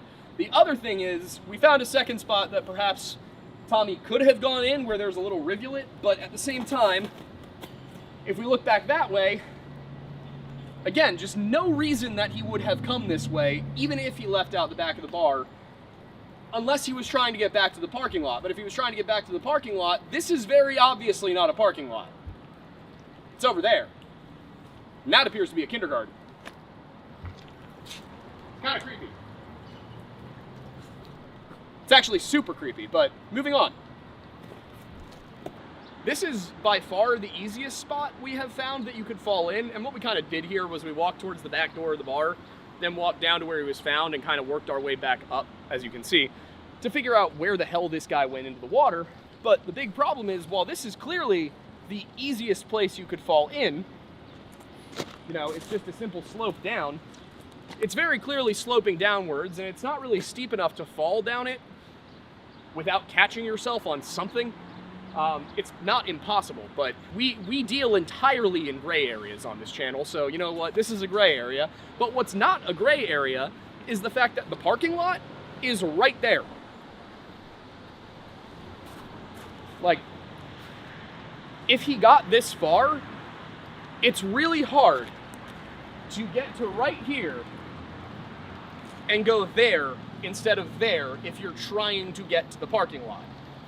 So, I mean, looking at this, in my opinion, you'd have to be in a significantly messed up state of mind, like, to the point of trying to end your own life to accidentally fall into this creek.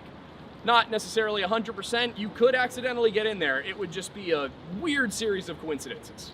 So those two details alone are enough to question the official narrative of this story, but as always, there is more to it. In this case, one of the things we're going to talk about is the body's position and what was found directly adjacent to it. First of all, Tommy was face down, his head downstream of his feet, and at the opposite bank from bootleggers. And when he was found, of course, he was face down with his arms flexed inward like this. What you may notice about this is that this is not typically a position that drowning victims are found in. In addition to the strange positioning of Tommy's body, 2 sticks were protruding from the mud next to his right armpit and between his legs at the groin, and these appeared to be broken off branches that had been pushed into the mud. Basically, it did not seem like those sticks had gotten to that position naturally. And if Tommy had been floating downstream from bootleggers, it's really impossible for him to have landed in a way that the position of those sticks makes sense. The other problem is that there were 2 distinct sets of markings in the mud where Tommy was found. One appeared to be some sort of drag mark, while the other was a set of what were distinctly and obviously boot prints. Unfortunately, while they do appear in the recovery pictures, these boot prints were never analyzed or cataloged. They didn't even take pictures of them, let alone take plaster casts and try and identify what kind of shoe it was. So essentially what we're looking at here is boot prints leading up to Tommy's body that did not match any of the investigators or the people who found him. We also have a drag mark leading directly to his face, and 2 sticks that appear to have been driven into the mud to pin him in place. The police found none of this suspicious, even though Tommy had mud on his head, his face, under his jaw, and on his torso, but really not on his legs. He also had mud in his nose, consistent with being dragged on his face after death. We can also look at the injuries he had when he was found, which include a number of minor bumps and bruises, but all of them were on the front side of his body. The only exception was an eschar contusion on the back of his right hand. Now, the injuries to his knees were reddened contusions, while the abrasions to the face were not red. This suggests that the abrasions to the face occurred after death, while the contusions on his knees occurred while he was alive. He also had hemorrhaging in the neck strap muscle where the clavicle meets the sternum, with more damage to the left side, consistent with being placed in a right arm headlock. And then that injury to his right hand was actually consistent with a cigarette burn, as it was a spot of sloughed off skin surrounded by a red contusion. And from what everybody told police, Tommy wasn't really the type to take a cigarette and put it out by burning himself to prove that he had a high pain tolerance or something like that. That just wasn't Tommy's style. So it seemed more likely that somebody had put a cigarette out on his hand. Some other things that stick out about this to me are that if Tommy had fallen down that embankment, he wouldn't just have injuries to his knees, and they wouldn't all be on the front of his body. He would also have injuries to his elbows, his arms, anything else that protrudes like a knee does, any hard surface that's going to knock around on things, and he would have injuries to his back as well. Internally, his tox screen showed a blood alcohol content of 0.22%, which would have been lower at the time of death because after you drown, your blood alcohol content will increase. He also had 0.01 micrograms of alprazolam, which is Xanax, per milliliter of blood. I won't go into details, but in my experience, drinking while on benzodiazepines does not make you go for a swim. It makes you stare at a wall at the den in State College until the bouncers kick you out. It's also odd that he was prescribed Xanax for epilepsy in the first place, because while Xanax can be used to stop a seizure in a hospital setting, it is absolutely not a preferred medication for an epileptic. This is because one of the symptoms of Xanax withdrawal is actually seizures, and that's in people who don't get seizures. If you are not a seizure-prone person and you stop Xanax cold turkey, then you can get seizures. And when you're an epilepsy patient, that risk is even higher, and those seizures can be fatal. And I'm not talking out my ass on this one. I actually asked my psychiatrist, I was like, hey, is it weird for an epileptic to be prescribed Xanax? And he said, yeah, that is definitely not a preferred medication for epilepsy. He should have been on anticonvulsants, which he probably was, as we know he was on other medications, but the Xanax one is a really strange choice. That said, doctors are known to make mistakes and prescribe the wrong drug for a certain type of symptom or a certain disorder, so it could be that his doctor thought Xanax was a good idea for some reason, or thought that it was somehow worth the risk, but again, I don't know, and you are just gonna be shocked at how many times the cops dropped the ball here. Actually, to be honest, if you've been keeping up with our content, you probably won't be shocked at all, but it is more than usual. I should also go on to say that my personal experience with these substances is not going to be universal, and it is possible that different people have different reactions, but I'm just saying that in my personal experience, I had the opposite reaction to what allegedly happened to Tommy, and both of these are depressants. Also, as far as the cause of death being alcohol-related drowning, there is a blurred out section in the medical examiner's report in the episode of Smiley Faced Killers, The Hunt for Justice, where they go over Tommy Booth's case. That's not the only thing I used to research this, but that is the only spot I could find any bit of the ME's report. Now, I don't know what that blurred out section is, I don't know if it's relevant, and I can't possibly tell you because the Ridley Township Police Department is pretending they didn't receive our right to know request. Usually, we can't go knock on the door of the cops when they are, giving us trouble. In this case, we can and will. I don't care if I have to hand you that form in person. I am getting this information from you. All of that said, the blurred out section could also be related to an allegation made by one of Tommy's relatives, which was that he was a frequent cocaine user. However, the tox screen recorded that there were no significant amounts of cocaine found in his system. In fact, in the book Case Studies in Drowning Forensics by Kevin Gannon and Anthony Duarte, they say that there was no evidence that he had cocaine in his system at all. And if you guessed that the cops failed to ascertain what Tommy's prescribed dosage of Xanax was, then you would be correct. Without that, it's impossible, based on the micrograms per milliliter of blood, to tell when he had last taken his prescription. It's also impossible to tell how much he had taken. Another internal aspect we can look at is lividity, which is the way that bodily fluids pool in soft tissue after death, and this is of course affected by gravity. That's important because while Tommy was found face down, all of his lividity suggested that he had been on his back when he died. In fact, the presence of lividity on Tommy's back suggests that not only did he die on his back, but he also remained in that position for long enough for lividity to become fixed, which means he was on his back dead for between 6 and 12 hours. We can also look at the pale or blanched spots on the posterior side of Tommy's body. These were on the shoulder blades, buttocks, calves, heels, and the back of his head, meaning that he was also on a flat surface during the time that all of this was occurring. Now, obviously, being on a flat surface is absolutely inconsistent with accidental drowning. But amongst all of that, one thing stands out which really heavily indicates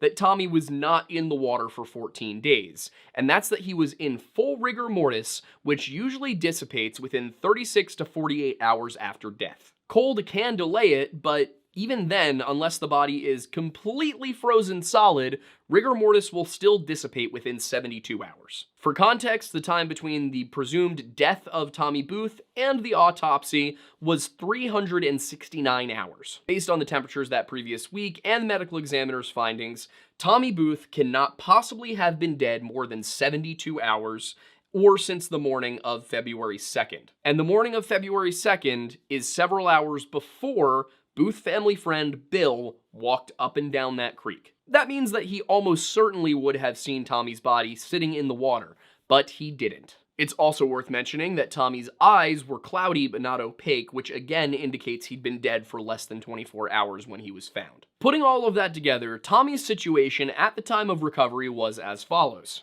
Obviously, he was in full rigor mortis and was not yet coming out of it, indicating that he had died within the last 24 to 48 hours. Then we can tag on the cloudy but not opaque eyes, which bring it down to the previous 24 hours. Now, this is not necessarily an exact science, these are just indicators, but both of them are pointing to a very short period of time between Tommy's death and Tommy's recovery. He also had no significant amount of any drugs in his system, and his blood alcohol content was 0.22. Once again, if he had gone into the creek 14 days earlier, his blood alcohol content was likely slightly lower at the time of death. But we know, well, we think, based on the evidence, that he wasn't in the water for 14 days at all. But had he been, it probably would have been down closer to 0.18 to 0.2. For a guy who, according to statements by those who knew him, drank pretty heavily, this means he probably would not have been blackout drunk. We also know that he had superficial injuries, but only to the front of his body, and only the ones to his knees, his hand, and the upper part of his chest appear to have occurred while he was alive. The abrasions that were up here around his face, those were not reddened, which suggests that they were post-mortem. As for the injuries to this part of his chest, they were consistent with a right arm headlock. And on his right hand, there was that injury that was consistent with a cigarette burn. As for the location and search, he was too far downstream for his level of decomposition. A search just the day prior turned up no sign of him. Cadaver dogs capable of scenting a body in up to 12 feet of water, and keep in mind Ridley Creek was at its deepest during this period, 5 feet, were completely unable to scent him during this period. And this wasn't just one dog, this was 2 separate dog teams that searched that strip multiple times. There were boot prints next to his body and sticks holding it in place, suggesting that he was staged, and his friends told really sketchy stories about what happened that night. What all of that suggests to me, when you put it together, is that Tommy Booth absolutely, unequivocally did not go into the creek on the night of January 19th, 2008. So, what did happen? Well, in my opinion, the Ridley Township Police just simply failed the Booth family. Looking over Tommy's case, it is extremely difficult for me to understand how anybody could feasibly consider this to be an accidental drowning and not a homicide. In the medical report, Dr. Hellman even said that all of the circumstances here surrounding Tommy's death and his recovery were suspicious.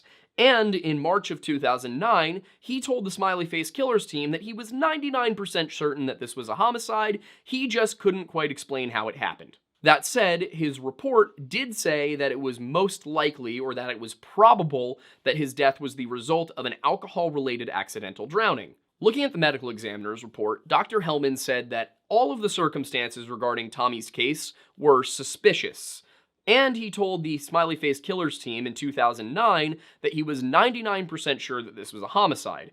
However, the cause of death was listed as probable drowning as a result of alcohol intoxication. That said, he listed the manner of death, whether it was an accident or a homicide, as undetermined. Based on the medical examiner's other findings, Kevin Gannon suggested that this was probably a case of dry drowning, one of the few that actually occur. This is because there was blood-tinged fluid in Tommy's airway and a lack of water in his lungs. This could suggest that Tommy was being held underwater and trying not to inhale any of it, which would make sense if his killers were trying to make it seem as if he had drowned. This would also explain the lack of visible life-threatening injuries, as well as the absence of any significant amount of drugs in his system. However, I should also note that it's possible Tommy was being held and that he didn't have access to his anticonvulsants, he didn't have access to his Xanax, as a result had a seizure, a fatal one, and that's how he died, in their custody without them intending to kill him. All of that explains how Tommy might have died, but not necessarily who killed him. But I think it might be simple to answer that if complex to prove it. I say that because a week before Tommy went missing, his mother heard him on the phone with somebody in the other room saying, "No, I would never do that, man," and other things of that nature, as if he was being accused of something by a friend. He refused to tell his mother what that call had been about, but he had, on a couple of occasions, said something along the lines of, "Well, I won't be around much longer." Not in a suicidal context, but in a, "I'm going to not be physically in this location" context. Then, on the very night that Tommy went missing, he called his uncle, retired Colonel Bradley Booth, and told him that he was considering moving to Florida because his friends have been getting into some rather illicit stuff that he did not want to be involved with. This led his uncle to ask Tommy if it was something like robberies, but Tommy told him no, it's much worse than that. To me, something worse than robberies suggests drug deals, trafficking, or murder. Obviously, there are other possibilities, and what people consider worse or not worse than robberies can vary from person to person. That's a little subjective. Not objective. It's a little subjective, obviously. Why can't I talk today? Furthermore, the stories told by his friends about the events of that night just don't add up, so let's go over what they were. As I said before, this group included 6 men and 2 women plus Tommy in 3 cars.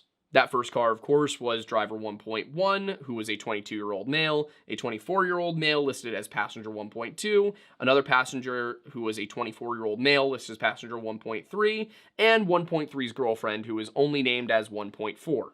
Passenger 1.4 is whose birthday they were celebrating that night. The second car contained 23-year-old driver 2.1, 21-year-old female passenger 2.2, and 24-year-old male passenger 2.3. Third car was, of course, 25-year-old driver 3.1 and 24-year-old Tommy. Once again, I believe I've identified 4 of these people. I am very curious why the police did not follow up with them. As I said before, the occasion was passenger 1.4's birthday, and as for why they would choose Bootleggers, a bar in a shopping center in a bad neighborhood across state lines that they had to drive on the interstate to get to, they said that they had found it online and just wanted to check it out. However, when speaking with the Booth family's private investigator, driver 3.1 said that while outside between the hours of 1:25 and 1:40, he was speaking to people he knew, and those were people he knew from previous times he'd been at Bootleggers. So the story about them finding Bootleggers online was clearly a lie. And this is an extremely important aspect of the story, because driver 3.1 absolutely could not keep his story straight, and he kept giving very precise times, which is indicative of somebody who either has great attention to detail, and that's something that typically you can establish a history for, or of somebody who is being dishonest. That doesn't mean that in every single case it's one of those two things, but typically somebody is only either precise because they have a good eye for detail, or because they're lying. So here's how those contradictions break down. 3.1 told police that he had last seen Tommy around 1 a.m., at which point Tommy was in the hip-hop section of the bar. But in a different interview, he told investigators that he believed Tommy had left with everybody else around 1 a.m. Obviously, those two things contradict, but he also told police in a third interview that he'd last seen Tommy at 1:30 and that Tommy was headed into the bathroom, which of course contradicts with the story he told the private investigator about being outside during the time he says he saw Tommy headed to the bathroom. Finally, he told investigators that at 2 a.m., as the bar was closing, he tried to find Tommy, but if he had thought Tommy left at 1 a.m., as he told investigators, there's no reason he should have been looking for the guy. And he had told others that he thought Tommy might have left with a girl, which would imply that he saw Tommy talking with or leaving with a girl, but nobody else did. And when I say nobody else, I don't mean his completely unhelpful friends, I mean people at the bar. Someone alleged that they had seen him talking to 3 Hispanic girls, but when they asked Hispanic girls about Tommy, they never were able to tell them anything concrete. It seemed they barely remembered interacting with the guys. It's also odd that if 3.1 was looking for Tommy at 2 a.m., as it was his responsibility to drive Tommy home, he would have called Tommy to try and figure out where he had gotten off to. However, there was never a phone call from 3.1 to Tommy. That makes it seem to me like either he wasn't actually looking, he wasn't trying very hard, or he knew Tommy wasn't there. And another thing is that while all of Tommy's friends, at least the ones that were interviewed, told investigators that they had left without him at 12:52 a.m., the bouncer contradicted that. As far as the story goes, 1.3 and 2.2, male and female, were kicked out at 12:45, at which point 1.3 called 1.1 to ask if they could leave. And then at 12:52 a.m., passenger 1.2 was seen leaving the bar to link up with her friends in the parking lot. Those friends claim that they reminded 3.1 to take Tommy back to 1.3's house when he left the bar, and that they left without 3.1 or Tommy. The rear exit bouncer, however, who did not have a CCTV camera pointing at his door, told police that around 12:50 a.m., note that this was a general approximation of time, not a specific one, at 12:50 a.m. or thereabouts, he witnessed a girl who resembled passenger 1.4 leaving the bar through the rear exit with a boy resembling Tommy Booth. That suggests that Tommy did in fact leave the bar with his friends, but that they brought him out the back entrance, possibly because they were aware that there was only a camera over the front one. Unfortunately, the police completely failed to interview either of the girls, who were 1.4 and 2.2, and they never followed up with passenger 1.3 or driver 3.1, which is just unbelievable to me. Whether or not they even interviewed the other 4 people is unclear. There's another thing we can look at, which is Tommy's cell phone records. Now, once again, the rest of them, their cell phone records were not subpoenaed. Nobody looked at their cell phone records at all. Just Tommy's is all we have. And because his phone was never located, we only have the records from the cell phone companies. We don't have all of the metadata that would have been included on his phone. What we know is that at 12:54 a.m., Tommy's phone called a 302 number, the area code for Delaware, and that number was serviced by Singular Wireless, which is now part of AT&T. Simultaneously, his phone received a call from a different 302 number, which happened to be a landline, which was connected to driver 2.1's house. Then finally, at 12:59 a.m., Tommy's phone called a 777 number, and you may recognize 777 as not being a real area code. It's sometimes used as a nuisance number, and it is reserved as one of those easy-to-remember types of numbers, like 555, 911, 411, things like that. 800, 877, 855.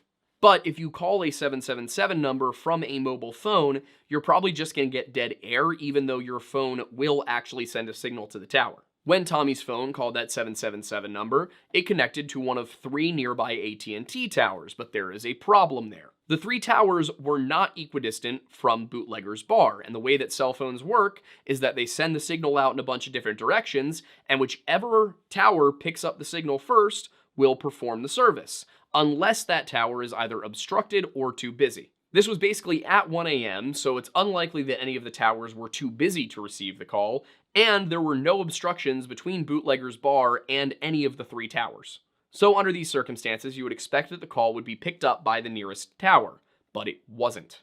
At least, not if Tommy was at Bootlegger's. Rather than connecting to the nearest tower, which was to the northwest of the bar, the cell phone connected to a tower that was east of the bar. The only plausible reason that the phone would connect to the eastward tower is if Tommy's phone was closer to it. And what's closer to that tower? I-95, the route back from Bootlegger's to Delaware. All of this paints a picture of a premeditated kidnapping with the intent to murder the victim and then stage it as an accidental drowning. In this scenario, they would have taken Tommy to bootleggers. They would have made sure that he was seen entering the bar on camera, but not seen exiting the bar on camera.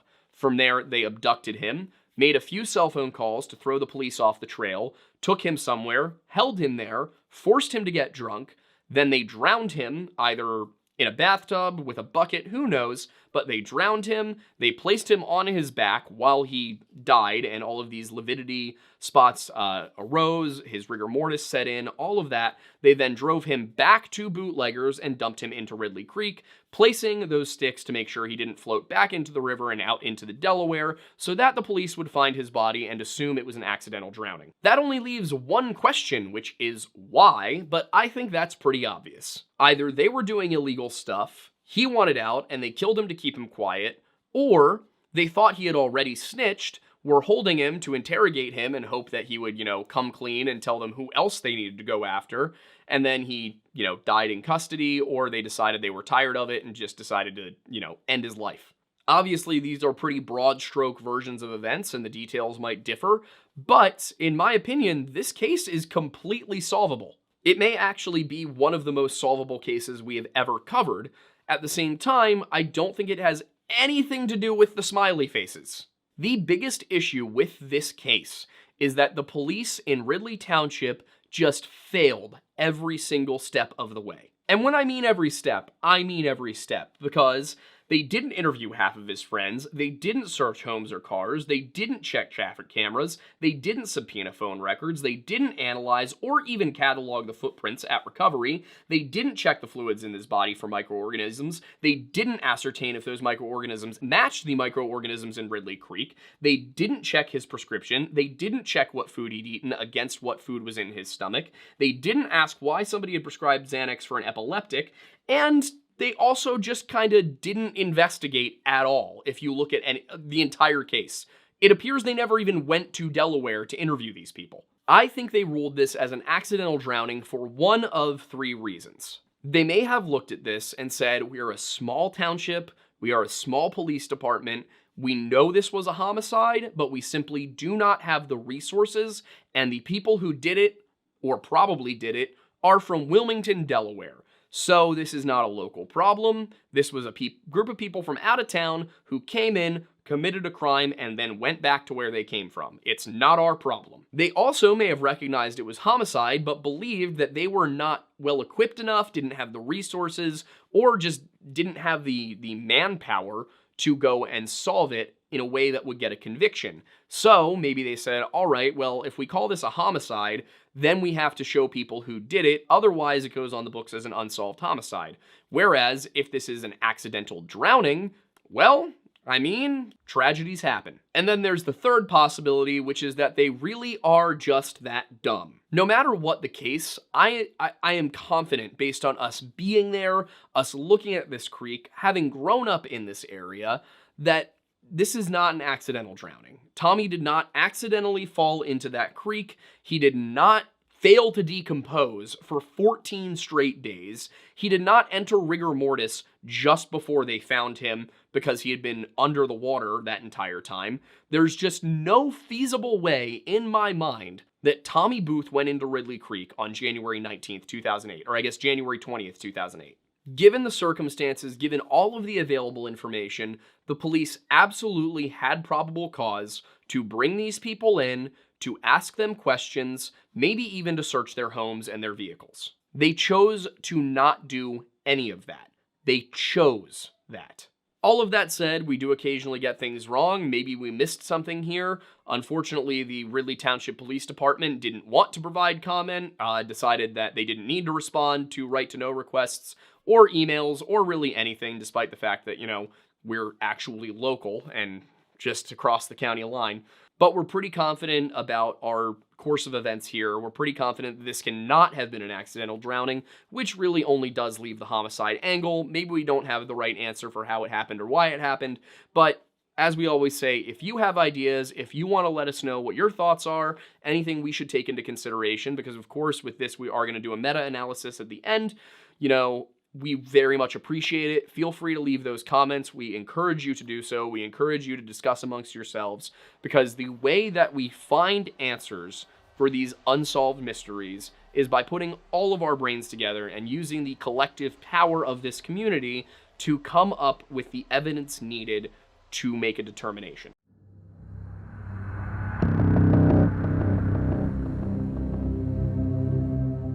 So today is March 11th. It's been a couple of months since Aiden and I first came out here to take a look at Ridley Creek. And what we wanted to do today, because we had the opportunity, was come down to talk with Tommy Booth's mother, Barb McKay. So she was gracious enough to meet us down here at the actual spot where Tommy was found on February 3rd, 2008. So, I wanted to ask you a few questions about that day and also sort of about Tommy to try and understand what was going on. So the first thing that comes to mind is obviously we're here with there's no snow. Right, a lot of wind. A lot of wind, so we'll give that a minute to die down.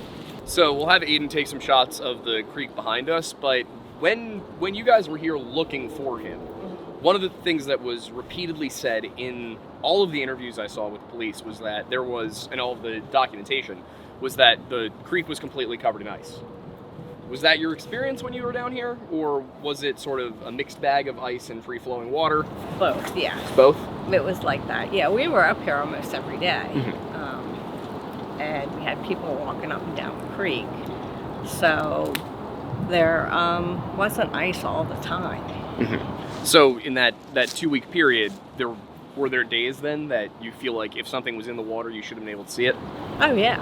Okay. Yeah. Because that definitely, I remember being down here, and we did the math afterwards. It was colder the week leading up to the day we were down here. Mm-hmm. There was the same amount of precipitation, wind speeds were the same. Basically, almost every single bit of weather data was the same. Mm-hmm. And there was not ice in the creek at all. So we wanted to know, is this reporting accurate? So that was kind of the first thing that came to mind as we got down here.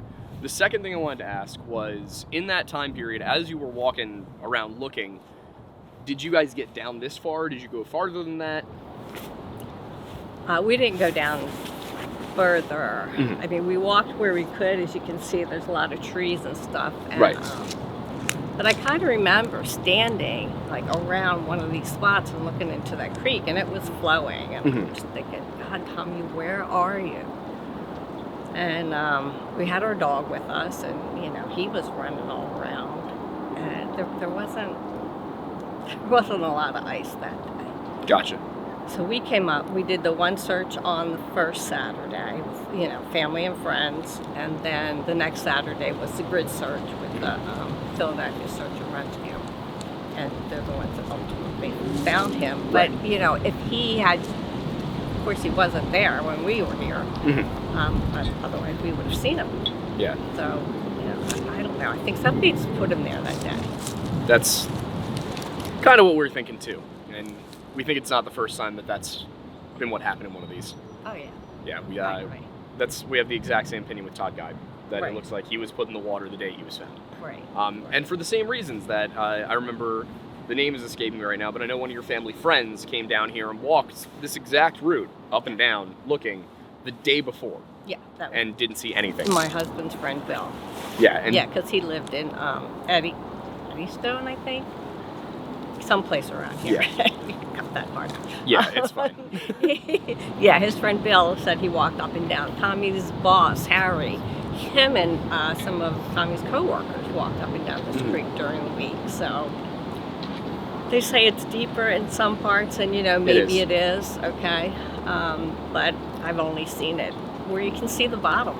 Yeah, we walked all up and down. Yeah. This whole, not this far down, but we were probably only 20 yards that way. So the whole time I'm looking in the water thinking, how could something not get snagged? How could there not be abrasions on a body that went through all of this? Just none of that made sense to me. Exactly. And the other thing I wanted to ask, just to definitely get on the record, there's not a ton of information out there publicly about who Tommy was as a person. Most of it is limited to just the disappearance. So could you tell us just, who was Tommy? What was there anything that could have led to this happening the way you see it happening? I found out afterwards, I'm not sure if we talked about it, about the guns. Right. Okay, so I think he was getting into something, or somebody was trying to get him into something that he didn't want to be a part of. He told his uncle, that he wanted to move away. Tommy and I were close, and I guess he just didn't tell me because he didn't want me to get involved in it, or Didn't want you to worry. yeah, didn't want me to worry. But I would have sent him away if I had known, Right. But he was a good kid. Not saying he never did anything wrong, but Right. he wouldn't do anything like that with the guns and things that he was going to get in trouble for. He liked to party, he did, and I don't know. These kids that he came up here with, most of them, well, a couple of them were from the neighborhood, and a couple of them I didn't know, and I don't know. I just think they brought him up here for that reason. Maybe they didn't know he was going to be killed. I don't know. So that brings me to another question that I had. Do you think that they brought him up here with the intention of harming him, or the intention of making him somebody else's problem? Do you think he was handed off to another group of people? I think he was handed off. Okay. Yeah, I do. So you think, I guess the next logical question there would be, do you think that he was handed off to the people that his friends were working for? Or do you think that they found an entirely different group of people to just get rid of him so they didn't have to be responsible for it? I think they found somebody else. Got it. And if I could look at the video from the bar, maybe I could see something now that I didn't see then, because I didn't know a lot of the players, but I do now. So looking at it now, you think that maybe there would be a way to see, all right, well, these are the people Tommy definitely knew, and then there's these other people who seem to be looking at him a little too much. Is that kind of where you're going with it? Well, my husband said he remembered on the video from the bar that there was like 3 or 4 odd-looking people that ended up coming through the lobby. So that's kind of what we were looking for. But the copy of the video that I have, which is it's the last video. I don't have any video actually of Tommy as an adult. So that's the only video I have of him as an adult, is in the lobby paying to come in. So that's one of the reasons I want to get a better copy of the video. But I want to look at it again. All right, well, we'll see what we can do about the video, for sure. Okay, well, Barb, thank you for talking to us, for being on camera, and for helping share the story. You're welcome. Is there anything that you'd want people to know, to do, to direct something towards? I just wish somebody knows something, and I wish somebody would just finally just let me know. I need closure to this. It's so hard. It's hard enough to lose a son, but it's even harder not knowing what happened. I don't even know the day he died, really. Yeah. I used January 20th. His death certificate says February 3rd. So I got both these wonderful days to live through every year. Yeah. So I just think people know. Somebody knows something. I just wish they would tell somebody that could look into it. That's my wish.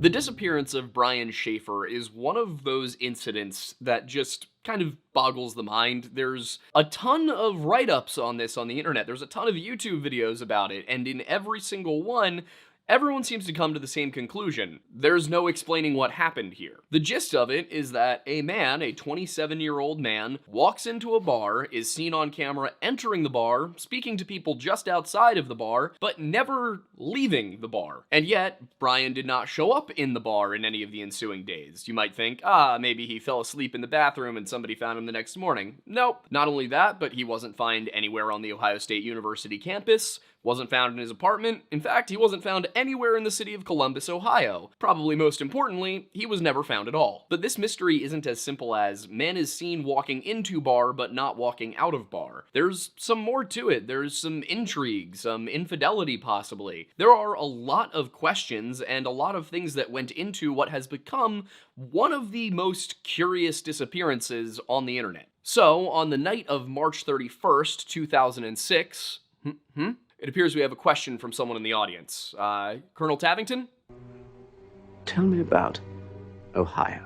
Well, Colonel, if you must know. The rest of you may not be so interested, and if you're not, you can skip this part of the video using the scrubber bar at the bottom of your screen or using the chapters in the description.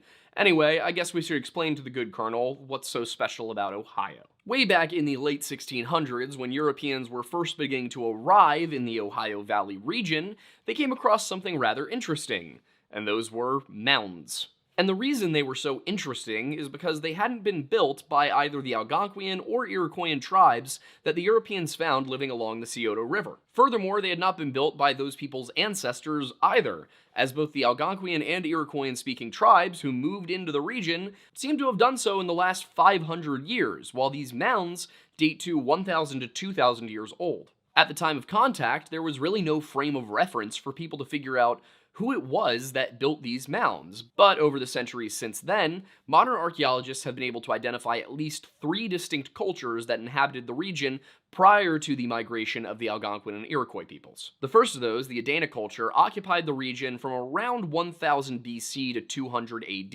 They're primarily known for their mound building practices and also may be the culture and the group that built the now famous Serpent Mound in Peebles, Ohio. Of course, not all of their mounds were serpent-shaped, but they certainly were common. They had hundreds of these in some places. Unfortunately, very few of them remain because as expansion took hold, they were cleared for farmland. People didn't understand what these things were. They were just kind of in the way, and, well, when the choices are farm or die, most people were going to choose farm. However, back before then, you would see large complexes of these mounds that could be anywhere from 20 feet wide to over 300 feet in diameter. These Adena-era mounds served a few purposes, but the most common seems to have been burial. This is where you would put the deceased members of your society. That said, like many religious constructions, these could also be used as ceremonial grounds or as gathering places. And interestingly, some of them had ridges built into their tops, which could suggest that these could have been used as defensive fortifications in a time of need. The use of man-made hills with defensive fortifications on top was extremely common in Celtic Europe. And along with their mounds, the Adena are known to have built these timber circles, though they're distinct from palisades because they didn't form walls. They weren't interlocking, they weren't right next to each other. You could walk through these circles with ease. Unfortunately, we know very little about what their uses would have been. These people were also proficient at pottery, though unlike some of the later cultures that inhabited the region, they did not make particularly intricate pottery. If it was certainly usable and it was certainly high quality, they just weren't putting all sorts of intricate designs onto it quite yet. And while pottery and permanent structures are typically indicative of a society that is sedentary, the Adena weren't so much in that frame yet. As the Adena developed, certain new aspects of their culture evolved, and they also began to mix with other local cultures that were expanding into the region. And this formed and coalesced into something that archaeologists refer to as the Hopewell tradition or the Hopewell culture. Lasting from around the year 200 AD to around the year 500 AD, the Hopewell culture wasn't any one specific group of tribes, but rather a large number of different population centers who all traded with one another and held certain similar religious and artistic characteristics. In addition, they did continue building the Adena mounds, although they got bigger and there were more of them. Some of these mounds covered up to 50 acres of territory, and while they were still used for burial purposes, it seems that cremation became the more popular way of disposing of a body for the commoner classes. So you would mainly see people of great importance buried in mounds. They also began to keep track of the stars and started building more and more complex trade routes, as well as small-scale farms that primarily produced corn or maize. This was a significant source of nutrition, but it was also supplemental to the hunting and gathering practices. So far as we know, these communities did not grow to any sort of excessive size, and they would have no centralized leadership. You weren't going to see a tribal chief in a Hopewell community. What you might see is that a member of the community was recognized for being particularly good at trade, and so they were trusted to run trade operations. Essentially, you weren't going to be in charge because your dad was in charge, you were going to be in charge because everybody respected you. And the Hopewell culture were actually at their most active when it came to the mound building practices in the region that would become the city of Columbus, Ohio. They built a lot of ceremonial sites that were marked by a mound, which itself was surrounded by geometric earthworks. But interestingly enough, this large-scale architecture doesn't seem to have been used for residence. It seems to have been purely for ceremonial purposes. That said, I do wonder, based on, again, the Celtic use of earthworks, if these did double as a sort of fortification. Especially because these things would cover hundreds and hundreds of acres. This was not like a small little hill with a mound on top of it. These would be very large complexes. Now, the Hopewell culture was pretty short-lived, and to the extent that some people look at it more as a cultural zenith, as a climax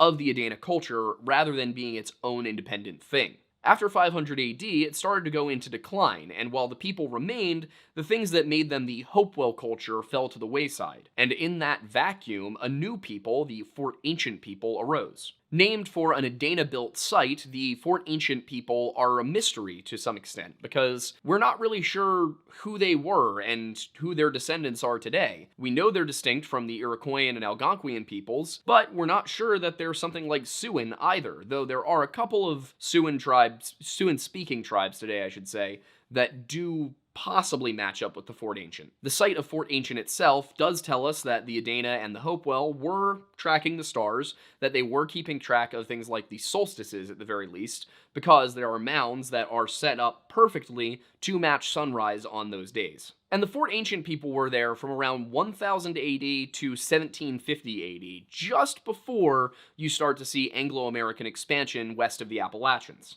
A characteristic that is important when it comes to the Fort Ancient is that they weren't really mound builders. It is known that they renovated Serpent Mound, and it's possible that they are in fact the people who built it, but Serpent Mound isn't a burial mound. It wasn't used for the same purposes as the mounds built by the Adena and the Hopewell. It's also interesting that the Fort Ancient culture seems to not necessarily originate, but develop in Ohio. And that's interesting to me because it doesn't seem that their culture starts as a hunter-gatherer culture the way that the Adena had, and the way that many cultures in North America did. Instead, the earliest Fort Ancients we have seem to have lived a sedentary lifestyle. They lived in small communities, farming corn, beans, sunflowers, and gourds, pity be upon them, and they used pit houses as the basic structural unit. Starting around the year 1250 AD, however, the Fort Ancient population began to grow and their territory began to expand, and a number of different evolutions took place. For example, they started living in more cabin-style houses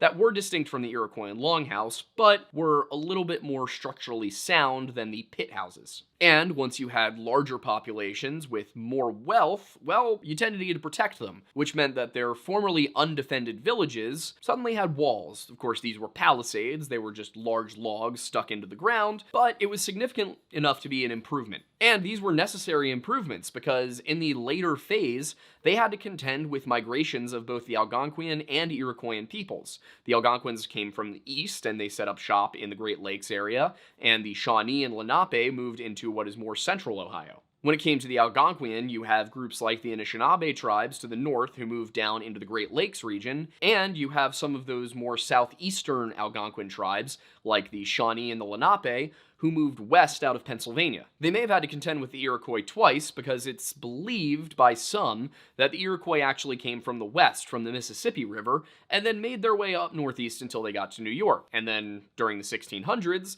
they became a pretty powerful confederation of tribes, or at least some of them did, the Five Nations, who were able to push their territory all the way to Indiana. Unfortunately, when it came to all three of these groups, I didn't have a ton of time to do the research this week. I'll probably revisit it later. But the Fort Ancient, I was unable to learn much about their culture, and it seems that it might just be that not much is known.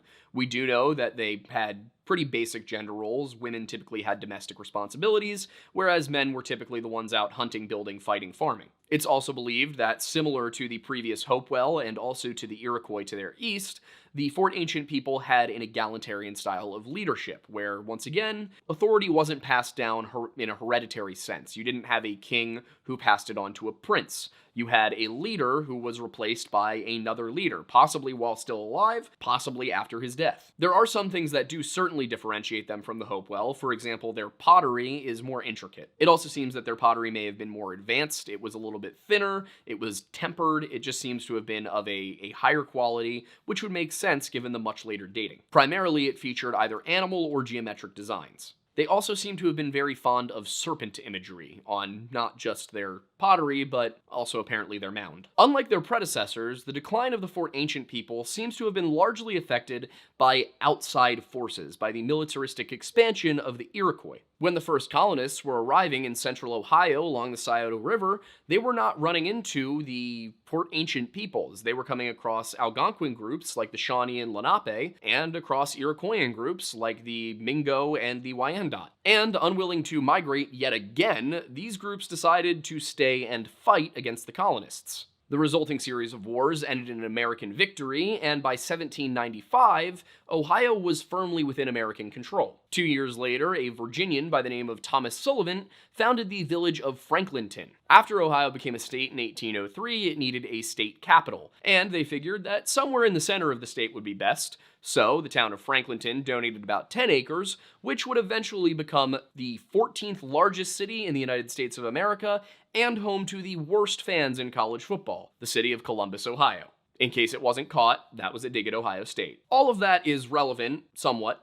because Brian Randall Shaffer was a 27-year-old second-year medical student at The Ohio State University in Columbus, Ohio in the year 2006. A native of nearby Pickerington, Ohio, Brian had been a tennis star and a team captain in high school. He had played in a band, and then he went on to spend a year studying business and computer science at the Ohio State University Lancaster campus. I love how basically everything I ever learn about Ohio is that they stole stuff from Pennsylvania and made it worse. You know, Pennsylvania gets some Amish people, Ohio must get some Amish people. Pennsylvania has a great football team at their state school, they must get a great football team at their state school. Pennsylvania gets cities that have been relevant to the development of this country, they cannot afford. Great success. In any case, Brian decided to transfer to the main Ohio State University campus in Columbus in 1999, where he also switched his major to microbiology and his minor to molecular science. He also joined the Alpha Epsilon Delta Health Professional Society. And Brian was a great student. He kept very high grades, and he stayed on at Ohio State to continue in medical school.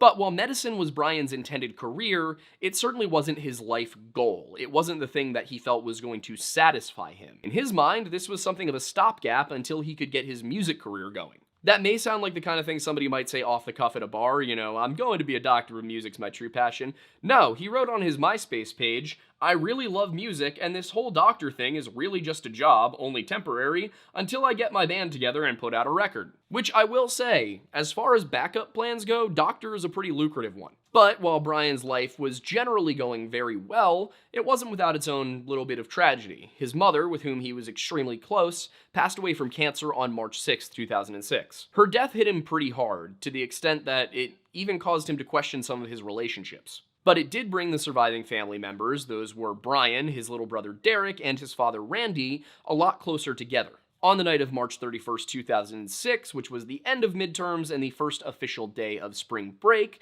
Brian and his brother and his father, as well as his brother's girlfriend Maureen, got together for dinner. Brian did have plans to go out that night, but he had pushed them back to go have this dinner, telling his friends, I have to be there for my dad, you know, according to an interview with Randy by NBC reporter Rob Stafford. But even though he did plan to split off from the family and go out with his friends later that night, it didn't mean that he didn't want his little brother and his girlfriend along, so he did invite the two of them. Because of the dinner, Brian pushed his plans to 9 p.m., and he decided to ask his little brother and his little brother's girlfriend, who had tickets to go see a show at the Funny Bone Comedy Club, to come out with him after the show. However, by the time their show was over, they weren't really feeling the bar scene and just decided to head home. That was fine though, because it's not like Brian had planned to go drink alone. He was going to be meeting up with drinking buddy and former roommate Clint Florence. And while the details are unclear about why their roommate split occurred, it seems that they did remain friends afterwards. And that night, the two planned to go bar hopping, beginning at the Ugly Tuna Saloona at 1546 North High Street. The Ugly Tuna Saloona closed in 2018, but back in 2006, it sat on the second floor of the Gateway building in the University District. Now, as with most city schools, the neighborhoods that directly surrounded Ohio State University aren't exactly the safest. So the university decided to help fund and create a place called the South Campus Gateway. This is where the Gateway building, where the Ugly Tuna Saloona were, and this was an artificially upscale little strip where students could go and hang out and drink and shop safely. Along with the Ugly Tuna Saloona, there was a Mad Mex restaurant on the ground floor, and next door to that, there was a small little food shop under construction, some sort of like little convenience store, marketplace. Also, interesting fact that I learned while researching for this video, apparently Mad Mex is a Pennsylvania-based chain. And I remember when I had just graduated from Penn State, the Mad Mex we had up there closed, and much like with Taco Bell when that closed in State College, everyone was very sad, although I don't think we held a vigil for it. Yes, we did make the front page of national news for holding a Taco Bell vigil when I was in college. To many of you, that may sound like something silly, something to be ashamed of, but to that I simply say, we are Penn State. I remember we also had a rally to try and kill a clown when I was a freshman. There was no clown, by the way. We thought there was a clown. There was not a clown. There was like a whole Lord of the Flies thing going on the hub lawn. No clown. You know what? If you want crazy Penn State stories from Aiden episode, comment and we'll put it up on Patreon. You can access it for $1. Anyway, aside from the Ugly Tuna Saloona and the Mad Mex beneath it, there were other bars and businesses both along North High Street and the brick walkway that made up the South Campus Gateway, and it should be noted that all of these, or at least many of them, had security cameras. Before they decided to go out, the two men met up at Brian's place at around 9 p.m., and his house was 8 or 9 blocks, his apartment I should say, was 8 or 9 blocks away from the Saloona. Hate that I just said that, but it was 8 or 9 blocks away from the Saloona on the 200 block of King Avenue. This is about 3/5 of a mile. According to Clint, they had a couple of drinks while they were there, and then they started to make their way south along North High Street. Then, around 10 p.m., Brian called his girlfriend, Alexis Wagoner, another second-year med student at Ohio State, to check in and tell her that he loved her. The couple were actually due to fly out of Ohio on Monday down to Miami to spend a week there for spring break, and, according to some rumors from the time, it was possible that Brian intended to propose on that trip. This is partially because his MySpace page included another detail where he said he wanted to own an island someday, or at least a beach, so that he could listen to Buffett and drink margaritas with my senorita, whom he described as awesome and amazing, and also super hot and lots of fun. To his credit, he also says in the same About Me section that he had many other talents and it would take too long to list them, and English is not one of them. Just because he didn't have a way with words doesn't mean he wasn't a good boyfriend, by the way. After that phone call, Brian and Clint continued to drink for a few hours as they made their way down to the North Market downtown. On their way down, they stopped at the Short North Tavern, Brothers, and then stayed at the Red Star until midnight, at which point Clint called Meredith Reed, and she offered to come and pick them up to take them back to the Ugly Tuna. She picked them up at 12:30 a.m., and then they all parked in a garage behind the Gateway building. According to Meredith, she and Clint actually lost track of Brian for a little bit around 1 a.m., but then he reappeared around 1:15, and at that point, a security camera catches the three of them coming up the escalator towards the Ugly Tuna. After that, Brian doesn't appear again on camera until 1:55 a.m., and there's really only 4 people that could possibly know what happened during that period of time between 1:15 and 1:55. Clint Florence told MSNBC's Rita Cosby, "Brian and I always went out, that's nothing new. Sat down, opened a tab, and then, had 3 or 4 shots of liquor." In a statement obtained by Kelly Bruce, Meredith Reed said that at around 1:30 a.m., she and Clint saw Brian walk off towards the corner opposite from the entrance to the bar. And a lot of articles covering this story say that he was probably going over to talk to the band. Now, I do have to cut in there and say that having been both a bouncer and the vocalist in a band that played at bars, that does strike me as odd. If somebody walked up and tried to talk to us in the middle of a set, that would certainly bug us, and usually we would play right up until closing time. 1:30 would be a very weird time for a band to take a break, and a very weird time for somebody to just approach them. Now, that said, it's possible that the band finished up early, or that the bar closed later. There were some sources suggesting the bar didn't close until 2:30 and last call was at 2, but in either case, It just struck me as a little weird that somebody would walk up to talk to the band at that time of night. Then at 1:55 a.m., the cameras pick up Brian talking to two girls outside of the bar, still indoors, but outside of the saloona. Those girls were Brighton Zatko and Amber Ruick, and so far as anybody can tell, Brian did not know them prior to arriving at the Ugly Tuna that night for the second time. Clint says that one of them, or possibly both of them, had been students when he was a TA. Clint also did tell reporters Brian was doing his usual thing, and he was talking to those two girls, which in my mind does raise questions. What does that mean, doing his usual thing, talking to those two girls? But it's, again, we can't just jump to conclusions based on one thing Clint said. The camera does capture Brian walking away from the two girls, but does not show him going down the stairs or the escalator, which means the only two places he could have gone, both of which were off camera, were back into the Ugly Tuna, or towards a service entrance that was actually behind the camera. There are a lot of people who have suggested he could have gone through this entrance, and we'll cover that later. The one thing that I will say is immediately striking is that there are two either security guards or police officers standing right there who would certainly have seen Brian if he went into the service entrance. However, you would expect that they might have also seen Brian if he went back into the bar. So maybe they just didn't see anything, but it's... I'm not surprised if they didn't see somebody go into a bar. I would be surprised if they didn't recall somebody going into the service entrance. After speaking with the two girls, the camera actually picks up Brian walking away, but because the camera is focused on the escalator and stairs, it doesn't pick him up walking into the bar or anywhere else. The only two places he could have gone, however, were back into the bar or through a service door located behind the camera. That door was not locked that night, but I did look it up and find a picture, and as it turns out, that door does not bear any sort of signage that suggests it's an exit. The bar started to close shortly after that, so Clint and Meredith looked around, realizing that they had no visual on Brian.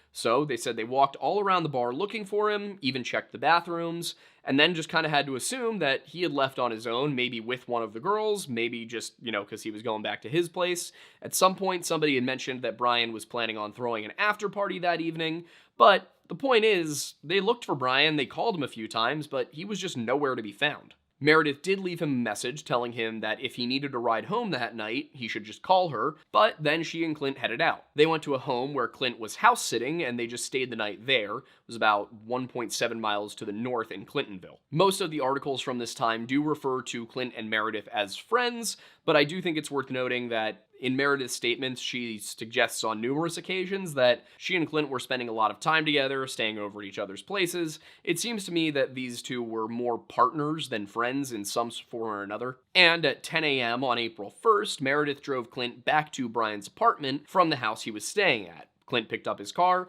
he left, he went back to Clintonville, Meredith left, and she went back to her place over on Morse. Interestingly enough, despite the fact that neither of them had heard from Brian yet, they also didn't think to check if he was home and if he was okay. Later on Saturday, sometime in the afternoon, Meredith went to work out, but she couldn't remember when she gave the statement if she had gone to the gym or if she had gone to Sharon's Woods, which is a large park on the northern outskirts of Columbus. Then around 9 p.m., Clint went over to Meredith's and they watched a movie with him leaving around 11 p.m. By the time Sunday rolled around, Alexis Wagoner, Brian's girlfriend, was growing more and more concerned because she hadn't heard from Brian, and the two had to leave for a flight Monday morning. To that end, she contacted Clint to see if he knew anything and if he could, maybe help her figure out where her boyfriend was, but Clint didn't know either, so he called Meredith and asked her for the police station phone number, so that he could presumably call in to give a missing persons report. At the time that Clint and Alexis were trying to figure out how to file a missing persons report, Meredith started calling around to hospitals to see if any of them had somebody walk in who matched Brian's description. Around 3 p.m. on Sunday, Meredith went to go shopping, and while out, she called her mother to talk about Brian's apparent disappearance. That evening, she was at home, and she said she may have spoken to Clint, but she wasn't sure, and she certainly didn't hear anything about Brian until the next day. And Meredith is really the only public source for any of the stuff that happened during this time period. For the most part, the police have kept their stuff under wraps, so you only have what was given to the media. And for the first week following Brian's disappearance, everyone just kind of assumed that, maybe he decided to run off for spring break and be on his own for some reason, and he should be back by Monday for classes, right? Well, he wasn't. It was around this time, when it was realized that Brian was definitely not there, that the police pulled over 15 discs worth of video footage from the Ugly Tuna and all of the surrounding businesses, all of which were reviewed over and over and over again by Detective Andre Edwards. The focus of this review, however, was primarily on the two cameras at the Ugly Tuna, one of which was the camera mounted above the entrance that looked at the escalator and the front doors,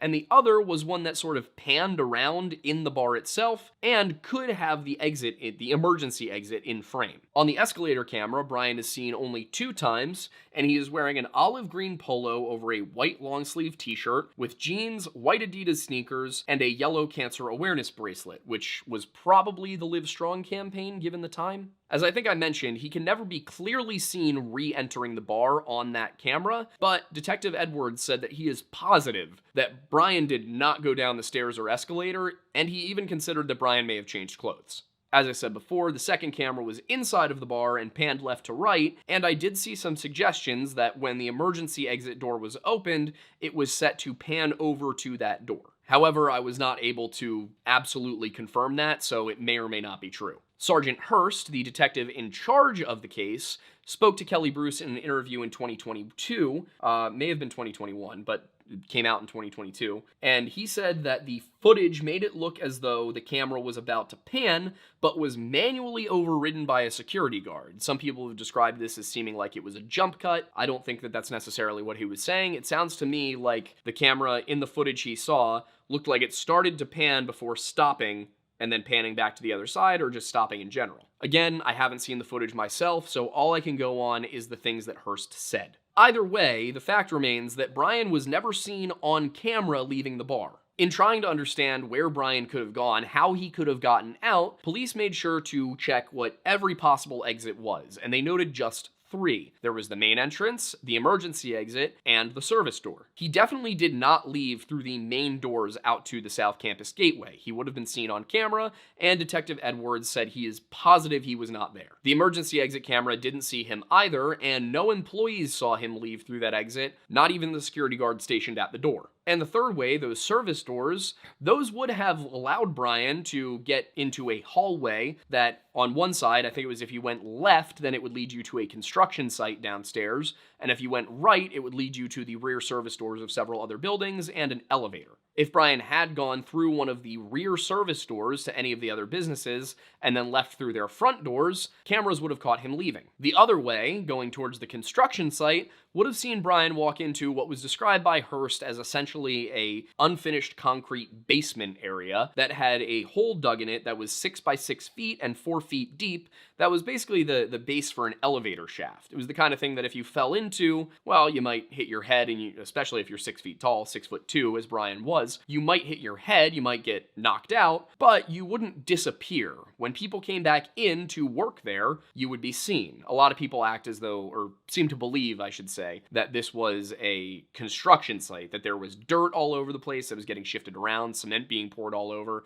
and that simply wasn't the case here. This was an interior construction site. If you've ever been in the back of like an empty warehouse, that's probably what you were looking at. Still, they decided they were going to check that construction area to see if he'd been there or if he was somehow still there, maybe under some equipment, or perhaps somebody had managed to pour cement over the guy. But even bringing dogs through, they couldn't find any trace of Brian. And Sergeant Hurst said that he is 100% certain Brian is not still in that construction site. In addition to the fact that there was no evidence of Brian being in there, there were cameras that should have caught somebody leaving the exit of the construction site to go outside, and none saw Brian. Dogs did sense something. I think it was in the back alley between the garage and the Gateway building, but they couldn't be sure if they had scented Brian or if they were following another trail. Leaving aside the issue of how Brian actually got out of the bar that night, there are other factors to every missing persons case, and during the investigation, the police made sure to interview as many people as possible who were there that night, and especially those closest to Brian. One of those people was Alexis Wagoner, who was actually out of town visiting home that weekend, and she knew very little. All she could really tell police was that when Brian called her around 10 or 10:30 p.m., nothing about him sounded off. She didn't even think that anything was wrong until it had been more than 24 hours since she'd heard from him, and that was partially due to the fact that they had that flight to leave for. Brighton Zatko and Amber Ruick both spoke to police and both remembered seeing Brian and speaking to him, but they couldn't tell anybody where he had gone, because they didn't know. But in a 2018 interview that Kelly Bruce conducted with Brighton Zatko, which appears to have now been scrubbed from the internet, but I found a summary of it on Reddit, she gave some more details. Brighton told Kelly that Brian had actually been very flirtatious and had even asked for her number, which, off camera, she gave him. This would have been around 1:55 a.m. when he's caught on camera that second time, and if you watch that video, it does look like he pulls something small and black out of his front left pocket and then deposits it into Brighton's purse. This could be his cell phone. After this, Amber and Brighton went back into the Ugly Tuna, used the restroom, and came out, at which point they found that Brian was not there. In addition to that, Brighton said that Clint and Brian had been in some form of argument inside the bar that night, but she couldn't really say what. She had only seen it. It was too loud to hear what they were yelling about. It also wasn't the only time that Clint and Brian had gotten into a fight with one another at a bar. On St. Patrick's Day, they had had an argument that resulted in Brian going home and Meredith kind of having to smooth over things between the two of them. In statements given by Clint and Meredith, they said that around 1:30 a.m. they saw Brian walk off to talk to the band, but when interviewed by the police, the band said that they never talked to Brian. So it could be that Clint and Meredith assumed that Brian was going over to talk to the band but never actually saw him do so, or this could have been just a straight up lie for some reason. And while Meredith kind of implied that they lost track of Brian at 1:30, Clint told Rita Cosby at MSNBC something else. Clint suggested that he had actually seen Brian just before 2 a.m. and that he and Meredith had walked back into the bar. He told Rita Cosby that he said, "Yeah, Brian, stick around," because Brian was actually known to wander off around this time of night after drinking. Clint said that he and Meredith came back out of the bar about 15 minutes later at 2:10 a.m. and Brian was gone. In the same April 10th, 2006 interview, Sergeant John Hurst was asked a question about whether or not Brian had disappeared for a week in the past. As it turns out, he had, and it was about 2 years earlier when he'd just vanished for a week, yet that time he had called his friends and family to let them know where he was. Brian's father, Randy, also spoke to the media and said that he was kind of surprised Brian decided to go out that night. He said that Brian had appeared just absolutely exhausted at dinner after spending the entire week pulling all-nighters to study for midterms. In fact, he even gone so far as to advise against going out that night, telling Brian he really should just go home and get some rest. And if we circle back to Sergeant Hurst's comments on the case, he did give more to Kelly Bruce in that 2022 interview, especially regarding Brian's relationships. For example, Brian was not as close with his father as he had been with his mother, and there were rumors that there had been some financial issues between the two of them. It was suggested by some that Randy felt that Brian was receiving too much of his mother's life insurance policy, but at the same time, others have suggested that Randy was cutting Brian off. The only thing that's consistent between all of these rumors is that there was some sort of financial issue. Sergeant Hurst, however, says that in his investigation, he found no evidence of this. He doesn't say it didn't happen or that it's impossible, he just says that at no point did it come up. Another rumor said that Brian was struggling with his sexuality, but once again, this appears to be little more than hearsay. I couldn't even track down the original claim when I looked for it. It was only brought up to my attention by Kelly Bruce in that interview. Brian's MySpace says that he identified as straight and also as Christian, though at that time, being gay or bisexual was significantly more stigmatized. That said, the evidence suggests this was little more than guesswork, and it also contradicted another rumor. The rumor that Brian was planning to propose on that trip to Miami. That rumor itself, however, is also questionable because the couple had only been together for 5 months, and there was no evidence that Brian had ever purchased a ring. There was also the fact that Brian and Clint had been roommates, but that agreement had only lasted a short period of time and then they'd gone their separate ways. However, there's really no explanation as to why they decided not to be roommates anymore, or when all of this went down. Was this just very recently, or was this something that happened a year or two prior? It's very hard to tell. However, this could be the origin of the sexuality rumor. It could be that people said that, oh, they had split up because Brian, had a thing for Clint or something like that. But if that was the issue, I would think that they wouldn't have continued to hang out drinking together. As far as Brian's demeanor and his behavior while drunk, Hearst did confirm that Brian had been involved in a physical altercation after a sports game some months back. There isn't much in the way of details. All we know is that the fight was with a fan of the opposing team, and that Clint may or may not have been involved in the fight. He may have even been the person that punched Brian, but as I said, there's almost no details available. I do, however, wonder, given the fact that somebody was punched over it, if the opposite team was Penn State or Michigan. It's not relevant to the story at all, I'm just curious. The most relevant part of that interview, however, at least in my opinion, is that Hearst confirmed something that isn't mentioned in a single official report or a news report from the time of Brian's disappearance. Brian's cell phone continued to ping for days after he disappeared. And this is not a ping that happened in September. There's another aspect to this story where Alexis said that every single day she would call Brian's phone, partially just to hear his voice, and because some part of her prayed that one day he'd pick up.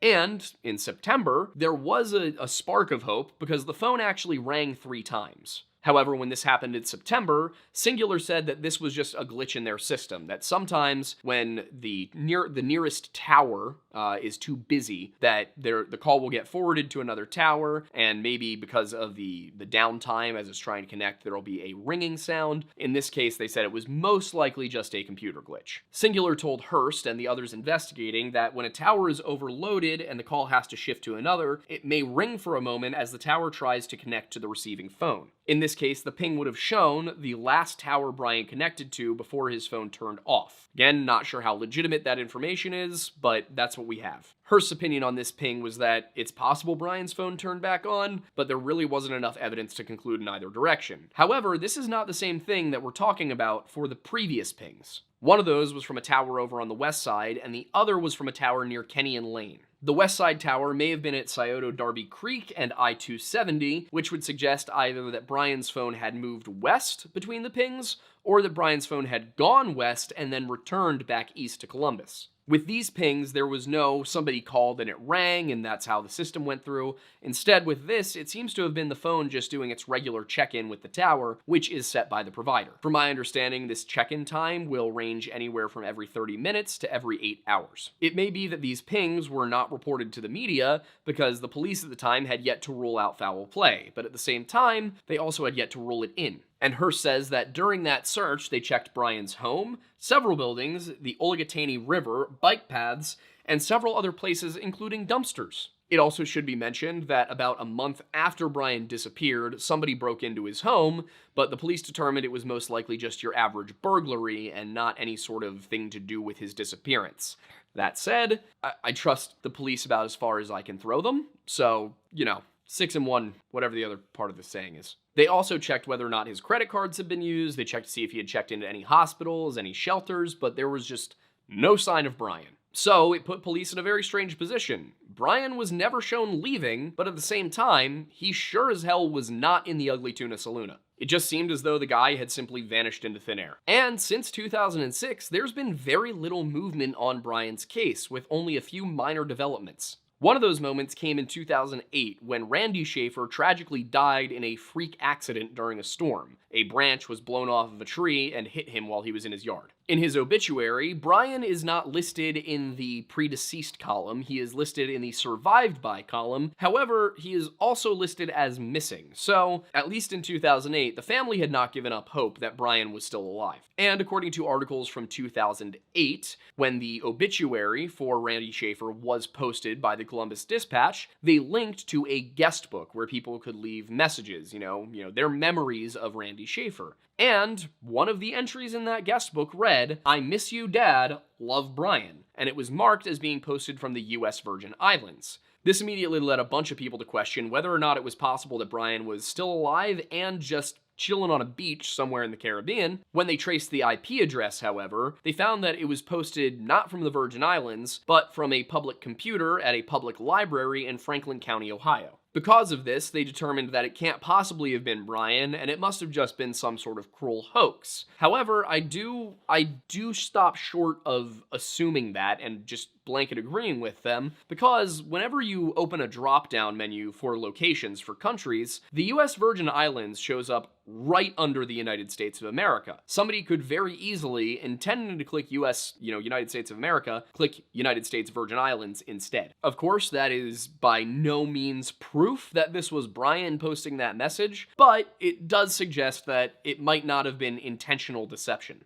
However, it also should be considered that this wasn't just a simple hoax for the sake of committing a hoax. It could be that somebody did that to try and force investigators to consider the Virgin Islands when they knew for a fact that Brian wasn't there. It could have been somebody trying to throw off the case. Either way, discounting it as a simple hoax or prank just seems foolish to me. Then, in 2020, a photo of a homeless man in Tijuana, Mexico surfaced on the internet. Or it might have surfaced in 2019 and gone viral in 2020. It was hard to tell the exact timeline on this. Either way, he was allegedly American, and he does look a good deal like Brian Shaffer. The things that are off are, the eyebrows, and the nose doesn't appear to match perfectly, but he does appear to be within the age range of a 41-year-old man. There are only 2 pictures of this guy, but the FBI was called in and they ran facial analysis software on the photographs, which determined that it was not Brian. Problem I have with that is that face recognition software is not 100% perfect, and Tijuana is not very far from the United States border, as in it's on the United States border, so they could have easily sent out an agent to go look around.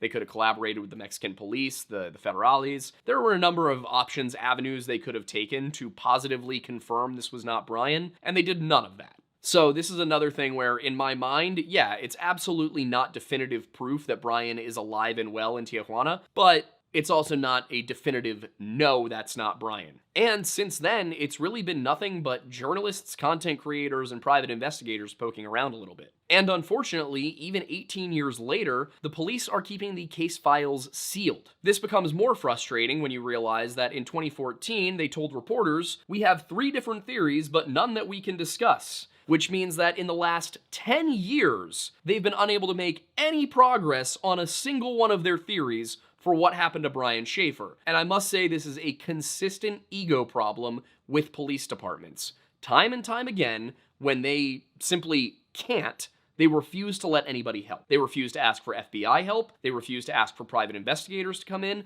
They refuse to ask for anything. And then when you ask them, they just keep it all under wraps. Obviously, this is by no means every police department, every police officer in America, but it is something that we are running into again and again and again, and one thing that we personally ran into earlier this afternoon at the Ridley Township Police Station when we asked, via the mother of a victim, very clearly, for the entirety of the footage they had from a night in question. This was the Tommy Booth case that we covered. We asked for the entire video feed. They knew what we were asking for. In fact, they were told by a former chief detective what we were asking for, and instead of giving us the entire hour and a half or so that we needed, they gave us 8 minutes on one camera. But as I said, not all cops are the Stonewall, if I can't solve it, nobody can type, and it seems that Sergeant Hurst may in fact be one of the good ones. After he retired from the force, he started his own private detective agency, and with Randy Shaffer dead and the case generally dropped by the Columbus Police Department, Sergeant Hurst has refused to give up because he wants to bring closure to Brian's little brother, Derek. It does seem that Sergeant Hurst did develop a very genuine personal connection to this case, which is something that I can absolutely understand. And yet, after nearly 20 years of searching, people are still asking the question, what happened to Brian Shaffer? Some people think that Clint Florence knows the answer to that question. Clint's behavior was a little bit odd. He initially was very forthcoming and assisted police in any way he could, but soon after the case got rolling, he retained attorney Neil Rosenberg. And Rosenberg really changed the way Clint was approaching everything. For example, when everyone was asked to come in and take a polygraph, also colloquially known as a lie detector test, Neil Rosenberg advised Clint not to do it, even though everyone else who was asked did. And everyone who came in and took the polygraph test was cleared. They all passed it. Now, it is fair to mention that Rosenberg was probably making the right decision for his client here, because polygraphs are notoriously inaccurate, and a negative, a failure, could end up putting a guy who had absolutely nothing to do with the case right in the spotlight of the investigation. Also somewhat related to the polygraph issue, both Brighton Zatko and Amber Ruick were not asked to take polygraphs for some reason. I also should remind people, however, however, that part of the reason that Clint was suspected of knowing more than he was letting on was that he and Brian had had that fight on St. Patrick's Day a few weeks earlier. The fight that resulted in Brian leaving the bar they were at and Meredith and Clint having to go over to his apartment to work it out. And then there were more developments. Because Clint was now unwilling to speak with anybody, the DA actually subpoenaed him. But Rosenberg went in, spent a few minutes talking to the DA, and suddenly the indictment was dropped. Clint just got to walk away without being questioned under oath. Brian's loved ones did not take very kindly to this, and Derek Shaffer noted that as soon as the detectives started getting involved, that's when he pretty much stopped talking to everybody. This was in an interview with OSU's The Lantern student newspaper in either 2008 or 2009. He went on to say, "I've always thought he definitely knows something, just won't come forward with it." Several other articles quote him as saying, "The way he talked about my brother after he went missing, kind of in a negative way, I wouldn't expect that from somebody whose friend vanished." And the other instance I found of Derek Shaffer saying that Clint seemed a little off came from a Columbus Dispatch article in 2016. In this article, Derek was quoted as saying that if he saw Clint, he'd ask him, "Where the hell is my brother?" And also, if anyone knows whether he is still alive or if something happened to him, it's Clint.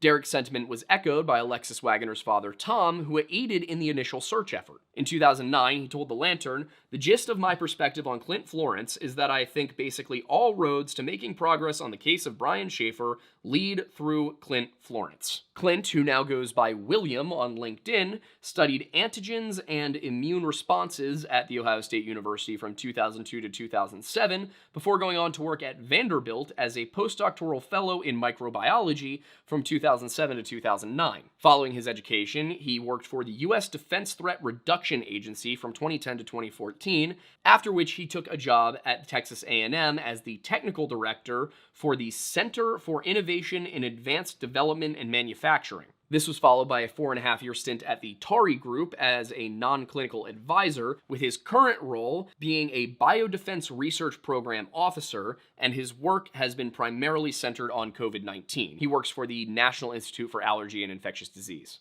And in the 18 years since Brian disappeared, Clint's really done nothing to raise any suspicion aside from refusing to talk about the case. But even if Clint does know what happened that night, it doesn't necessarily mean that he's responsible. And of course, it is entirely possible that the man genuinely does not know. I will say that Clint probably does know more than he's letting on, at least in my opinion, but it seems very unlikely that he'll talk at this point. So all we can really do is look at the theories that have come up. There are a lot of theories here, but they all focus around several main archetypes.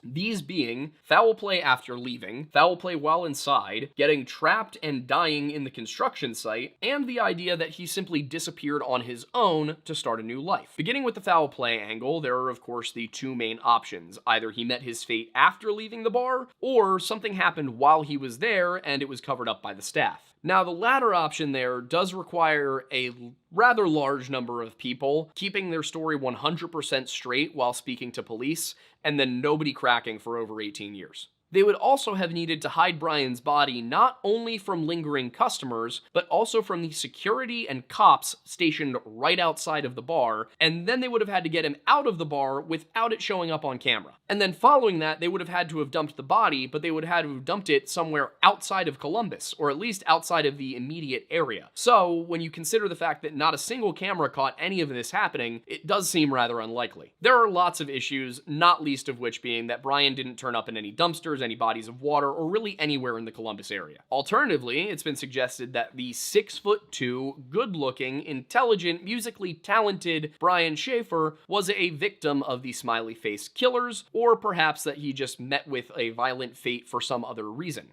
However, this theory suffers from one of the same problems as the other one, that Brian was never found anywhere in Columbus, let alone at all. And if he was removed from the area of the bar, because again, remember, he was only walking, less than a mile to his apartment. So if he was harmed on the way home from the bar, they had to get him out of there without anybody seeing it. Unlike the other theory, however, it's not limited by the lack of any visual of Brian leaving the bar. I think that there was a major detail about how Brian could have left that was missed at the first pass of this investigation. As I mentioned early in the video, the ugly tuna was above a Mad Mex, and that Mad Mex had a sloped metal roof over part of its dining area, and it sat just about 6 feet beneath a balcony accessible from the ugly tuna. And that balcony of the ugly tuna was accessible through a corner of the bar. A corner of the bar directly opposite from the entrance. If somebody really wanted to, they could climb over the railing, shimmy down the bars, hang just like this, over the sloped roof, and drop just a few inches to a couple of feet onto the roof. And for a guy of Brian's size and fitness level, this should not have been impossible or even really hard. From there, one could easily just hop down and head off down West 10th Avenue or North High Street. Alternatively, he could have gone east down the brick walkway of the South Campus Gateway, and at that point, he would have hit an alley which would have let out onto either 11th or 9th. It would be very easy to just blend in with the crowd, and for the most part, nobody just leaving a bar at 2 in the morning is going to remember one random dude in a sea of random dudes. The only question then is the obvious one. Why would he do that? As it turns out, Brian may not have been as satisfied with his life as everyone seemed to think, and to that end, I'd like to read you the About Me section of his MySpace page as it was archived on April 13th, 2006. As a quick aside to that, it's unclear to me exactly when Alexis Wagner gained access to Brian Shaffer's MySpace account, but in the version of it archived on the 13th, it says his last login was April 12th, 2006. So I'd like to confirm that if possible, because if Alexis didn't gain access, and she was commenting on that page as herself for several days, months after that, so I wonder if that was just something that slipped past everybody, or if it was something that was just simply Alexis had access to the page. Either way, the section reads as follows. I'm a second-year med student at Ohio State University. Only 2 years to go. I have an awesome and amazing girlfriend. She's super hot and lots of fun. I really love music, and this whole doctor thing is really just a job, only temporary, until I get my band together and put out a record. I want to own an island someday, or at least a beach, so I can listen to Buffett and drink margaritas with my senorita. I play guitar. I also have many other talents, and it would take me too long to list them. English is not one of them. If you have any medical questions, feel free to send them to me, although right now I don't know much about medicine, but the only way to learn is to make mistakes, so why not? In the Who I'd Like to Meet section, he wrote Eddie Vedder of Pearl Jam because he helped hair metal come to an end, which in my opinion is not necessarily a benefit.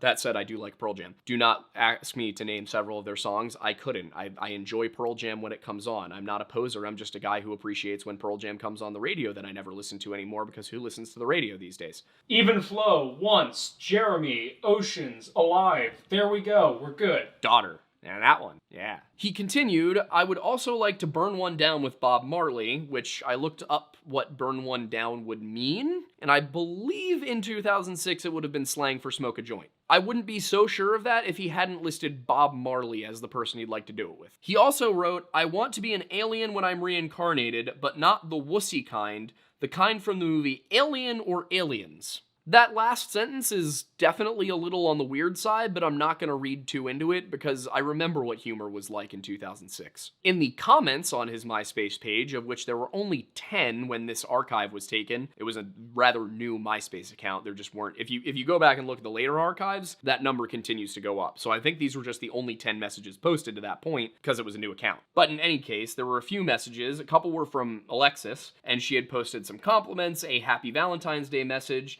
and then several comments about the disappearance. There's also exactly one message posted by Clint who wrote, Ladies, don't believe a word this man says. He loves the ass tags. I don't know what ass tag was supposed to mean. It could be ass tattoo, could be, I read one was, I guess we'll just keep this in. I saw butt tattoo. I saw tagging things with the word ass. I saw slapping somebody on the ass, like ass tag.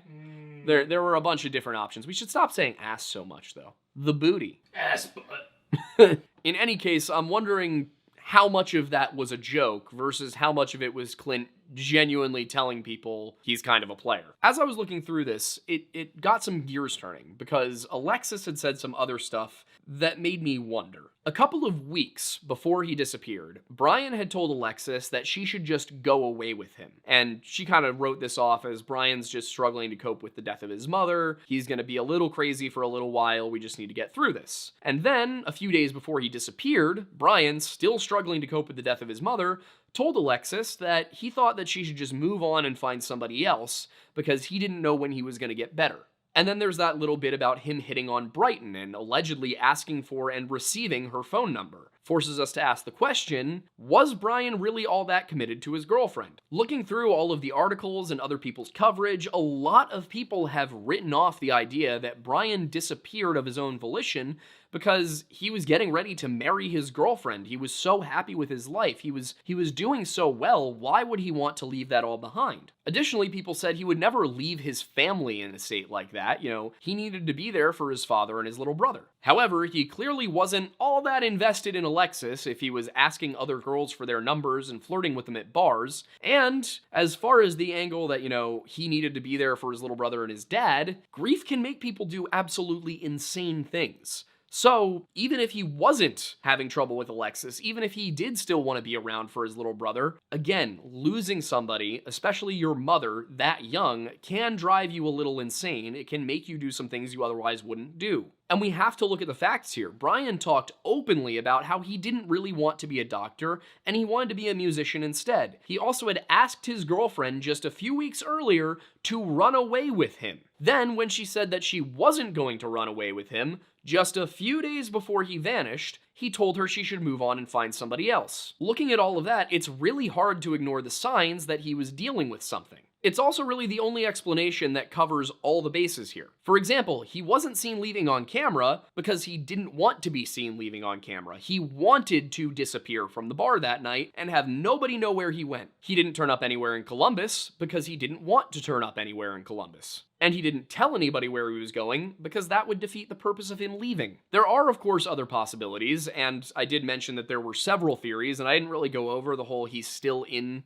the building, that he's in the construction site part, because essentially everybody involved with the investigation was adamant that he was not still in the construction site, and I believe them because, again, it wasn't your average construction site with piles of dirt and logs and wood and everything laying around. This was basically them setting up a store. It was just concrete. It's also very possible that Clint does know more than he's letting on, and something that he could tell us could crack the case wide open. But as things stand, in my opinion, an intentional disappearance due to grief and a general dissatisfaction with life make the most sense here. And this is especially in the absence of other similar cases in the area. This is technically, in some ways, a Smiley Faced Killers case. People have suggested that that was involved. I believe Kevin and Anthony looked at it briefly, but because the body never turned up, it's hard to say. You can't say that this person drowned if you never found them. I also looked at, are there other young men who have gone missing, who have been found dead in Columbus, who kind of match this situation? And the one I found was a guy named Joey LaBute, but that was 10 years later, and it didn't seem to have any real connection. There also were no other ones on top of it. There are a few other people, don't get me wrong, but nobody whose circumstances really match Brian's. At least not well enough to seem related. There were also, to my understanding, no smiley faces found near the bar, so you can't even take that line with it. The one thing I did see is that there was a little stint there where people were worried that a serial killer was active in Columbus, but all of the targets there were women. That doesn't mean that Brian can't have seen something he wasn't supposed to, but it also can't really have been in the bar. Whatever happened to Brian, if something happened to Brian, happened after he left. And we know he left. So it's either foul play or he meant to go missing. But as always, it's possible that I missed something. It's possible I had something wrong. So if you guys have anything to say, please let me know. Please tell me here in the comments. We do, if you've been around for a while, you've probably noticed we do revisit cases from time to time. We do sort of a meta-analysis when we go over things like Missing 411 or the Smiley Faced Killers. So we do take the things you say into account. We do follow up. It could be something as minor as me mispronouncing the name of a Native American tribe. I will do my best to correct it later. So if there's anything you guys think you can do to help us, please let us know.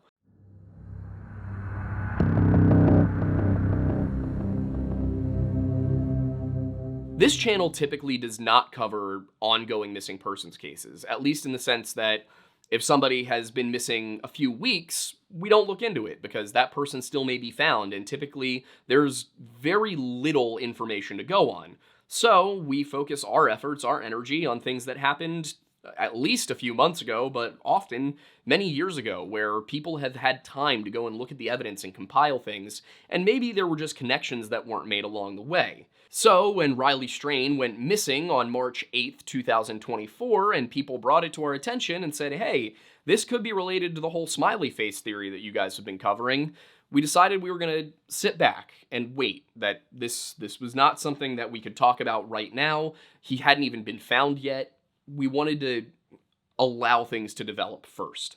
And when it was first brought to our attention, all anybody knew was that Riley Strain was a 6'6" tall, 165-pound, 22-year-old who had, blonde hair and either blue or brown eyes, because a family friend said blue and a missing poster said brown. That was a little confusing. We also knew he was wearing blue jeans, cowboy boots, and a white and black shirt, that it was white on one half and black on the other. That is literally all anybody knew about Riley on March 9th, 2024. And even as the evidence that something bad had happened to Riley started to mount up, we hoped that this would all end in a happy ending, that Riley would turn up somewhere, that maybe something bad had happened, but he had survived it. And that was until his body was pulled from the Cumberland River on March 22nd.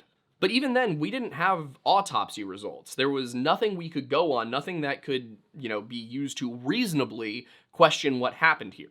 So I figured that we were going to be sitting for a while, that Riley Strain was going to be up in the air, and eventually they would release the autopsy results, we'd have crime scene photos maybe, and we could finally look at it and say, is this our kind of thing? But something was released a little bit early that made me decide to move the timeline up here. And when I say it made me move the timeline up, I mean we were going to be doing a completely different video on a completely different Smiley Faced Killers case this week. So Wednesday, maybe even, I think it was, was it Wednesday or Thursday that it changed my mind? I think it was Wednesday. Yeah. Literally Wednesday evening, I decided to change my mind when the news dropped that Riley Strain's preliminary autopsy results had come back with a cause of death of an accidental alcohol-related drowning, with no water in the lungs. It's that last bit, the lack of water in a drowning victim's lungs, that got me to look at this a little bit more quickly. And as I was looking through everything that's been reported that we do know so far, the other thing that hit me is it's really hard to follow this case from the reporting that currently exists. There's been developments, there's been red herrings, there's timelines that don't go into enough detail on what specifically happened or was said, and I thought one thing that could be useful before the conspiracy theory community gets their hands on this is to have a full accounting of everything we actually know from that night, the story as it actually happened, rather than just kind of the conjecture and the miscellaneous reports here and there. So what I can say with certainty is after putting all of that together, after reading, 50 to 60 different articles on the disappearance of Riley Strain, there were some things that started to pop out at me that really led me to question everything that's going on here and the whole accidental drowning idea. And the main reason I felt it was really important to cover this now, rather than waiting for full autopsy results and tox screen and all of that, is that I am very concerned that the police will look at this as simply another accidental drowning, that they will file away as that. And if they do that, and I'm right about what I'm about to go through for you, I worry that there will be another body, and then possibly another one, and another one after that. This is because we've been looking at these sets of cases, these clusters of young men who drown pretty frequently in college towns, but just in big cities in general. These are usually young men like the 22-year-old Riley. They're usually well-educated and successful. He was a business and finance major. They're usually pretty popular. He was in the Delta Chi fraternity at the University of Missouri. These are usually guys who are conventionally attractive, or at the very least, they're typically tall and in good shape. He was both. These young men who are typically found with a blood alcohol level and in the river and deemed accidental drownings by the police, and he disappeared after a night out at the bars drinking with his friends. Basically just filling out the entire profile of what is typically referred to as the Smiley Faced Killer Theory. Now, personally, I don't know where I net out on that theory. I'm still skeptical that these are all connected cases, but when we looked into Luke Homan's death in Lacrosse, Wisconsin, we saw other cases that were a little too similar to his. The same thing happened in Pittsburgh with Dakota James. And if we look at Riley's experience the night he went missing, it sounds entirely too much like that of Luke Homan, like that of Dakota James, like that of all of these other young men that we have covered. And of course, the key factor connecting all of these things, at least in theory, is that these men go missing after leaving a bar. Unfortunately, since this is a very, very new case, there's not a ton of information about what went on before that exit from the bar did, but I can go through what we do know.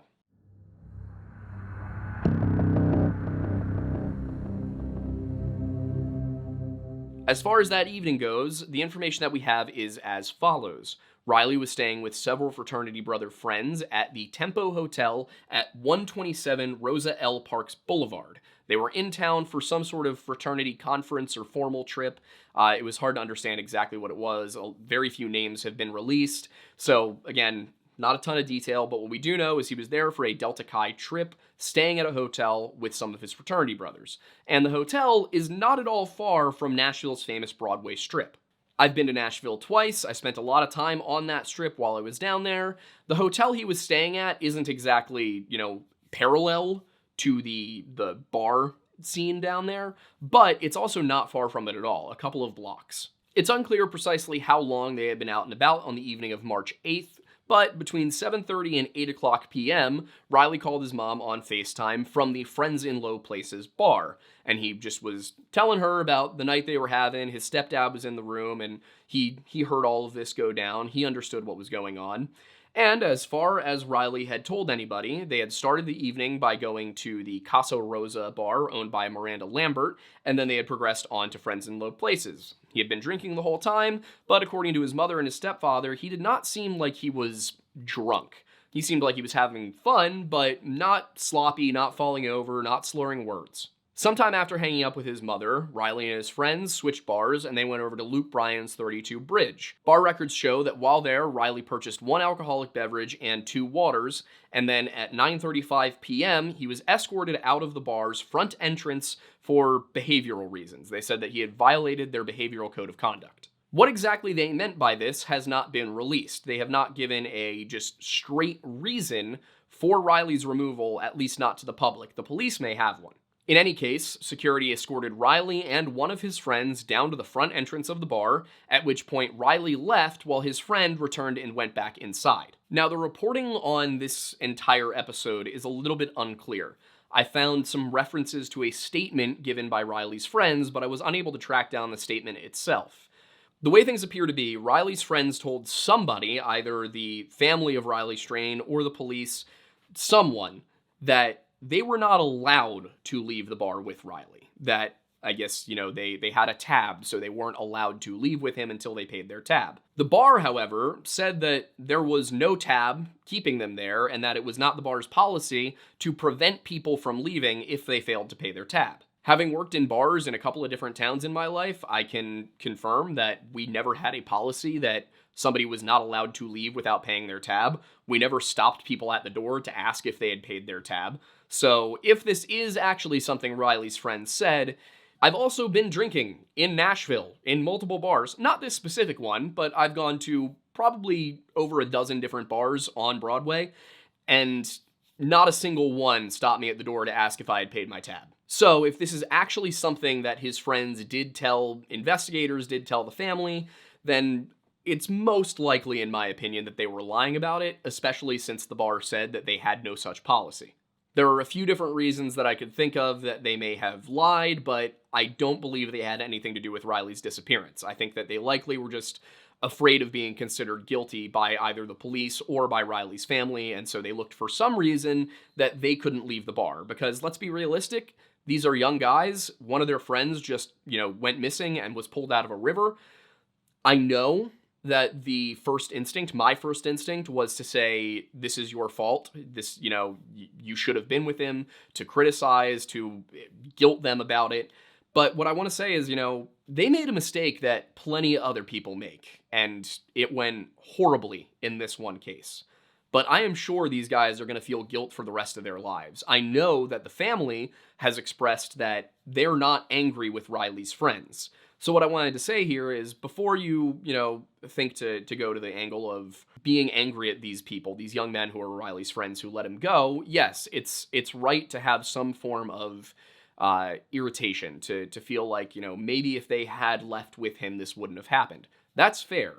But what's also fair is to say, these are a bunch of 22-year-old guys. They are probably distraught right now over the loss of their friend. Nothing good is going to come from, harassing them or abusing them or making them feel bad about this. What's important right now is to try and figure out if what happened to Riley was actually an accident. So I just wanted to make it clear that throughout this video, if it sounds like I am criticizing his friends at all, that criticism is more about the general population and all of us being better when it comes to keeping track of our friends when we're out drinking.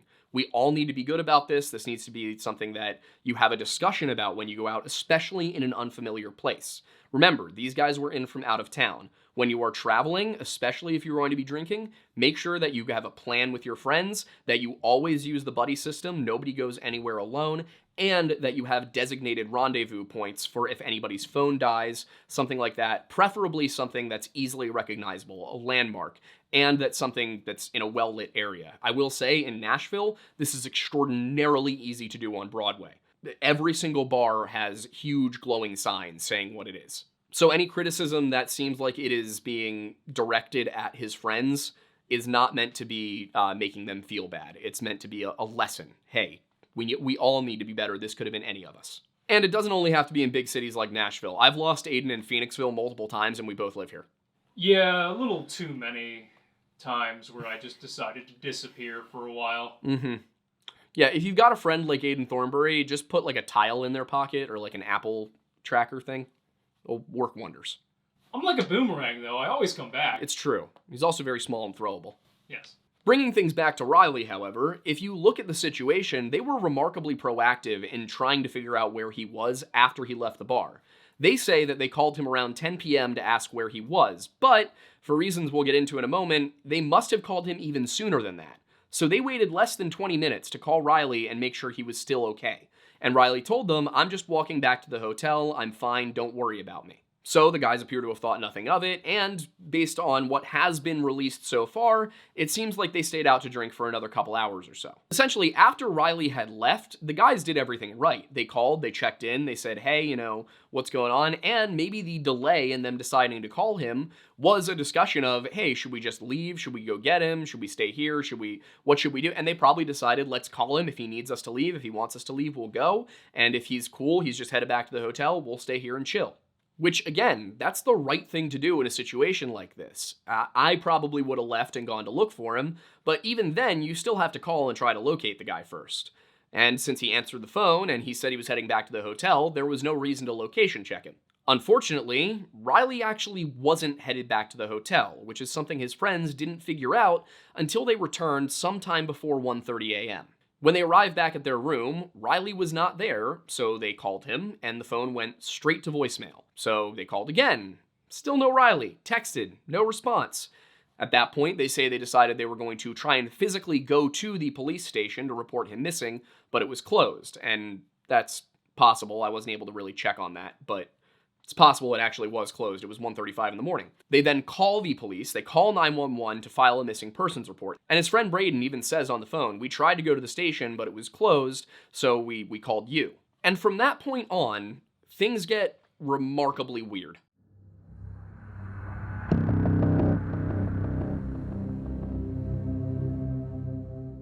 When Riley's friend Braden reported him missing to the police, he told them, "We're here on a fraternity formal party. It's one of my good buddies." And he gave a description of 6'5", white, 22 years old, and blonde. He also told police the last time his phone was active, it was by the sheriff's office at like 11 p.m. And it appears they tried to locate him using Snapchat, which is not the most accurate unless you're on Wi-Fi, so he would have been anywhere in the vicinity of the police office. I'm going to get into it in a second, but there's another reason why I think that the timing is off on here, and likely they checked around 11 and saw 1 hour ago. Later on Saturday, once, the world was actually awake, Riley's parents were contacted and informed that he was missing, and they drove to Nashville that day. As far as any official effort goes, it seems that the police were still very much in the evidence collection phase. All anybody knew at this point was that Riley had been kicked out of the bar at 9:35 p.m., and his friends said that he appeared on Snapchat near the sheriff's office around 11 p.m. I wasn't able to find any information about if anything happened on the 10th of March, but on the 11th, the Metropolitan Nashville Police Department posted to X, formerly Twitter, basically giving a simple update. They were checking hospitals, prisons, shelters, all of that, asking the public for tips, and just kind of saying, hey, this guy is out and about, he's missing. Hospitals, prisons, all of that turned up no leads, but one thing that was circulating by the 11th is a screenshot, and it appears to be a screenshot from the Life 360 app. This was likely provided by Riley's family, and what it says is that his phone either powered off or had no network at 9:53 p.m., and then it did not turn back on. This is why I say it's unlikely that Snapchat showed him as being near the sheriff's office at 11, but rather they probably checked and it said an hour ago, and they triangulated that to be 11. Another thing we can learn from the Life 360 screenshot is that the phone did not die. It did not have low battery, because Life 360 will tell you, it will say you're at 10% battery, low battery, and it will send that out to everybody else in your family's network. I see this on my girlfriend's phone all the time. Her family uses Life 360, and I will see the notification pop up that her siblings have phones under 10% battery. So if his phone had gone below 10%, then his family would have known. They say that it didn't. They also say that the police reviewed the information, and the police also say that his phone did not die. It did not lose battery. That means that the only way that that phone shows as being off is if somebody manually turned it off, or possibly if somebody destroyed it. And the last location of this phone, where it says that the phone was powered off or lost its network connection, is under the James Robertson Parkway Bridge, and it's also just south of the county jail. And when I say just south, I mean, literally the county jail is right over on the other side of the bridge. And not the other side of the bridge across the river, the other side of the bridge, walking under the bridge. And that area has multiple signs that say it is under 24-hour surveillance. These are important things to remember. Moving on from that, though, it seems that the first organized search occurred on the 12th, and that it was primarily focused along the Cumberland River. Riley's family assisted with this search, but unfortunately it yielded no results. On the same day, Luke Bryan's 32 Bridge posted a statement saying that they would be offering full compliance, their full support with the police department to make sure that anything that happened at their bar that night, the police knew about it. They also said that they had proactively been in touch with the Tennessee Liquor Control Board to make sure that everybody knew that things were going as they should that night. The next day, the 13th, the police released footage of Riley for the first time, but for the sake of just clarity, I'm going to go through everything they released over the course of the investigation right now.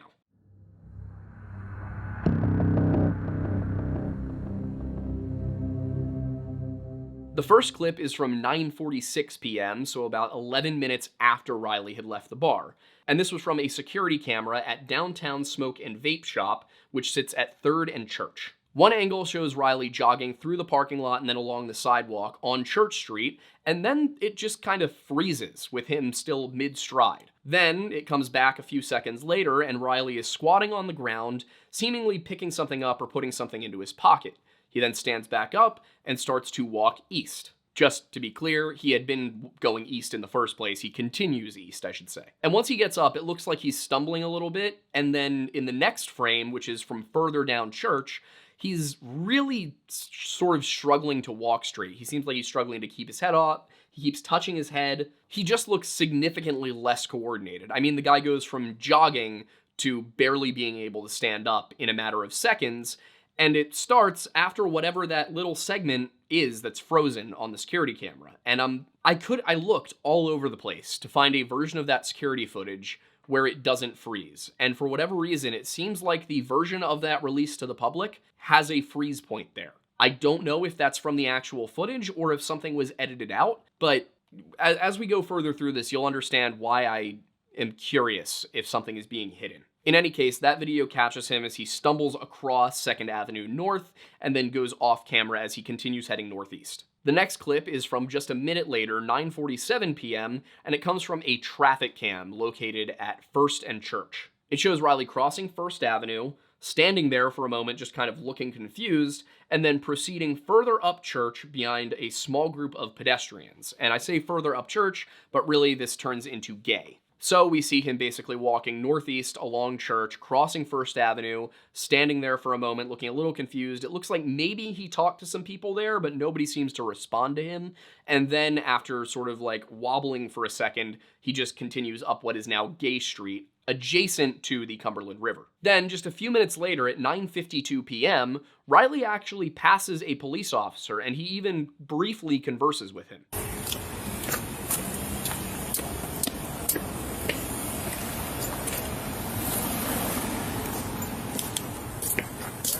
How you doing, sir? I'm good. How are you? Good. And it's weird because in the previous video, which is again only about 5-6 minutes earlier, Riley can barely stand up. He looks like he's genuinely struggling to remain on 2 feet, and he looks very disoriented. And then when he passes the officer says, good evening, and it's, hi, how you doing? I'm doing good. How are you, sir? Like, just that. And Riley just continues walking along. He's perfectly upright. He sounds coherent. Does not at all look like he has been falling all over the place. And I was able, using Google Street View, to figure out exactly where this encounter occurred, and it's about 175 feet south of the Woodland Street Bridge. Now, looking at it, it's important to recognize that this was just a few seconds long. He's only visible for a brief moment. They had a quick exchange of pleasantries, and that's really all we get here. We also know that the police officer was not there looking for Riley. He was responding to a call about a car being burglarized. As for Riley's part, I think any drunk 22-year-old guy can probably pull himself together quick enough to have a brief conversation with a cop. We can all flip a switch and be sober for the 5 seconds it takes to not get pinched for public drunkenness. Unfortunately, after this point, there is no publicly available footage of Riley Strain from that evening. We'll get into why I emphasize publicly available in just a moment. But for now, there's other stuff I need to present to you before this will make sense as to why it struck me as so odd. Also, just to circle back a little bit, the first of these clips was released on the 13th of March. The other update from the 13th of March was that they used sonar to scan the riverbanks for looking for Riley, but they didn't find anything.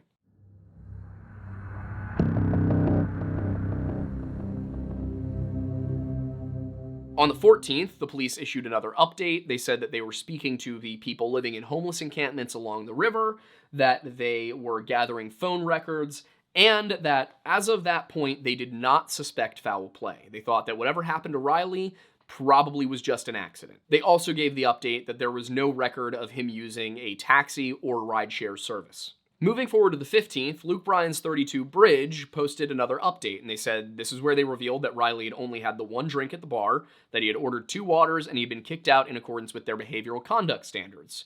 As to what those violations of their behavioral conduct standards were, it's not clear.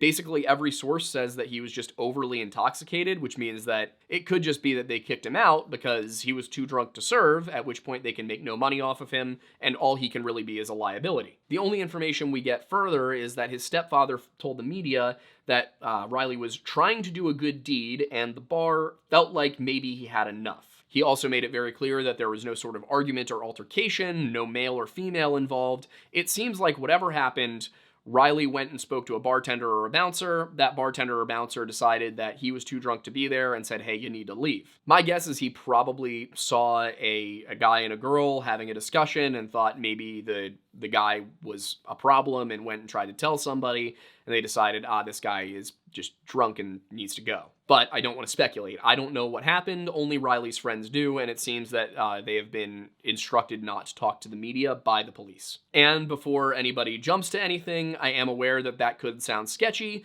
but it could also be that the police wanted to make sure that there was nothing floating around that might muddy the investigation. I would expect that in the coming months and weeks, we will see reports from his friends, people talking to them and all that. I'm going to try and get in contact with them as soon as I can, but for now, we don't know much. Personally, I would very much like to know what this good deed that was referenced by his stepfather, Chris Whited, was. Because all evidence pointed to Riley last being seen by the river, the search generally focused around there, and on the 16th, they put divers and boats into the water to check the bottom of the river, while canines as well as drones were up over land. One interesting thing that I noticed was highlighted in most of the news stories is that Riley's family did not believe he was in the river at this point. But with nothing to say that Riley was anywhere else, that was the only place that the police could think to search. It would not be until the next day that there was finally any sort of break in the case, because two TikTokers who were going and looking around, trying to find evidence of Riley's whereabouts,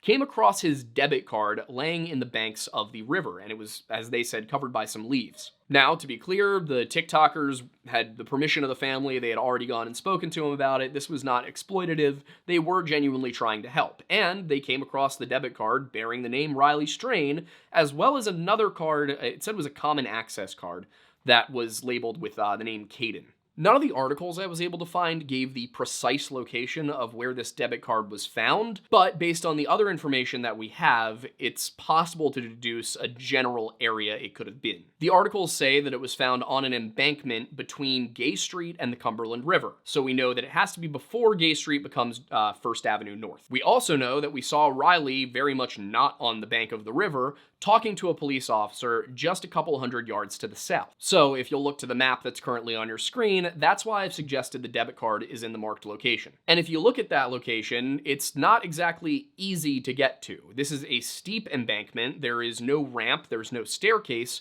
you'd essentially have to clamber down it on your hands and feet. And in order to do this, you would have to deliberately leave the sidewalk and then for some reason decide to climb down a slope. So while the find didn't really tell us how he would have gotten down there or why he would have tried to go down there, what it did tell police was that they really should be focused on the river. It also gained them the assistance of the United Cajun Navy, which is an organization that typically assists with disaster relief, but also does get involved in some search and rescue. Of course, as with most of the things in this video, a few things about this strike me as odd, and I'll get to them in a moment, but the thing I want to emphasize right now is that they did not find his wallet.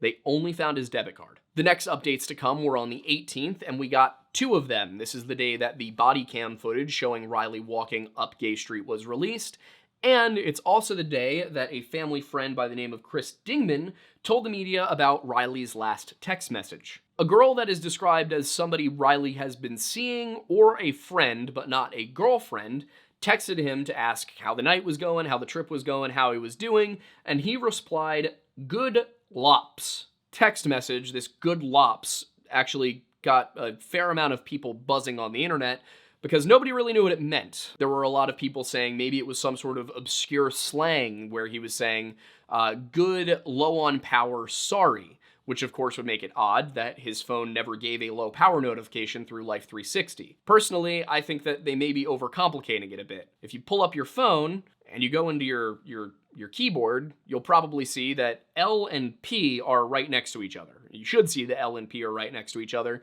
if you have a standard English keyboard. I personally have never seen somebody use the abbreviation LOPS to mean low on power sorry, and while I'm older than Riley, I'm really not that much older than Riley. I'm 26, my girlfriend is Riley's age. I asked her, she also has not heard of anybody using LOPS to mean low on power sorry. I think the most likely situation here is that a drunk 22-year-old tried to reply good lols and hit the P instead of the L. This is also the day that the information that his phone did not die, but rather was turned off came out. The news on this subject was quiet for a couple of days until the 21st, when Fox 17 released an article in which they actually spoke to a homeless man who requested not to be identified, but gave them some information that, in my opinion, is very interesting no matter how true it is. Now, this homeless man said that he lived on the bank down by the river with his wife. He said that they had heard a commotion and that when they looked up towards the source, that means that they were down by the river and Riley was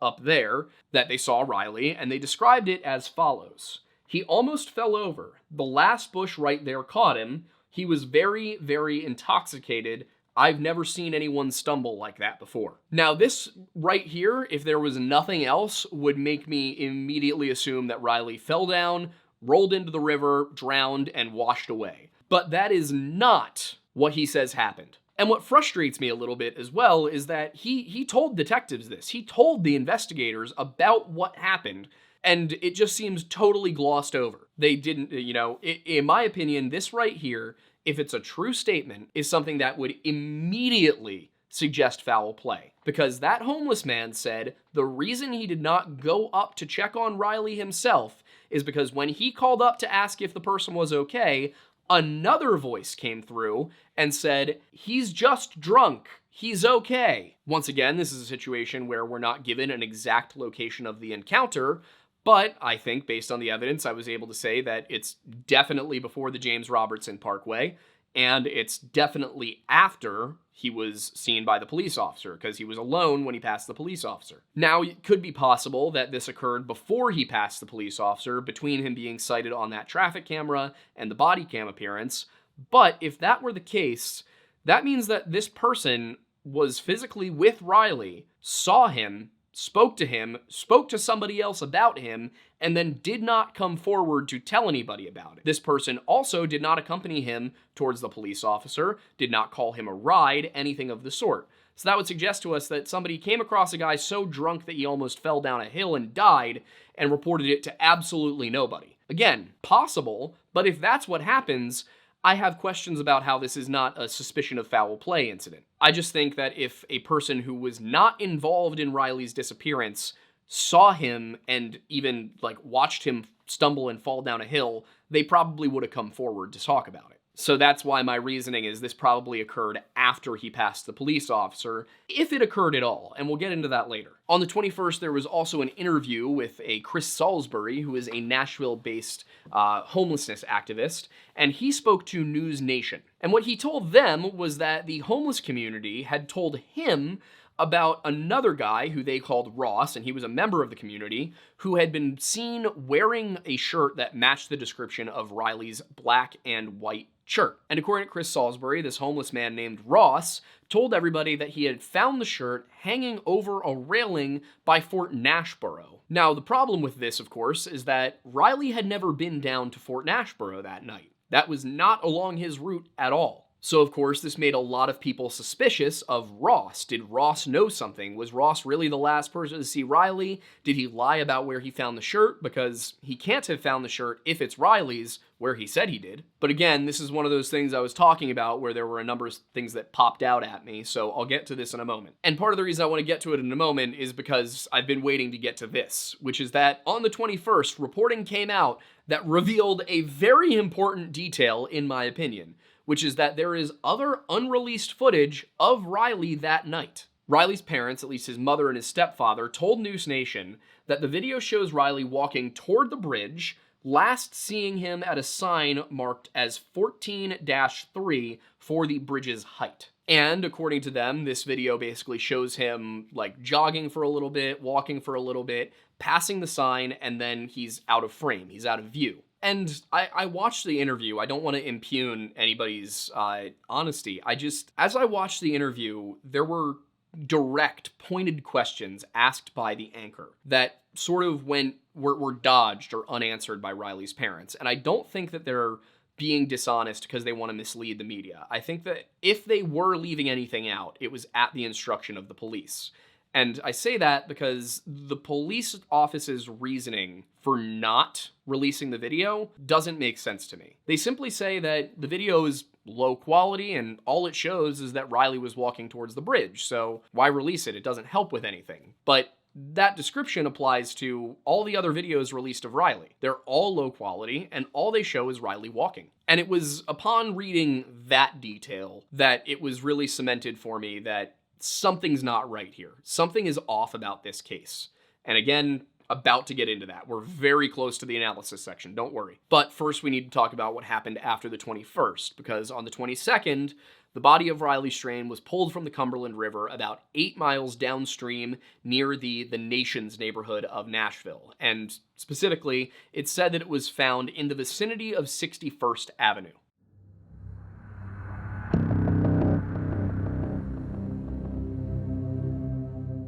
Now, 61st Avenue itself does not run all the way to the river, but it does get pretty damn close to a road leading into a Lafarge, North America concrete mixing plant. That plant is relevant because while this is not explicitly stated, it is my opinion that it was workers at that plant who found Riley Strain's body. All that said is that workers were pulling an object out of the water when they discovered the body, and that would be basically the only place I can see that that would be happening. The Lafarge plant seems to have some sort of structure that actually goes into the water. It may be a couple of barges, but there appears to be some sort of superstructure that allows you to get down to the riverbank. And when he was found, it immediately brought more questions to light, because Riley Strain was found wearing the shirt he was last seen in. What he wasn't wearing were his blue jeans or his cowboy boots, and his wallet was not on him. According to his stepdad, all that was found on him was his watch and his shirt. As you can imagine, this immediately created questions about the whole Ross situation, and we're going to get into that too.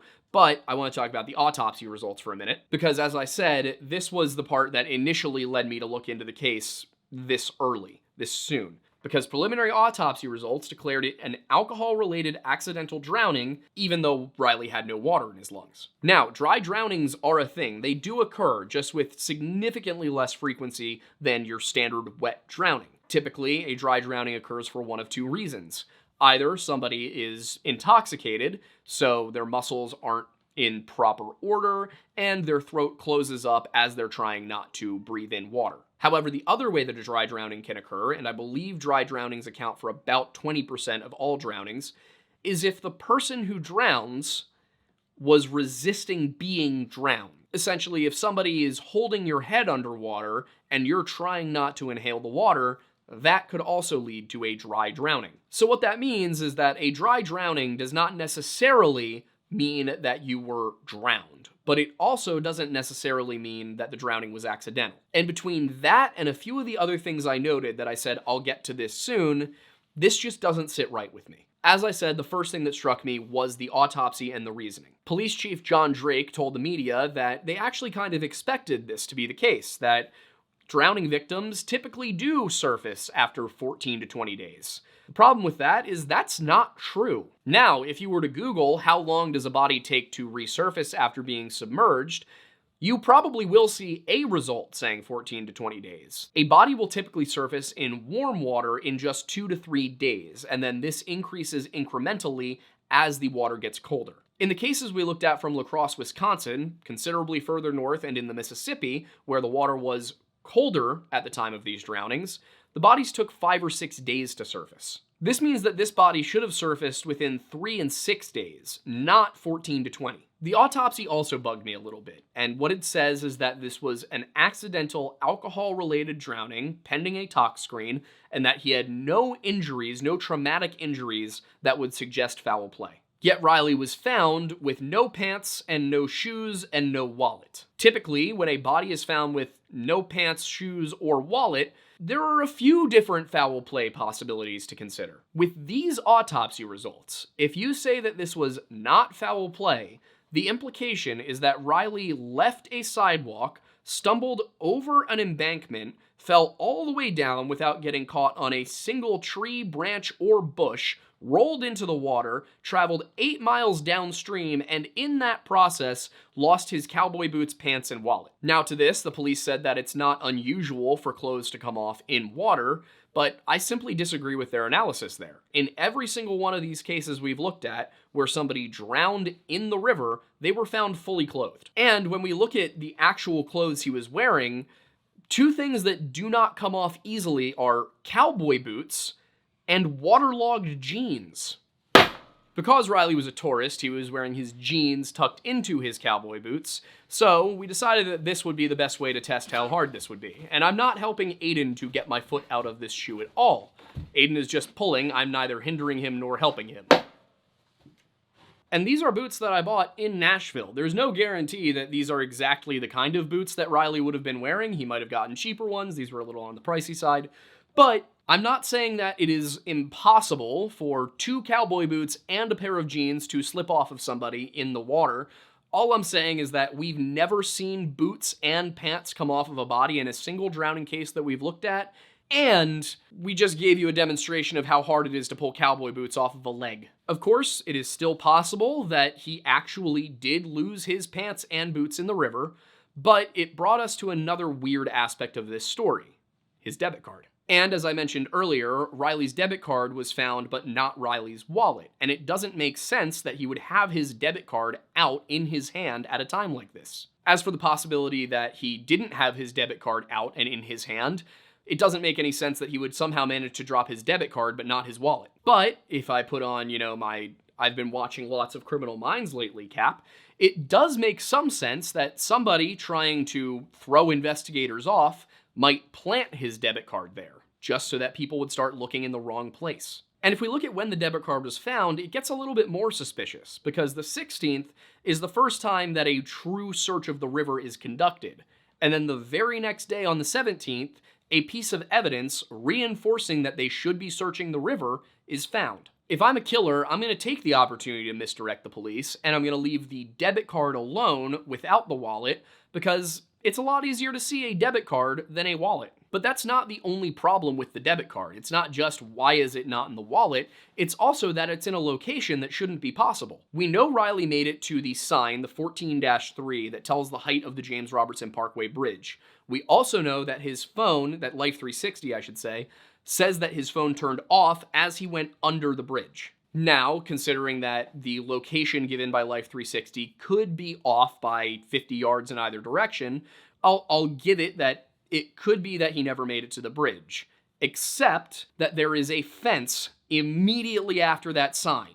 Like, you pass the 14-3 sign, and maybe 10 feet later, on the right side, a fence starts, it's a chain link fence. You'd have to climb over it or deliberately go around it before it starts in order to fall over there. And just 30 yards south of that, but on camera the entire time, is a wooden guardrail. So there is a 90-foot gap here where you could feasibly accidentally go over the ledge. And according to Riley's parents, he is visible for 80 of those feet. And then the only place where he's not is the 10 feet between that sign and the fence. This means it's extremely unlikely that Riley could have walked over to the embankment and then gone down without being seen by the cameras or deciding to climb over a fence. In addition to that, the fence then continues as far as I could tell from Google Street View.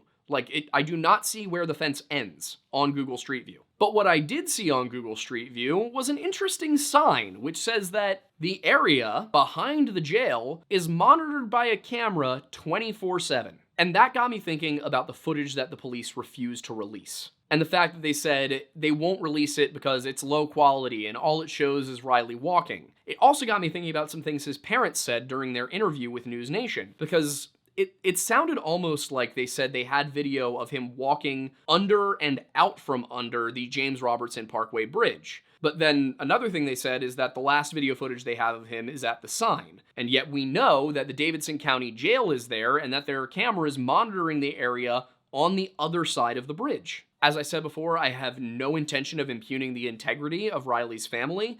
Again, I think if they did not tell the truth, or if they withheld something, that it was on the orders of the police. What I also don't believe is that that's the last footage they have of Riley. I don't know particularly why they're not releasing the footage, but what I can say is that if they were to release it, it would prove one of two parties is lying about something. Either the footage will show that Riley was alone that night, in which case it seems like the homeless guy is probably lying about seeing Riley stumble, and about the second person with him. But if the footage shows that Riley is not alone, it means that the police are lying. Both of these scenarios have important, relevant implications, as there would have to be a reason for these lies. And those are reasons that only the lying party could divulge. But then there's the area where the body was actually found, and while it's not generally accessible to public traffic, it's very much accessible if you have a pass to get into the Lafarge North America plant. Now, the reason I said that it would be possible for a Lafarge employee is because there's a gate, and I assume that that gate is closed at night and that in order to get through it,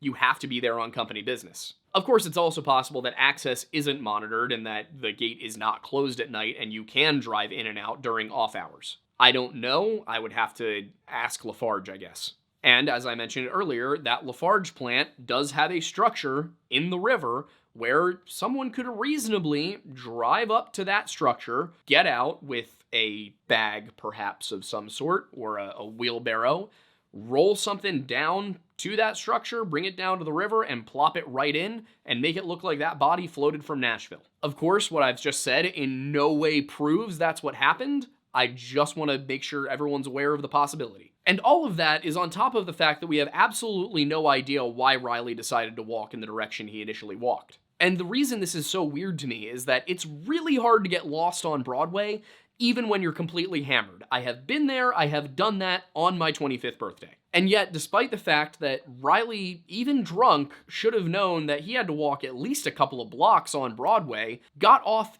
immediately at the nearest place he could turn off the street. He then proceeded to take a route that, if he was at all present in his own mind, if he was short of being blackout drunk, he should have at a certain point realized he was not where he was supposed to be. And yet, at no point did he check his phone. Even when his friends called him to ask where he was, he didn't check to see if he was actually headed for the hotel. And this part brings us to the phone, which of course either was turned off or destroyed the moment he's last seen on camera, at least as far as the police have said. We know his phone stopped updating Life 360 at 9:53 p.m. The app says it was turned off or lost network. We know this happened at the James Robertson Parkway Bridge, and we know that that area is monitored 24/7 by security cameras. But for now, that's everything we have. That's all we know, at least until the tox screen comes back and some more information is released about his decomposition levels.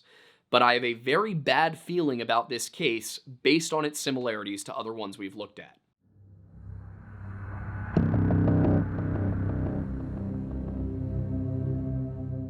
As I've said on a few occasions, I'm not convinced on the idea that all of the quote-unquote Smiley Faced Killer Theory stories are linked, but as we've gone and looked at a few different clusters, there were some that really do seem like they're more than the police are letting on.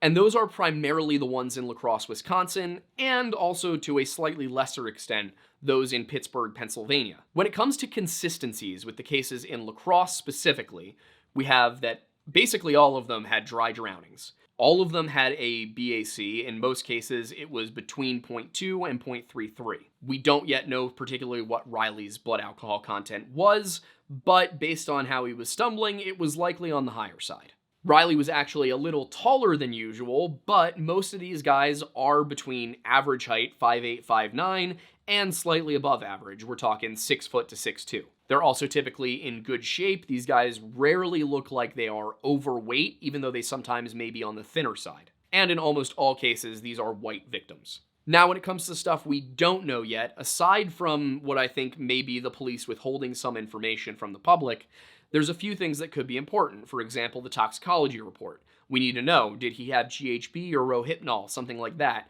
Was he given some other drug? Did it look like he had taken a drug on purpose?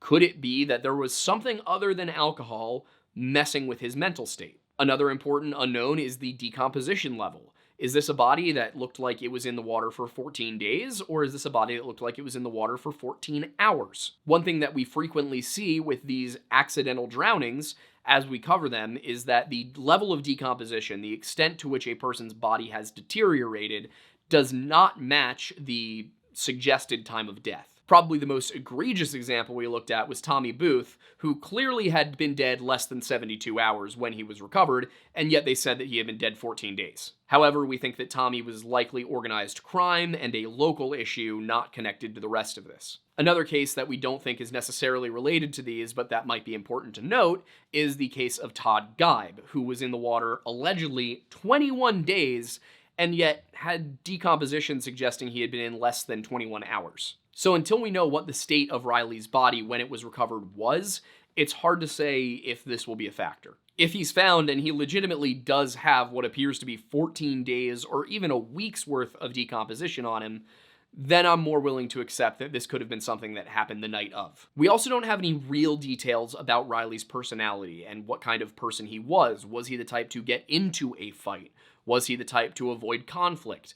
You know, is he the type of person who, if somebody pissed him off, wouldn't let it go? Is he the type of person who tended to inject himself into situations that might get him in trouble. And then there's another thing related to the autopsy and the decomposition, which is the fact that we don't know his specific injuries. All they said was he didn't have any traumatic injuries that would suggest foul play. But did he have injuries that suggested he fell down an embankment? If he did, we should expect a large number of antemortem bruises and abrasions all over his body. He was wearing a short sleeve shirt, so he should have cuts up and down his arms from branches and rocks and whatnot, and he should have bruises basically on every limb. In fact, I would expect that he could even have something like a broken bone or a cracked skull from that kind of fall. We also don't know what his exact blood alcohol content was, as it appears the police have not released that, or what his tolerance was like. And while that's not exactly scientific, we do know that this guy was a 22-year-old senior in a fraternity at a large land-grant publicly funded state university. As somebody who also went to a large publicly funded land-grant state university, I can say that his lifestyle probably included some binge drinking. And I say that because I also had a lifestyle that included binge drinking, and I was not even in a fraternity. Now, do Missouri students drink like Penn State students? Probably not. We're exceptionally talented at that aspect of college life. So even at 165 pounds, Riley probably had a higher tolerance than you might expect. And I say that as a guy who, at 165 pounds, who attended a state university of this size, could outdrink all of my liberal arts school friends even when they were much larger than me. The reason knowing his tolerance could be important is that it could show us if his behavior was out of the ordinary. His friends probably knew how many drinks he had, and they could probably tell us if he was behaving oddly for how much he'd consumed, or if everything seemed normal. If he was behaving oddly for how much he consumed, that means that something probably happened at the bar that led him to make the decisions he made later in the night. If at the bar he was behaving normally for what should be expected at that point in the evening, then that tells us that whatever occurred likely occurred outside the bar. By the same logic, we can also look at his blood alcohol content, and if it's anything below a 0.2, we can pretty reasonably say his behavior doesn't make sense. It seems like something else was going on. And sort of similar and associated with this is his medical and psych history. We don't have that either. Was there something that a physical condition he may have had that could have led him to make weird decisions while drunk? Did he have a history of running off? Did he have a history of certain types of ideation? I mean, nobody has suggested this could have been on purpose. Everybody thinks he didn't mean to go into the water, so it's likely that he wasn't experiencing depression, or at least that if he wasn't showing signs of suicidal ideation. But if that information were available, it could again tell us something about the victim profile here, or the possibility that he's not at all a victim. But of course, in looking at this case, I wasn't only going to look at the things that were consistent or unknown. I didn't want to, make this a confirmation bias issue or me saying that there was a mystery where there isn't. I also took a look at what's inconsistent with the other cases we looked at that we came to the conclusion were likely more than they were led on to be. And there was. This case differs from the Lacrosse, Wisconsin and Pittsburgh, Pennsylvania cases in that Riley was about 6 inches too tall. As I said, however, there are other things that we don't know yet, and those things may prove that this was very truly an accident. It may come up that Riley has a whole bunch of scrapes and abrasions that show that he likely fell down that hill. It could show up that he was not drugged and that he was really drunk, more drunk than we thought. But when I take everything into account on this, it looks more likely than not, at least to me, that we're dealing with foul play. And the thing that does it for me the most is that last video, what is alleged to be the last video of Riley passing that sign and then ending up in the water, because I just don't see how that happens. I don't see how the guy passes that sign and then within the 10 feet or so between that sign and the fence goes over that embankment. And that's if we assume that the Life 360 location that was given is inaccurate, that it's within a margin of error of some kind. So when I finished up the writing for this video, when I compiled everything, my goal was not to say, hey, here's a case that the police swept under the rug or that they missed or something like that. It was to say that if the police do genuinely think this is a drowning, I want them to take a second look, because there's maybe one prior case in Nashville in the last few years. And I can't remember the guy's name off the top of my head, but similar kind of deal. Guy left a bar. It was in 2021. Guy left a bar, got on a scooter, went towards that bridge, and then allegedly a security camera caught him getting into the water of his own volition, but I couldn't find the footage to review it myself. Could be connected, could not be. But my point in saying that is that Luke Homan, for example, in Lacrosse, Wisconsin, is the most famous disappearance there. Not disappearance, the most famous drowning death there in the Smiley Faced Killer thing. He's not by any means the first. He's nearly a decade in. My concern is that if the police are too quick to say this was just a freak accident, this is just a tragic mistake that this kid made, the bodies might start to pile up, and they may not realize that bodies are piling up until it's too late. Based on the pattern that we've been seeing in some of these cities that we've looked at, my chief concern is that Riley could be the first of up to 5 or 6 people. And another conclusion that I came to while researching this case is that I don't think the police believe this was an accidental drowning. I think whatever they are not telling us, whatever they won't show us, that footage from where Riley really goes missing, where he drops off the face of the earth, I think the public needs to know what happened. And this is not to say that the police can't handle it. This is to say the police haven't handled it. I hope that this was just a horrible accident, that Riley Strain was just an extremely unlucky young man, and that this will be the end of it. But if it is not, then we need to know what the police aren't telling us, because I think this has been happening in other places in the country. I don't think this is the first time. I don't know that it's necessarily the same culprit, but I just see too many similarities to let it go. But right now, we don't have the information we need to make a determination in either direction. All I can do is implore the Metropolitan Nashville Police Department not to let this go. Even if you keep it behind closed doors, even if publicly you say that this is a simple accident, that nothing's happening, do not shut down. Do not let it go cold. Do not let yourselves believe that this is nothing, because even if it's a less than 10% chance that it's not nothing, that is too great. That is too much danger, and I don't want to see anybody else die. As for our part, we're going to keep our eyes on this. We're going to keep watching to see how things develop. I'm going to reach out to the police department and, offer anything that we can. I don't know if they'll take us up on that. Historically, police departments haven't.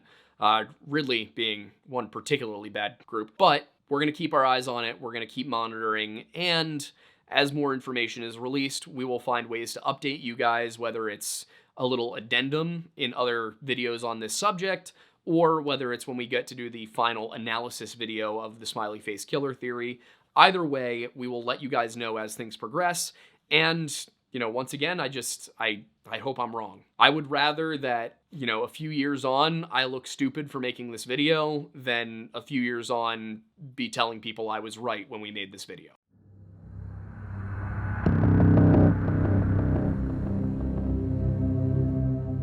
I would like to apologize for an error in the original Riley Strain video that we did. During the segment where we talked about the first set of CCTV clips to capture Riley, I said that it looked like the camera froze, like the clip just froze and then suddenly Riley's on the ground. Then in the video that we actually put out, we had a clip where it doesn't freeze at all. Riley just obviously falls onto the ground. The reason that my narration did not match what was on screen is that Aiden did a better job finding clips of Riley Strain on CCTV than I did while researching. It's also entirely on me as well, because my standards for what CCTV footage were a little bit unrealistic, considering I thought that some small glitches were what he was talking about, and so I had no reason in my head to check with him, so it's very much on my end too. Thank you for sharing some of the blame, baby. I can't let you take the fall for something that's half my fault as well. I also apologize that in attempting to fix that little error with the limited tools given to us by YouTube, it seemed to have caused the second half of the video to desync the audio. We can and will do better. I would also like to add that while it's very possible that Riley sustained some sort of head injury when he tripped and fell there, I don't think that that necessarily has any bearing on what ultimately happened to him. Because I think the crux of the issue is we have this camera footage from right before he hits a completely fenced area of that trail. Basically, the last point that Riley is seen, from any point onward, he would have had to climb over a chain link fence to get down to the river. And if you look at this spot, it's not a gentle slope down to that river. This is, a few degrees from being a cliff. So even if he did sustain a head injury when he fell, I don't think that head injury is what caused him to go into the river. Specifically, he said that it tasted like barbecue sauce. This report comes directly from his mother, who believes that his drink may have been laced, and GHB would be a candidate for the lacing agent given its slightly soapy and salty taste. And since the effects of GHB pretty closely mimic the effects of alcohol intoxication, it's possible nobody would have caught on that Riley wasn't just drunk. Of course, it's possible that Riley was just the victim of an unfortunate accident, and I believe we need more information before we can come to a conclusion. We'll be keeping you guys updated on the Riley Strain case as it moves along, but for now, we believe that what we need to do is urge caution while avoiding speculation.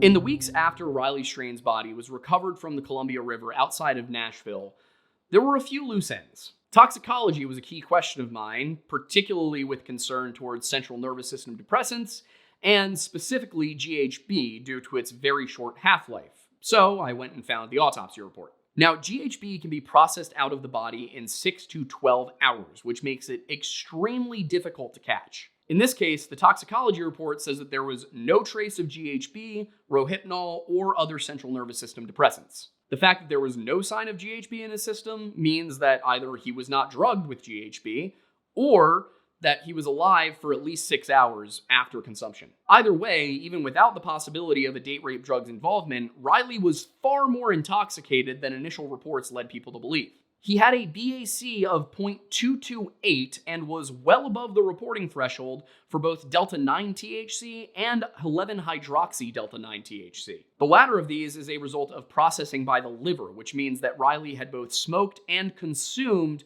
THC that night. And when I say that these were well above the reporting threshold, I mean like way above the reporting threshold. Like 100 times over the reporting threshold. And then, of course, there's the alcohol side of things. Now, when you drink liquor or beer or whatever and it gets processed, it shows up in your blood as ethyl alcohol or ethyl alcohol. I don't know how the word is pronounced. Do I look like a chemist? The term you would know here is ethanol. So it was the ethanol that was getting that 0.228 reading. That was the alcohol, the liquor and beer and wine, things like that he had consumed that night brought him to that point. And the reason I'm harping on this right now is that usually you only see ethanol. What you don't typically see in a tox screen for somebody who got drunk and drowned is isopropanol or isopropyl alcohol. I wasn't able to get to the bottom of the possible accidental sources of isopropyl alcohol in the blood aside from drinking it. The important part here is how high above the reporting threshold it is, because the reporting threshold is typically set for how much of something you would have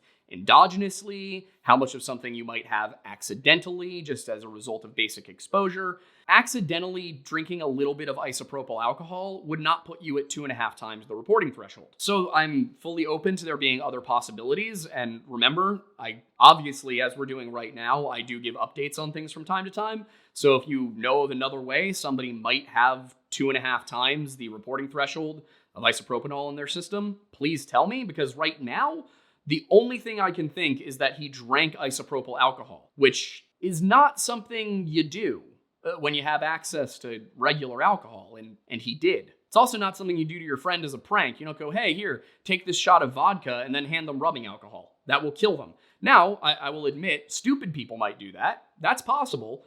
But if they did and he died as a result, that would be involuntary manslaughter. In fact, it might actually be voluntary manslaughter, depending on the circumstances. Point is, that stuck out to me. Why was there isopropanol in Riley's system? That should not have been there. And I guess the most important part here is that you're looking at his situation. It is unsurprising that he was removed from the bar. From, I think it was Luke's 32, right? 32 Bridge, Luke's 32 Bridge or something like that. Yeah, it's unsurprising to me that he was removed from the bar. What's utterly shocking to me is that none of his friends thought to go with him. I mean, 0.228, that's a lot of alcohol in your system on its own.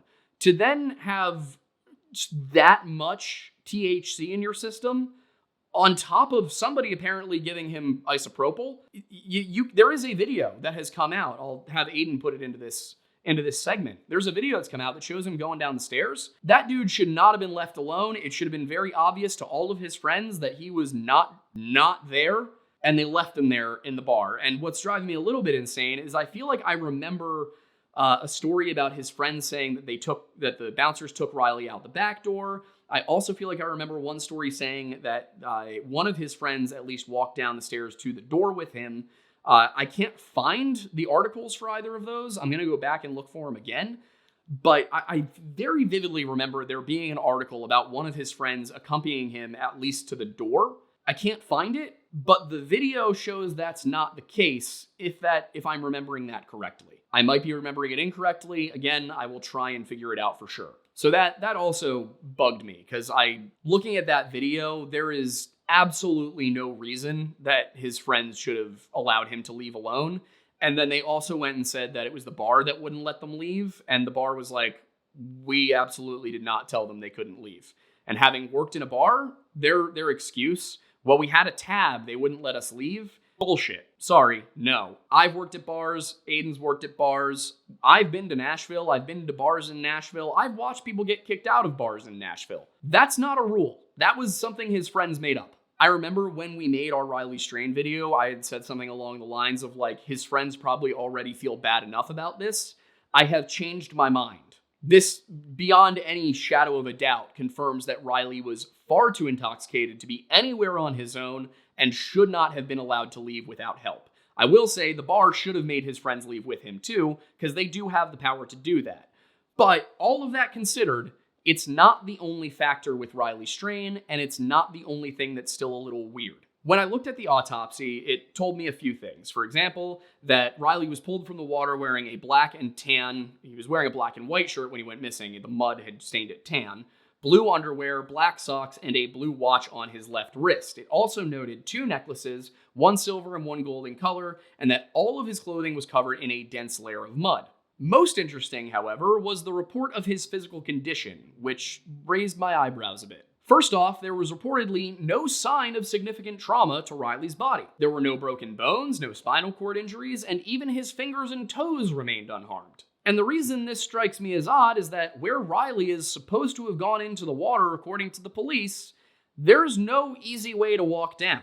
He would have either had to go a lot farther down the sidewalk and then turn around and come back, or he would have had to climb down what is a very steep embankment. In Riley's heavily intoxicated state, I really don't see a way that he successfully scales down what is nearly a cliff face without falling. And at those heights, if you were to fall, especially with all of the trees there, you would face serious injury. Basically, had Riley attempted to climb down that embankment, he almost certainly would have fallen.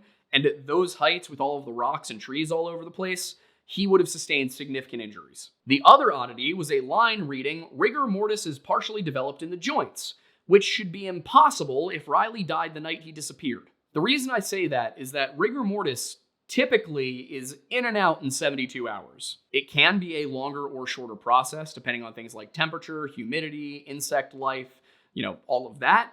But in general, average of 72 hours. I did track down one study which found that rigor can last up to 16 days when the corpse is refrigerated, but they were using a temperature of 4 degrees Celsius. According to the USGS, however, the temperature of the Cumberland River never fell below 10.8 degrees while Riley was in it. In addition to that, even in this study by Lorenzo Loreto and Umberto Corto, 16 days was an outlier, with most test subjects exiting rigor within 10 days. So I'm very perplexed by how Riley could, after 14 days in water that warm, still be in rigor, even just partial rigor. To me, that suggests he did not go in the river the night that he went missing. As for the cause of death, the medical examiner ruled it to be accidental drowning and ethanol intoxication. Usually I see with ethanol intoxication in these reports, but this could just be the way it was written. The reasoning for this was partially where the body was found, but also the presence of mild pulmonary edema, which can be a result of drowning. On the other hand, pulmonary edema can also be a result of isopropyl alcohol poisoning. And Riley definitely consumed some isopropyl alcohol that night. So given the current evidence available in Riley Strain's situation, I want to be clear, I do think it's possible this was an accident. I'm just very skeptical of the official narrative for a number of reasons. One big one is a segment of surveillance video footage that the police refuse to release to the public, and which police documents obtained by WZTV claim shows a person that appears to be straying standing beyond the concrete barriers at the wooden rail that is under the James Robertson Parkway Bridge. Now that, of course, would support the hypothesis that he entered the water in that general vicinity, except for the bit where they also say he fell off a ledge directly into the water. The problem with that line of thinking there, that Riley just fell over the ledge directly into the water, is that according to USGS data, the water level was not high enough for that to happen. Had Riley simply fallen off the bridge straight down, he would have hit the ground first, not the water. And if he hit the ground first, he'd have injuries consistent with a fall, and he didn't. And then I have further questions regarding this footage, considering that the police refused to release it, and they say it's the last time Riley appeared on cameras. As we just went over, Riley essentially cannot have fallen into the water where they're claiming he did. And yet, if he had walked any further up the road, he would have found himself behind the city jail, where multiple signs are very clear that the area is under 24-hour video surveillance. So either Riley somehow made an impossible fall into the water, sustaining 0 injuries, or Riley was captured on those cameras and the police are lying, or those cameras aren't actually operational and the police are lying. If we look at their explanation for not releasing the footage, multiple outlets reported that the police said the video was of low quality and didn't show anything of value. Problem I have with that is the police did release 3 or 4 other videos of Riley from that night that showed low quality and nothing of value. So what is it about this low quality video that shows nothing of value? I also find it a little bit interesting that they claim to have a video of Riley standing in the precise location they say he fell from, but no video of Riley falling. Now, there could be a legitimate reason why they're not showing this video. The problem is, they're not telling anybody what it is. If they don't want people to be skeptical, and if they want people to trust them, they need to tell us what's going on. Does that video show a potential suspect? Well, you're saying it was accidental, so no, in which case, are you not showing us the video because Riley's family has requested privacy? If that is the case, tell us, because we will believe Riley's family, but we're not going to believe the police. Nashville is a tourist town. It is the kind of place where politics might trump openness. You might have the mayor looking at it going, I mean, this would be bad for tourism if people knew that someone was throwing tourists in the river. Can we make it look like an accident? I mean, let's be real. We all know how we would like for police departments to work, but they don't. They don't work like that. There are good cops. There's also bad ones. And unfortunately, all of them are under the thumb of politicians who are very rarely good people. I mean, left, right, red, blue, it doesn't really matter. The people getting into office usually aren't doing it, the straightforward way. So for those reasons, especially when you look at the tourism issue and the possibility of politics meddling in investigation here, until these questions are firmly answered, how can you be in rigor mortis after 14 days? Why aren't you showing us that surveillance video? Things like that. I'm going to remain skeptical of this case.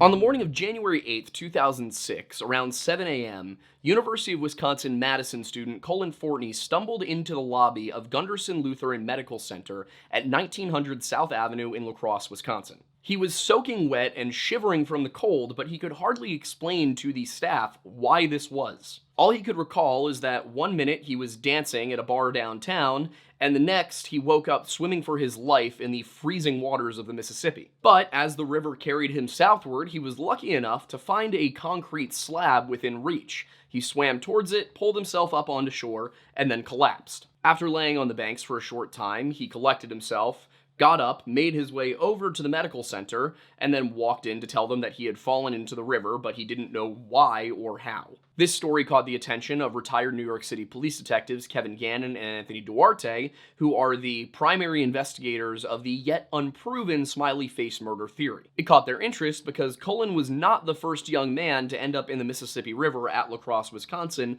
under mysterious circumstances, with at least 4 others having done so between 1998 and 2006. And later in 2006, Luke Homan would join that list. The difference in all of these was that Cullen actually survived what happened to him. Had Cullen perished, he'd have made 6 accidental alcohol-related drownings in Lacrosse, Wisconsin in under a decade.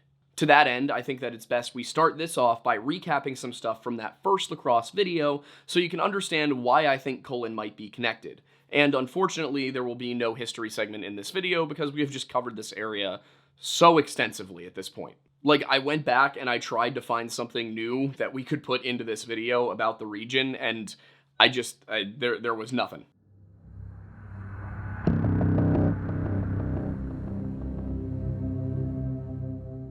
We first looked at the Lacrosse cases back in December of 2023 when we became interested in Luke Homan's death. Luke was in his senior year at the University of Wisconsin-Lacrosse and finishing up a degree in finance. A natural athlete, the 6'3" tall 21-year-old Luke Homan was also a productive member of the University of Wisconsin-Lacrosse Eagles basketball team.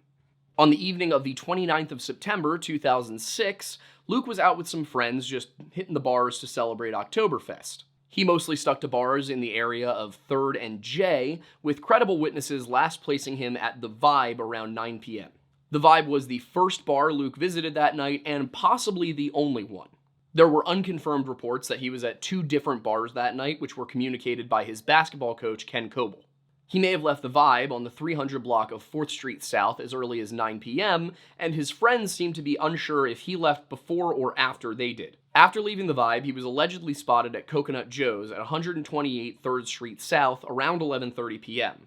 Then, another person said that they saw him at the Library, a bar across the street from Coconut Joe's, between 1 and 2 a.m., and then the last reported sighting of Luke occurred at the Vibe at around 2:30 a.m. During the course of the investigation, police dogs managed to scent Luke, and they followed his trail from the 300 block of South 3rd Street, or 3rd Street South, I should say, to Pearl Street, then to the river's edge in Riverside Park. At this point, they brought out cadaver dogs because they had a general idea of where to be looking, and the dogs had led them right to the riverbank. Those cadaver dogs were brought in the morning of Monday, October 2nd, and they quickly narrowed the search area enough for divers to get into the water and start looking for Luke. A dive team from the Lacrosse Area Underwater Rescue Service managed to locate Luke's body about 10 feet underwater and, to quote the news reports, a few feet from the shore. When he was recovered, he was still wearing the same clothes, the same maroon sweatshirt, the t-shirt underneath it, and the jeans that he had been wearing when he went missing, as well as his belt and his shoes. At this point, he was taken to the regional coroner's office in Hastings, Minnesota, without the family being allowed to see the body. In the autopsy report, his decomposition was listed as slight to moderate, although I would argue, based on the recovery photos, that slight is the much better description here. Either way, though, it would make sense given how long he was in the water, about 5 days, I believe, so you wouldn't expect to see a ton of decomposition, especially at that depth, in rather cold water. Basically, those temperatures slow bacterial growth enough that decomposition itself will slow down. The autopsy also showed that Luke had bruises and abrasions to his forehead, biceps, right side, and knuckles, as well as epidermal blisters on his wrists, and 3 scratches and a pressure wound on his forehead, and his blood alcohol content was 0.33. It was likely somewhat lower than that when he actually went into the water, as blood alcohol content will rise after death in drowning cases, so it was probably, closer to between 0.27 and 0.3, but that's still a lot. As for his injuries, those abrasions were red, which means that he sustained them while he was still alive.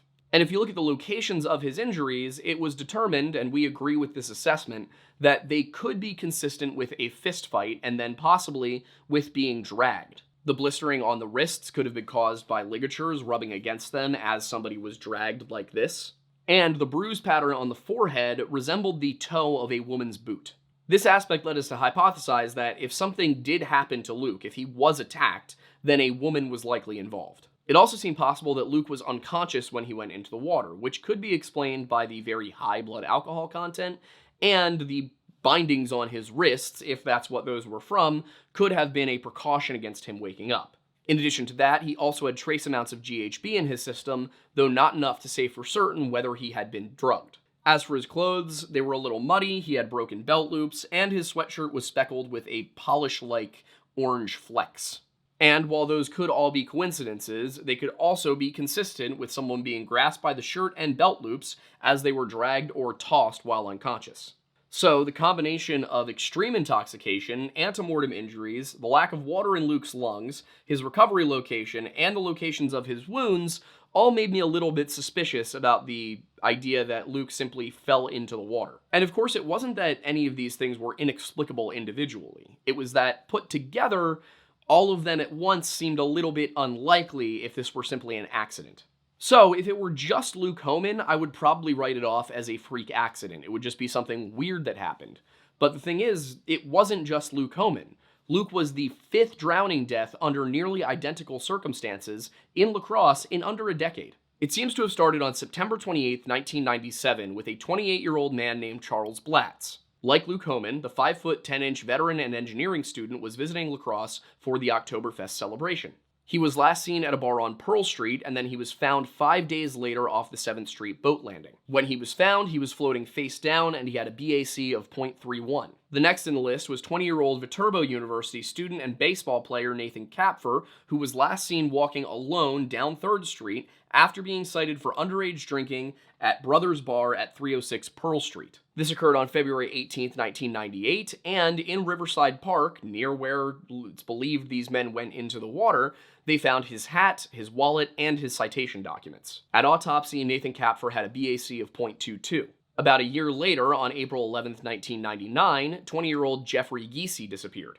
A student at the University of Wisconsin-La Crosse, he was last seen at Club Millennium at 121 3rd Street talking to 2 girls. Like the others, he was average to above average in height at 6'2", and he had a high-earning career. He was going to be an engineer. He was found May 24th in Running Slough, part of the Mississippi River, 1.5 miles from where Charles was found, with a BAC of .42.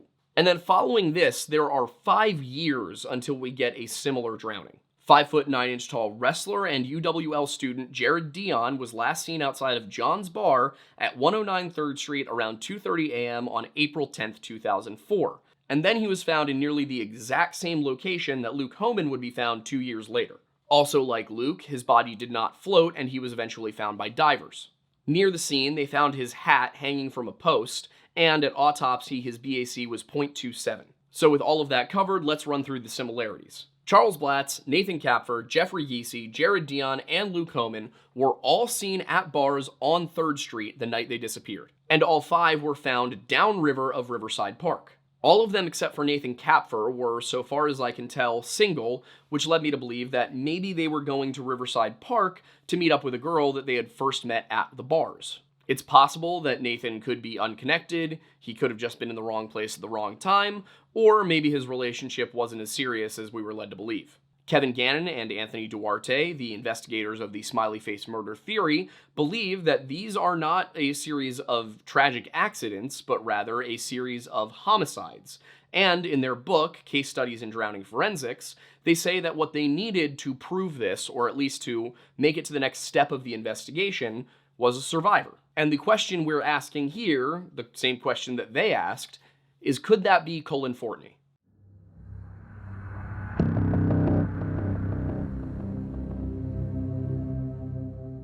Just hours before he pulled himself from the Mississippi River, 21-year-old Viroqua native Cullen Forney was out with friends at bars on 3rd Street. Unfortunately, there aren't very many personal details about Cullen floating around out there, such as what his field of study was, whether or not he was an athlete, things like that, so it's hard to compare him with the rest of the possible victimology. Very little is known about the events of that night either, as the investigation was rather limited since Cullen was found alive. Most of what we do know about that night comes from witness statements, which tell us that Cullen and his friend Ryan Larson had driven to Lacrosse to visit another friend at UWL, Jay Hoffland. According to police reports, Cullen said that he had left John's Bar at 109 3rd Street North around 1:45 a.m. without either Ryan or Jay. After that, Cullen says he remembers nothing until he woke up in the river and pulled himself ashore, after which he says he passed out, coming to around 7 a.m., at which point he walked into Gunderson Lutheran Medical Center. Police didn't have a ton to work with in this case, their only possible lead being an acquaintance of Cullen's named Nick Thompson,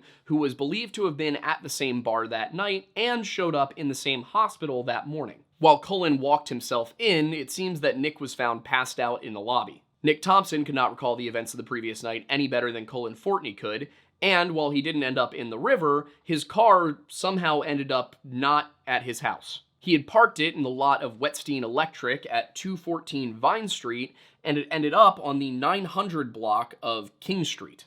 Another similarity between the two men was that they had both been drinking, though to what extent is unclear in Thompson's case. We know that Cullen had a BAC of .04 when he wandered into the hospital. If you do the math here, it suggests that his BAC around 2 a.m. was probably around .163. Initially, the police did consider the possibility of foul play, as did the Forney family, who on Tuesday, January 10th, 2006, sent an email around to some friends informing them of what had happened to Cullen. In the email, Cullen's mother, Mary Kay, pointed to a few specific issues and then added some more details relevant to the circumstances. To start, it seems that Cullen did not tell Ryan or Jay that he was leaving. This is evidenced by the fact that Ryan and Jay say they stayed out until 5:30 in the morning looking for Cullen. If they knew he was leaving, if they were under the impression that he was going somewhere, they probably wouldn't have looked for him until much later. We also know that Cullen had his cell phone with him that night, and it seems that he was not answering it. Cullen's low blood alcohol content also stuck out to his mother, who felt that at those levels, he should not have been experiencing memory loss, leading her to believe that Cullen may have been drugged. And she was right to be skeptical of that. While .163 is about double the legal limit and the threshold for where you might start to experience blackout symptoms, it won't necessarily cause a blackout in every individual. And in this case, the individual is a 21-year-old man from the drunkest state in the Union. I can only speak to myself, but I do know that if I were at that level, I would not be blacked out. The last thing of note pointed out by Cullen's mother is the fact that his shoes and his jacket were missing, likely lost in the river, and she kind of takes this and leads into saying that she thinks that somebody tried to kill Cullen. The police, on the other hand, were not so sure, and by Thursday, they brought both Cullen and his father Tom in for interviews, and on that same day, they were able to locate Thompson's pickup truck. The vehicle was parked at the corner of 9th and King, about 3/4 of a mile southeast of that Wetstein's parking lot, where Nick thought he had last seen the car. Police pulled CCTV footage from the Wetstein's parking lot, which showed a man getting into the pickup around 3 a.m. And though they said the footage was quote-unquote not sharp, they believed that man to be Thompson himself. Why the car ended up where it did and how Thompson ended up in the hospital, another 1.5 miles to the southwest of there, was not really explained. As for Cullen, when he and his father were interviewed, they managed to narrow down the area where they believed he had gone into the river. While news reports don't say where exactly this spot was, Gannon and Duarte seem to believe that it was somewhere in the vicinity of Needbalski Bridge on Hood Street. Reports of this whole thing are a little bit confusing because some say that this is where he was pulled out, some say that this is where he went in. It seems they were unsure of if he went in, where he came out, all of that. But regardless, on the shoreline where he led police, they found some of his personal items, but what those personal items were is not revealed. As for the memory loss, when Cullen's urinalysis came back, it showed no signs that he had been dosed with GHB, Rohypnol, or any other date rape drug. Taking all of that into account, police concluded that Cullen Forney and Nick Thompson's appearances at the hospital that morning were unconnected, and that Cullen had most likely accidentally fallen into the river somewhere near where he pulled himself out.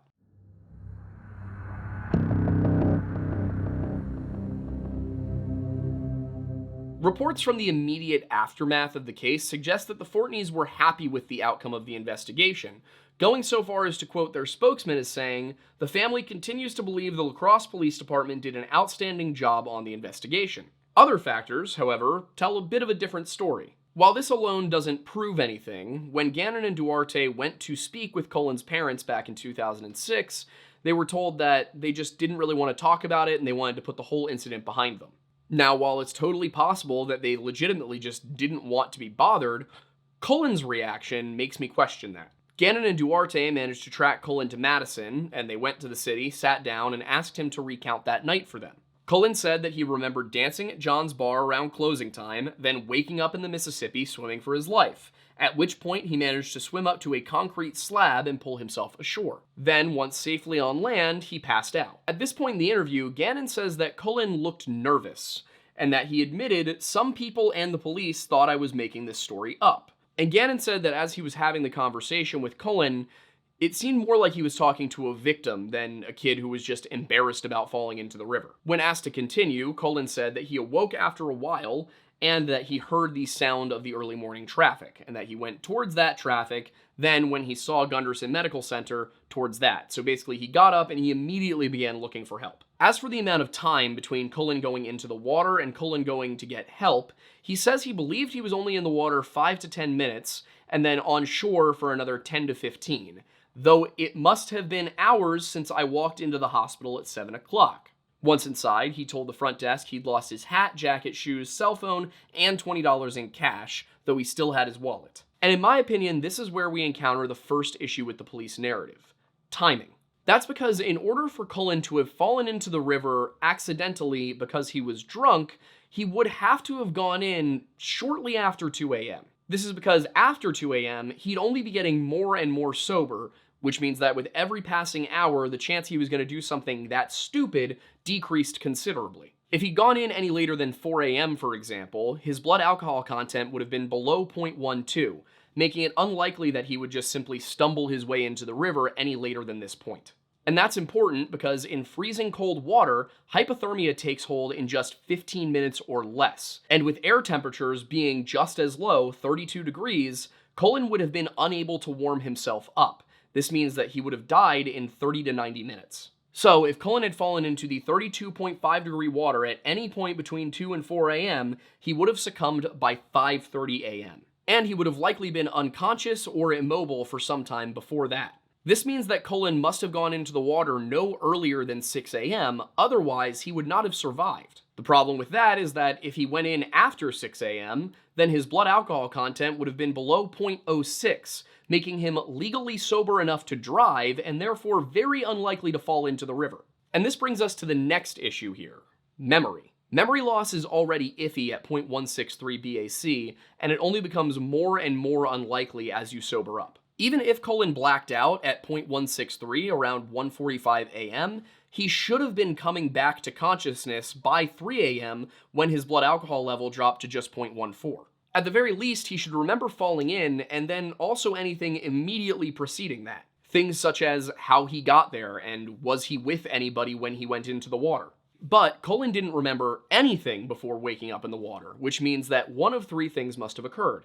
He was drugged at the bar, he entered a fugue state, or he simply lied about not remembering. Now, the only reason I can think he would lie is if he jumped into the river on purpose and was embarrassed about the situation. But I can't for the life of me fathom why somebody would jump into freezing cold water when they had no history of mental illness or suicidal ideation. As for fugue states, those are typically brought on by a traumatic head injury, like in the case of Danny Philippitis, or some other sort of mental trauma or severe mental illness.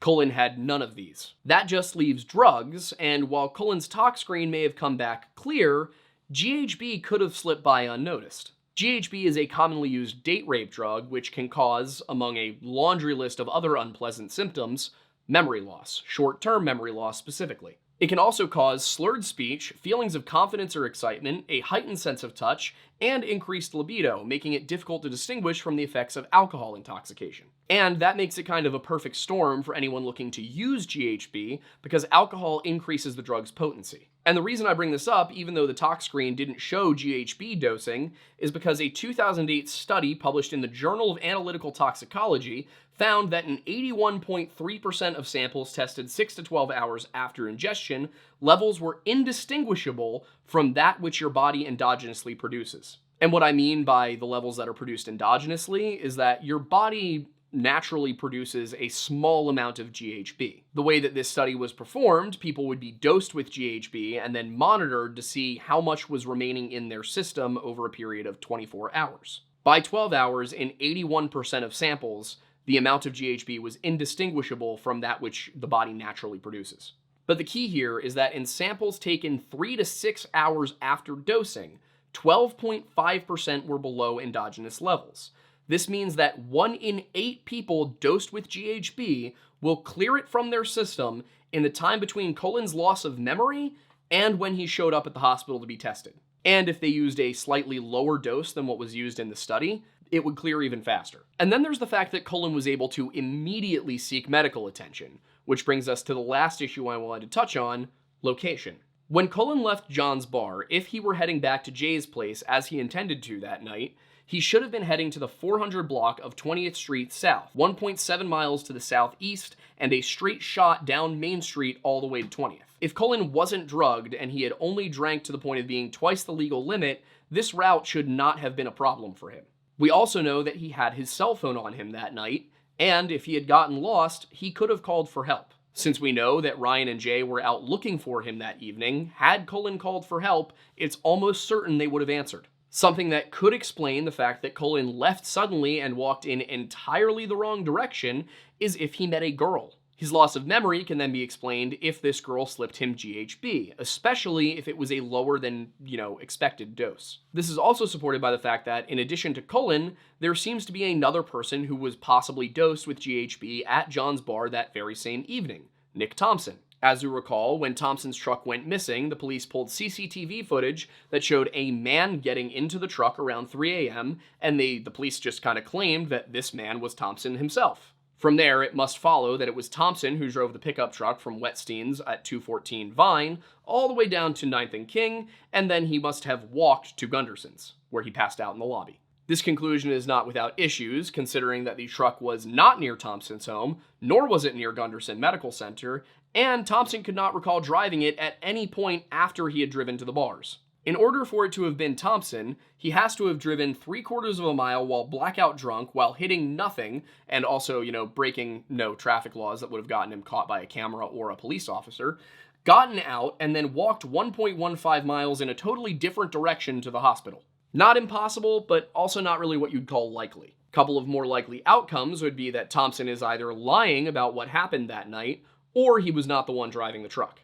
Taking all of the evidence into account, it's my opinion that Cullen must have gone into the water after 6 a.m., that based on his blood alcohol content, he should remember falling in, and that the memory loss along with his location suggest his being drugged. A reasonable scenario here could be that Cullen met a girl, accepted a drink laced with GHB, agreed to go back to her place, was held somewhere until 6 a.m., and was then dumped into the river to drown. The involvement of a female perpetrator is very likely in my opinion, partially because most single men don't really need a ton of convincing to leave the bar with an attractive woman, and a sober-looking woman escorting a very drunk-looking man is not going to draw a ton of attention the way that the opposite roles would. It also provides an easy way out, as the assailant could at any time switch roles to portray the victim as the attacker. A partner seems possible, if not probable, considering how hard it would likely be for an average-sized woman to move an unconscious man, let alone restrain a conscious and panicked one. And this partner could be either male or female, it's hard to say which based on the evidence at hand. Whatever the case, I don't think that this was the perpetrator's first attempt, and I think it may have been their first failure.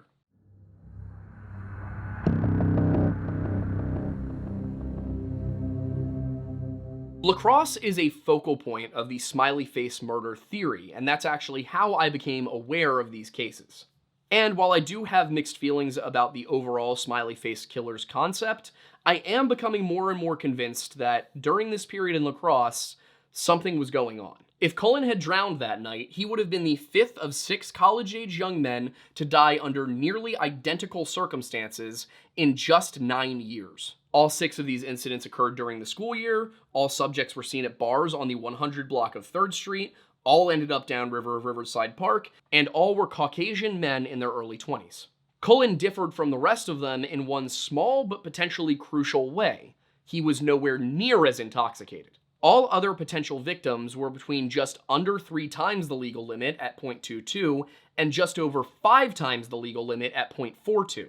With Cullen at just 0.163, his attacker may have underdosed him, resulting in his ability to snap out of it when he hit the water. Because of everything that we covered in this and the previous Lacrosse, Wisconsin video, and in light of the ongoing Riley Strain situation in Nashville, it is my opinion that there is enough evidence to warrant a serious investigation by the FBI's Behavioral Analysis Unit, who have looked at this case in the past, but ultimately wrote it off as a series of unconnected accidents.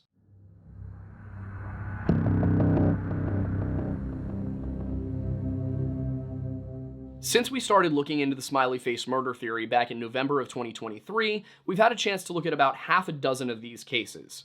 4 of those only had one potential victim, while 2 of them looked like they were perhaps a cluster. To go over the basics of the Smiley Faced murder theory, it really focuses on 2 things, and those are victimology and symbology. In terms of victimology, we're typically looking at white men between the ages of 20 and 30 who are athletes, who are in high-earning careers or studying to be in high-earning careers, and who are generally well-liked and successful. These men almost always go missing after leaving a bar, or at the very least, after drinking. And then the last bit that's consistent across the board is that they are always found in bodies of water. Sometimes they're found within a week, sometimes they're found after several months. As far as symbology goes, it's pretty limited to these smiley faces that Gannon and Duarte say they keep finding in reference to these deaths. In some cases, it is spray painted on a wall nearby. In other cases, it's carved into a plank of wood. In the case of Todd Geib, a smiley face was found on his gravestone. However, it seems that the smiley faces are not present at every single scene, nor can it really be determined that the smiley face was put there in reference to the murder. Now, out of the half-dozen situations we've looked at over the past 6 months or so, it's my opinion that Todd Geib, Brandon Swanson, Tommy Booth, and Brian Shaffer are all isolated incidents. Tommy Booth was definitely murdered, I don't think there's any question about that, but we believe that it was either by a group of friends or by the people that group of friends worked for. Brian Shaffer seems to have disappeared on purpose due to a sense of dissatisfaction with his life and his future. Brandon Swanson may have been killed or kidnapped, but if he was, the MO is very different from the rest of these. He disappeared from a rural road miles and miles from where he was last seen. And in the case of Todd Geib, while his manner and cause of death were nearly identical to those in Lacrosse, Wisconsin, he appears to have been held for several weeks rather than several hours. He's the only example of this happening in the area, and it was in a rural rather than urban setting. What I think actually may be related are the string of deaths in Lacrosse, Wisconsin from 1997 to 2006, and then another in Pittsburgh, which may have taken the lives of 4 young men between the years 2011 and 2023. All 4 potential victims in Pittsburgh were 22 to 25 years old, disappeared after dark, were last seen by the Three Rivers Heritage Trail, and were recovered from the Ohio River between 2 and 4 months after going missing. All were also drinking at bars that night, were single so far as I could tell, had not expressed feeling depressed or suicidal, and were on foot. There are more details in our video on this specific set of cases, but I will say, in my opinion, these seem less likely to be connected than those in Lacrosse. They also don't totally match the Lacrosse MO, which could be a result of a change in environment, but also could indicate a different perpetrator or could mean that they're just not connected. That's why I'm not sitting here telling you there's a serial killer in Pittsburgh. I'm just telling you I think an investigation is warranted. In addition to that, and I'll preface this by saying I've yet to corroborate these claims, but I have received communication suggesting that the FBI, as well as the Pittsburgh Police Department, both believe there may be a serial killer operating in Pittsburgh, but they're not sharing that with the public. Like I said, have not been able to corroborate that yet, but that is a thread that we're following. Overall, I think we need to gather more information before we can conclude in any direction whether or not these are connected deaths in various cities. And as for the smiley faces, while I think that there is a possibility of a smiley face killer, I don't think that the smiley faces are nearly as important as they're being made out to be. I think that those are just coincidental being found in the area. Of course, we're going to continue looking into more and more of these so that we can eventually give you something that's not just, here's what we know. We'd like to eventually be in a position to give you a, here's what we think.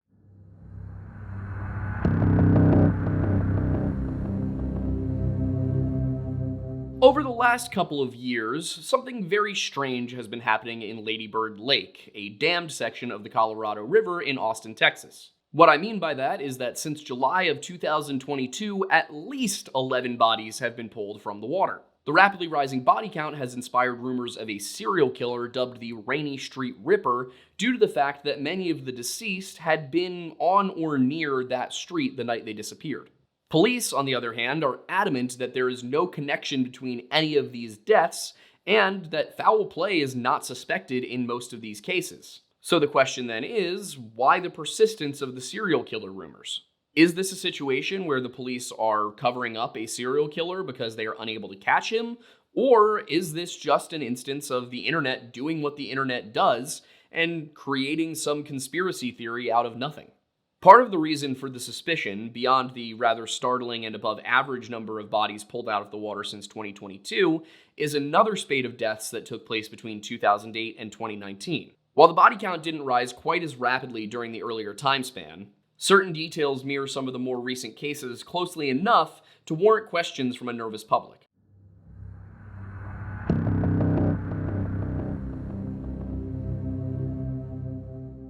Before we talk about serial killers at all, we need to establish the facts of each case. And with Lady Bird Lake, that is no small task. At least 18 bodies have been pulled from the water since 2008. And even though the post-2022 recoveries are the ones that made Lady Bird Lake a household name, the earlier ones have to be considered as part of the context, and that starts with the recovery of the body of Riyad Hamad. Hamad was a 55-year-old school teacher reported missing by his family on April 14, 2008. 2 days later, on the 16th, he was found in the lake over by the North Shore, just east of the I-35 bridge. The police and the medical examiner ruled it as a suicide, but not everybody agreed with that assessment. Hamad was found with duct tape over his eyes and mouth and both his arms and legs bound, leading many to suspect that this was not self-inflicted at all. This was a murder. The next body to be found was that of Nazima Habibul, a 26-year-old preschool teacher at the Primrose School in nearby Lakeview, Texas. In addition to being a teacher, she also was a mother of a 2-year-old daughter and engaged to a man by the name of Marcus Taylor. An in-law of Habibul's told the Austin American Statesman that she had left for a grocery store around 9:30 p.m. on the 29th of May, 2008. She was reported missing the next morning at 8 a.m. by her family. Her last known location was on the 11,000 block of Robert Wooding Drive in the Chapel Hill neighborhood of Austin. From what I can tell, this seems to have been her home. And she was last seen driving a dark gray 2006 Toyota Corolla headed to a grocery store on Slaughter Lane.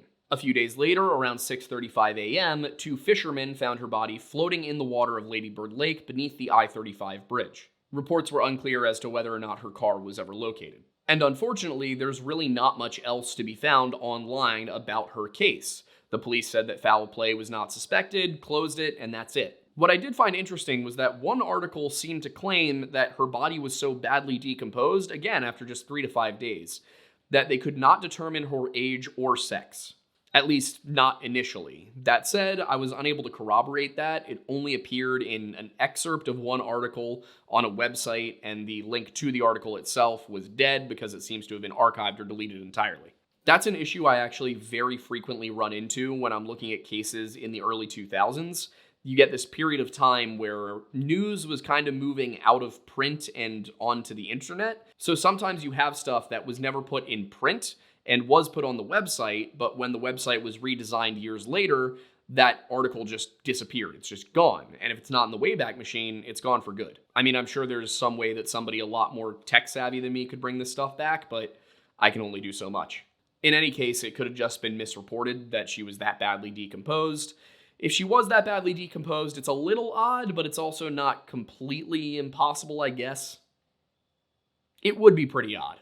Nearly 6 years after the recovery of Habibul's body from the lake, yet another one was found on February 17, 2014, near the streets of Cesar Chavez and Lavaca. The deceased was identified as 20-year-old Eleno Efron Valley, a student at St. Edward's University, who had been reported missing by his family 10 days earlier. The police ruled this death to be a suicide. A few months later, another body was reported by the Congress Avenue Bridge. On Tuesday, July 22, 2014, 84-year-old Ramona Hernandez de Lopez was found deceased by police and EMS. The cause of death was determined to be an accidental drowning.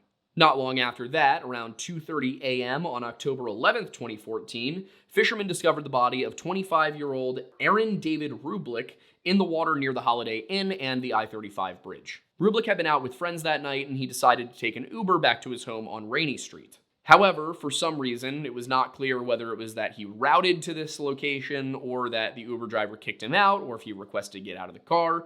But for some reason, Rublik got out of the Uber at the Holiday Inn. Police suggested that he had walked over to the water, fallen in, and they ruled it an accidental drowning with no suspicion of foul play. One thing I will say was a general trend with a lot of these cases is that it was never explained why foul play was ruled out, why it wasn't suspected. They just said, nope, we don't suspect foul play.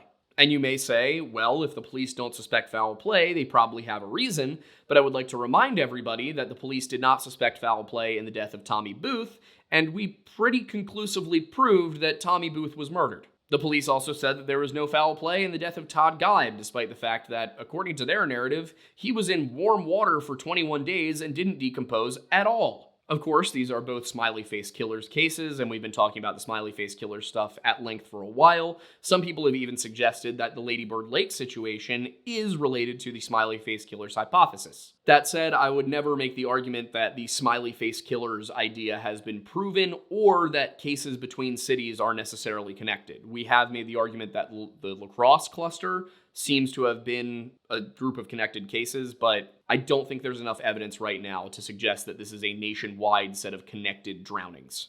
But the reason I bring all of that up is that in a lot of the cases we look at where people are deemed to have drowned accidentally, and maybe it's a little suspicious, people aren't sure if there was foul play or not, but the police say there wasn't, a lot of the time the police give out more information. There's a little bit more to go on. In this case, most of these deaths, all the police said was foul play not suspected, and in some of them, the media actually had to go and file Freedom of Information Act style requests to get the names of the deceased. I don't know if this is a difference between Texas law versus the laws in other states we've looked at, or if this is specifically Austin Police Department policy, but a little bit more transparency from the police about why things have been ruled as accidents and why foul play has been ruled out would probably go a long way with establishing public trust. Going back to the cases, however, the summer following the discovery of Rublik, on June 5th, 2015, 22-year-old University of North Texas student Julio Santos disappeared after a night of drinking with his friends on Red River Street.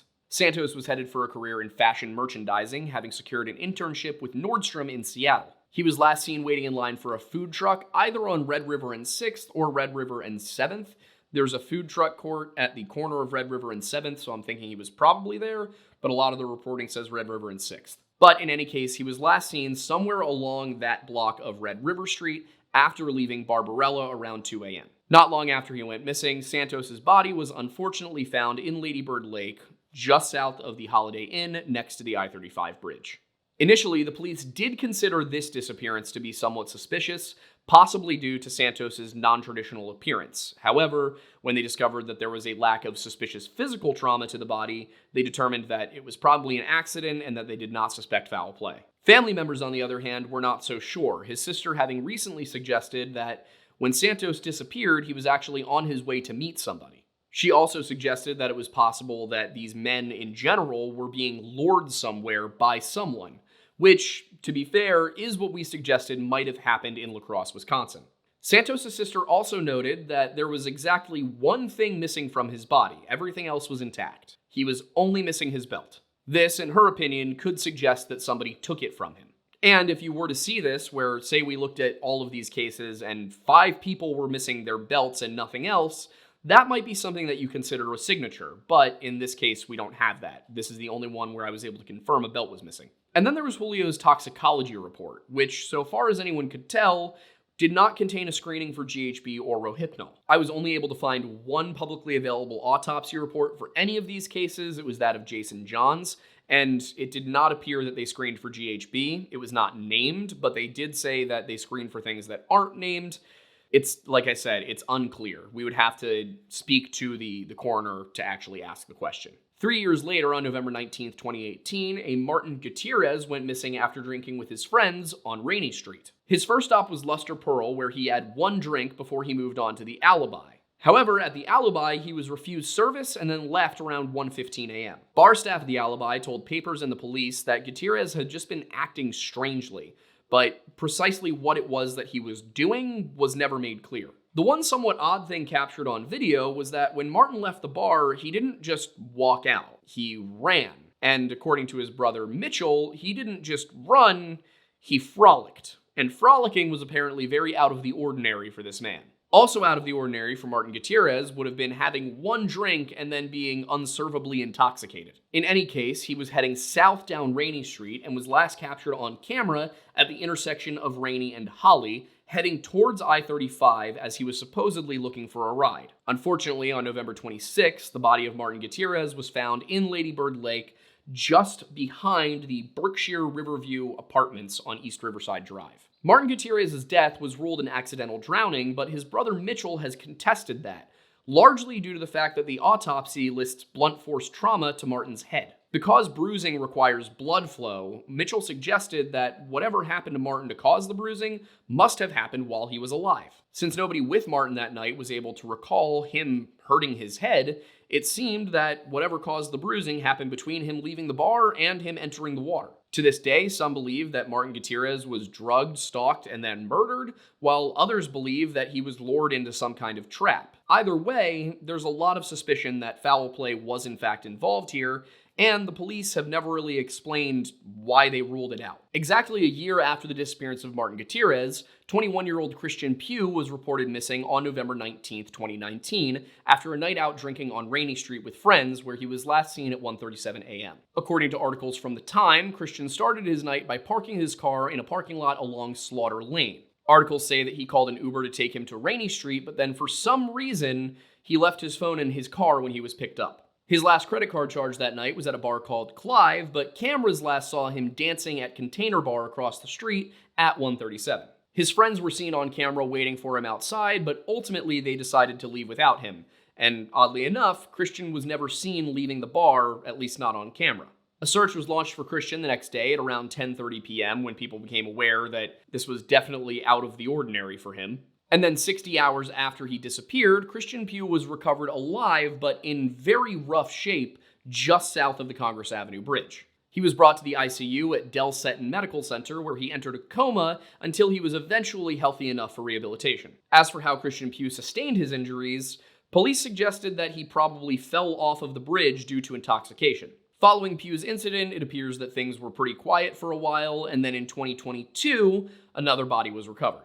59-year-old Ricky Parks was found in the lake near the I-35 bridge on July 14, 2022. The only details that the police gave about Ricky Parks, and that's not exactly a unique name, it's not easy to find any old Ricky Parks in Austin, Texas, but all they told us is that he's 59. They didn't really give reasoning as to why they determined that foul play was not suspected. They just said, foul play not suspected, found a man in the river, that's all. A few months later, 2 more bodies were recovered, the first on December 10th and then another on December 28th. The deceased in this case were Christopher Gutierrez and 56-year-old Kyle Thornton. Again, really no information about these guys was given, aside from they were found in the lake, and here are their ages. In fact, in the case of Christopher Gutierrez, I'm pretty sure they didn't even give his age. They just said it was Christopher Gutierrez.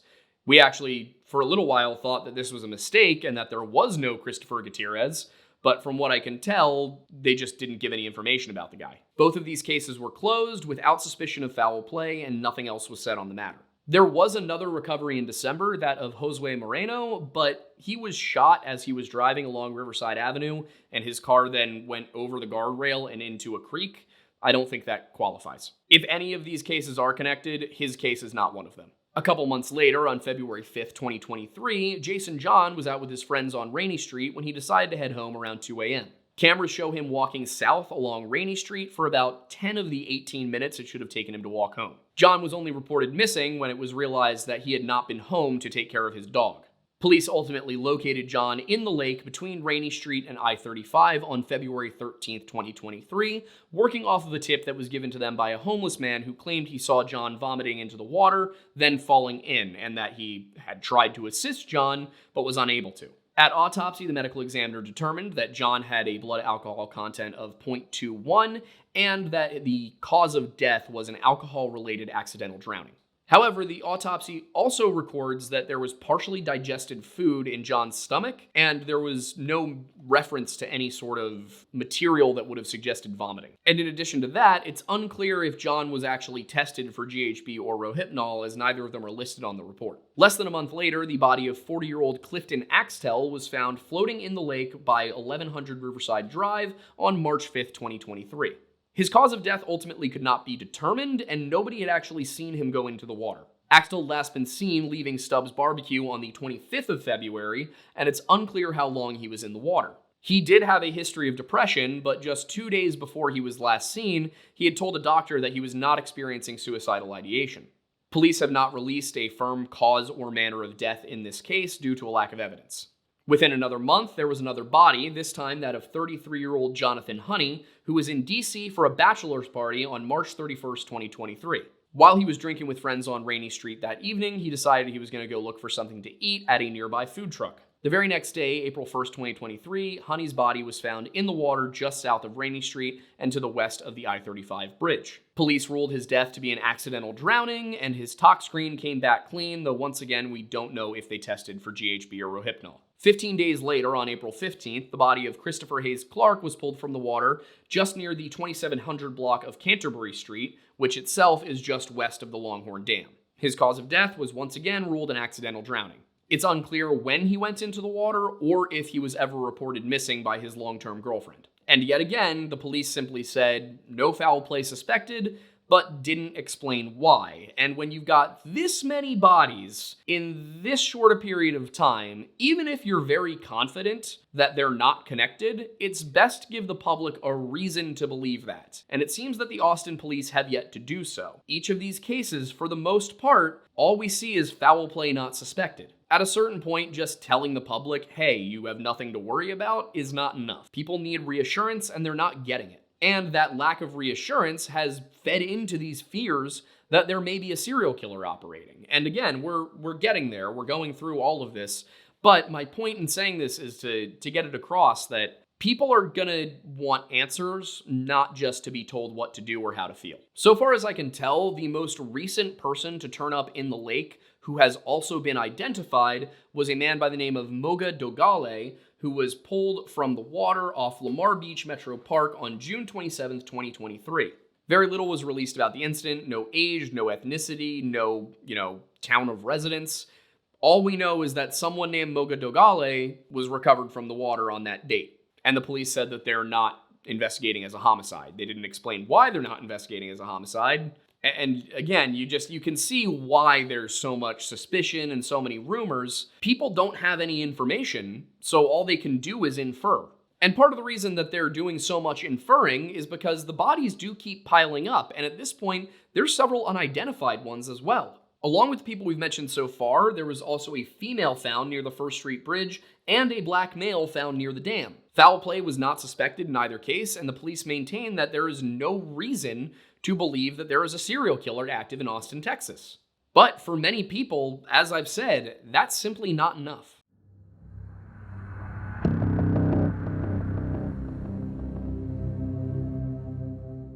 Serial killers are very rarely random.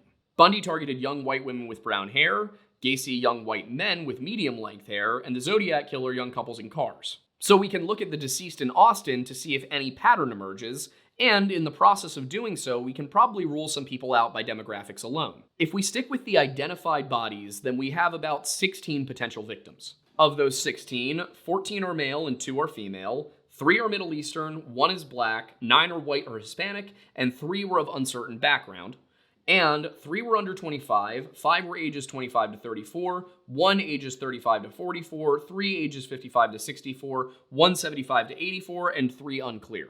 While the basic demographic information certainly doesn't tell the whole story, it can tell us that if there is a serial killer, there are certain groups he's probably not targeting. For example, only one potential victim was over the age of 75. That was Ramona Hernandez de Lopez. Because only one victim could be considered elderly, it's unlikely that if there is a serial killer, elderly people are part of his victim profile. If Ramona was targeted by a serial killer, then we would expect to see more old women in the victim profile. Now, while De Lopez was not the only woman, she was of vastly different age and a different race from the other woman. Habibul was just 26 years old and of Middle Eastern origin. Because we only have 2 female victims and they share basically nothing in terms of demographics, then it's very unlikely that if there's a serial killer, women are part of his victim profile. And while we're on the topic of age, it should be said that while Axtell was the only person in his age group, he was young looking enough that he could have passed for being in his mid-30s. For that reason, I'm not going to rule him out based on age alone. Looking at the races of potential victims, it's a lot less skewed than just if we profile by age. That said, whites and Hispanics do make up the majority of potential victims, with up to 4 being potentially black, whereas we know 3 are Middle Eastern. However, with the context we have, it's unlikely that the Middle Eastern group are actually connected to one another. The reason I say that is because we've kind of ruled out women as being part of the victim profile because they make up such a small percentage, and if we look at Hamada, it seems possible he was a political target. He was raided by the FBI not long before he disappeared and eventually turned up in the river, and if we look at the MO here, nobody else was wrapped up in duct tape with their arms and legs bound. Switching gears to look at the black group, I was only able to confirm the race of one of those individuals, and he's 20 years younger than the other two that have ages listed. The fourth, Moga Dogale, which I believe could also be an Italian name, oddly enough, his age wasn't even given. Ricky Parks and Kyle Thornton, the other two who may have been African American, they were too old. What that means is that within the Middle Eastern group and within the possibly black group, there's really nothing connecting any of the cases. Thornton, Parks, and Hayes Clark were all found in different locations in the lake anyway, and not close together, just completely different parts. And, to be perfectly honest, there's not enough information about any of those 4 cases to come to any further conclusions. Based on what we have, there's nothing to connect them. There may be unrevealed details or undiscovered details that might connect these people, but it would be irresponsible for us to make speculative claims based on that. So if we take Black and Middle Eastern people out of the potential victim pool, we're left with the white and Hispanic group, which, depending on who you ask, could theoretically include people of Middle Eastern descent and therefore Jason John. Essentially, if we rule out everybody who disrupts the pattern, we're left with 8 potential victims. All of them are male, all of them are between the ages of 20 and 40, and all are phenotypically generally similar, at least in that they're all relatively light-skinned men. So, with the demography established, we can start looking at other contributing factors, such as location. One thing that comes up pretty frequently with these stories is Rainey Street, where Honey, Martin Gutierrez, John, Rublick, and Pugh were all seen the nights they went missing. And while Santos is not known to have been on Rainey Street drinking the night he went missing, he was found in the river just off of Rainey Street. Conversely, while we do know that Pugh was drinking on Rainey Street, he did not show up south of Rainey Street. He turned up close to the Congress Avenue Bridge. As for those who did turn up south of Rainey Street, that was Santos, John, Gutierrez, Rublick, and Honey. So of our remaining 8 potential victims, we can place 6 of them at Rainey Street, with Axtell and Valley being the odd men out. Valley was found by the First Street Bridge, and while tragic, suicide does seem to be the most likely reason for his death. It's believed that he had been off prescribed antidepressant medication, and the bridge near which he was found is the one closest to his home. With Axtell, it's a bit harder to say, but between his age, his lack of proximity to the other potential victims, and his known mental health situation, I'm unwilling to connect him to the others. So as we narrow down the potential victim pool, they do start to seem more and more like they could be connected to one another. Still, even within this victim group, there are some things that need to be addressed. For example, Pugh was found nearly a mile upriver from the others, and in far more serious physical condition, and Santos was far more androgynous than the rest of the victims. What I mean by that is that while Santos is within the age range and the correct sex, if you look at the individual and you go beyond those basic details, Santos liked to wear his hair long, he sometimes wore more feminine-styled clothing, he wore more feminine-styled jewelry, whereas the other members of this group, they are more traditionally masculine. So what I mean to say is that while I wouldn't necessarily rule out foul play in the case of Julio Santos, I wouldn't necessarily want to connect him to the others. And aside from the discrepancies in appearance between Santos versus the rest of them, there's also the fact that Santos wasn't actually drinking on Rainey Street that night. He was on Red River Street. As for Pugh, the immediate difference is that he was found near the Congress Avenue Bridge, whereas the rest of them were found down near Rainey Street and I-35.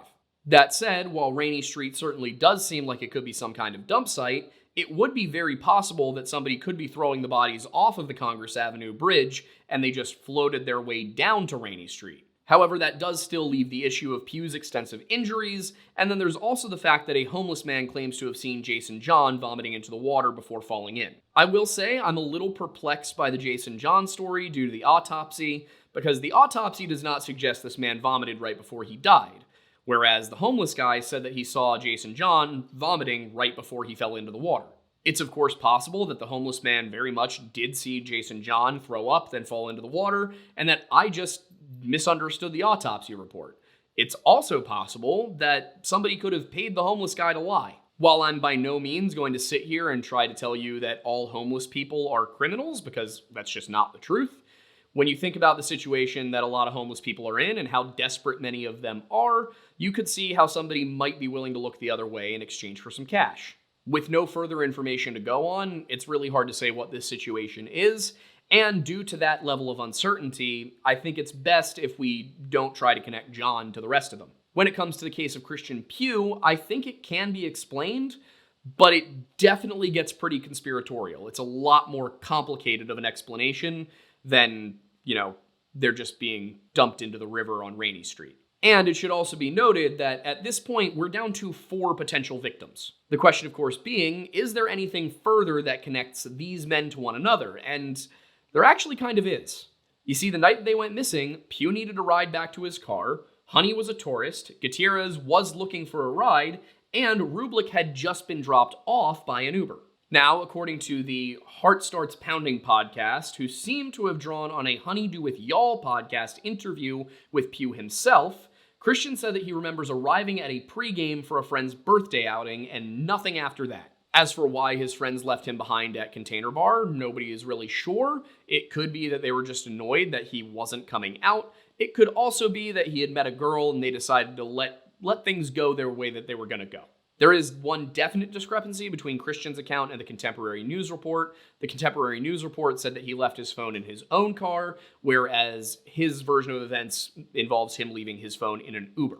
Either way, he would have needed to ask somebody for a ride, or he would have needed to ask somebody if he could use their phone to call an Uber. As a result, he could have been abducted by somebody posing as an Uber driver, brought to the bridge, and then thrown off of it. If he had landed too close to the shore, he could have then sustained the fall-like injuries with which he was found. Essentially, if somebody were to impersonate an Uber driver, he would be able to rather easily abduct unwitting men, drive them somewhere, and then, given that they were already intoxicated, just yeet them over a bridge. So theoretically, this is one way that a serial killer could be responsible for all 4 of these deaths. If we exclude Pugh, however, we're left with 3 men who all disappeared somewhere between Rainy Street and the Holiday Inn, and were found in the water right there. These men are 25-year-old Aaron David Rublik, 25-year-old Martin Gutierrez, and 33-year-old Jonathan Honey. Of everyone, those 3 seem to be the most likely to be connected to one another, so if there is a serial killer, it seems most likely to me that those are his only 3 victims. But it needs to be considered that that's just 3 out of the 18 that we've started with. And if I'm being perfectly honest, I'm not sold on the idea of a serial killer here.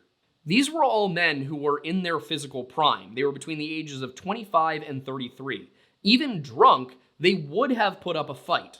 There aren't a ton of physical details out there about these guys, but we do have pictures of, at the very least, Martin Gutierrez and Jonathan Honey, and they're not small dudes. They're not built, but they're average sized. You're not going to be able to just kind of manhandle them easily. And the reason I point that out, that they probably would have put up a fight, is not to say that it's impossible someone could have overpowered them, but that you would expect there to be more defensive injuries on each of these men. But only Martin Gutierrez has any sort of bruising listed. Now, it could be that there are things in the autopsies of Rublik and Honey that suggest there was a fight of some kind, but if those details exist, they're not public. As for the injuries sustained by Gutierrez, it wasn't a ton. There was blunt force trauma to the head and bruising to the back of the head. If this man was drowned manually, then someone must have incapacitated him to some extent before drowning him. Otherwise, there would be much more extensive bruising. So when we consider all of the evidence that we have here, at least what is publicly available, what has been released about each of these disappearances and deaths, it's my opinion that there is not a strong enough body of evidence to suggest a serial killer is active in Austin, Texas. On the other hand, this is definitely an unusual number of bodies for Austin. I went back and I looked, tried to find newspaper articles and news website articles reading things along the lines of body pulled from Lady Bird Lake. And, every once in a while, you see somebody was pulled from the lake. Sometimes they're pulled from the lake alive. You don't see spates of a dozen bodies in 2 years. If I were a resident of Austin, even if I didn't believe there to be a serial killer, I would certainly still have questions about why so many people are turning up in the lake. Because statistically, it does seem like some sort of body dumping spike is going on right now. But the police keep saying, no signs of foul play, no evidence of foul play, no suspicion of foul play. Problem I have with that is, hey, they might be completely right, but they've given nobody the information necessary to agree with them. Not every police department is as incompetent as the Ridley Township Police or the Michigan State Police or the entirety of the Royal Canadian Mounted Police. But when I look at this, I'm not sure if I'm seeing incompetence or opacity. I don't know if this is that the government doesn't want to reveal what they know or that they just don't realize how bad a job they're doing at PR. I mean, think about it with using your local town. Say that you have a pond nearby, right? And one year, bodies just start to turn up in the pond every 3 months. And the police don't say, hey, the cause of death was this, and it's proven because of this, this, and this. They just tell you, oh, there's nothing to worry about. No suspicions, nothing to worry about. How many bodies do you think it takes before you start asking questions? I can tell you from personal experience, we actually did have a body turn up in the Schuylkill River not that long ago. I think it was a couple years back now. This is right outside of where I live. I was familiar with the man they found because of what I knew about him. I was not surprised that it was not foul play, or at least that they did not suspect foul play. But if another person turned up 3 months later, I might start to think, hey, that's a little weird. If I were to get 3 people in a year when usually we have none, I would definitely be hounding the local police department for questions. And if my local police department dug in their heels and kept saying there's no suspicion of foul play, and I asked why, and then another body turned up and they just said the same thing and wouldn't tell me why, I would actually get angry and I would start to believe they were hiding something. To give the most charitable interpretation of what the Austin police seem to be doing right now, it's basically them saying, well, we know that foul play was not involved, but there's some privacy issues. The families might not be okay with us releasing certain information. It's probably in the best interest of those directly involved. We don't give too many details. But in doing so, they're kind of convincing people that there's something being hidden. It could be that there's an extremely reasonable explanation for every single one of these people's deaths. It could be that somebody was on drugs. It could be that somebody had been expressing suicidal ideation and that their families just said, hey, we want to keep this close to the vest. It's better for us if this is private.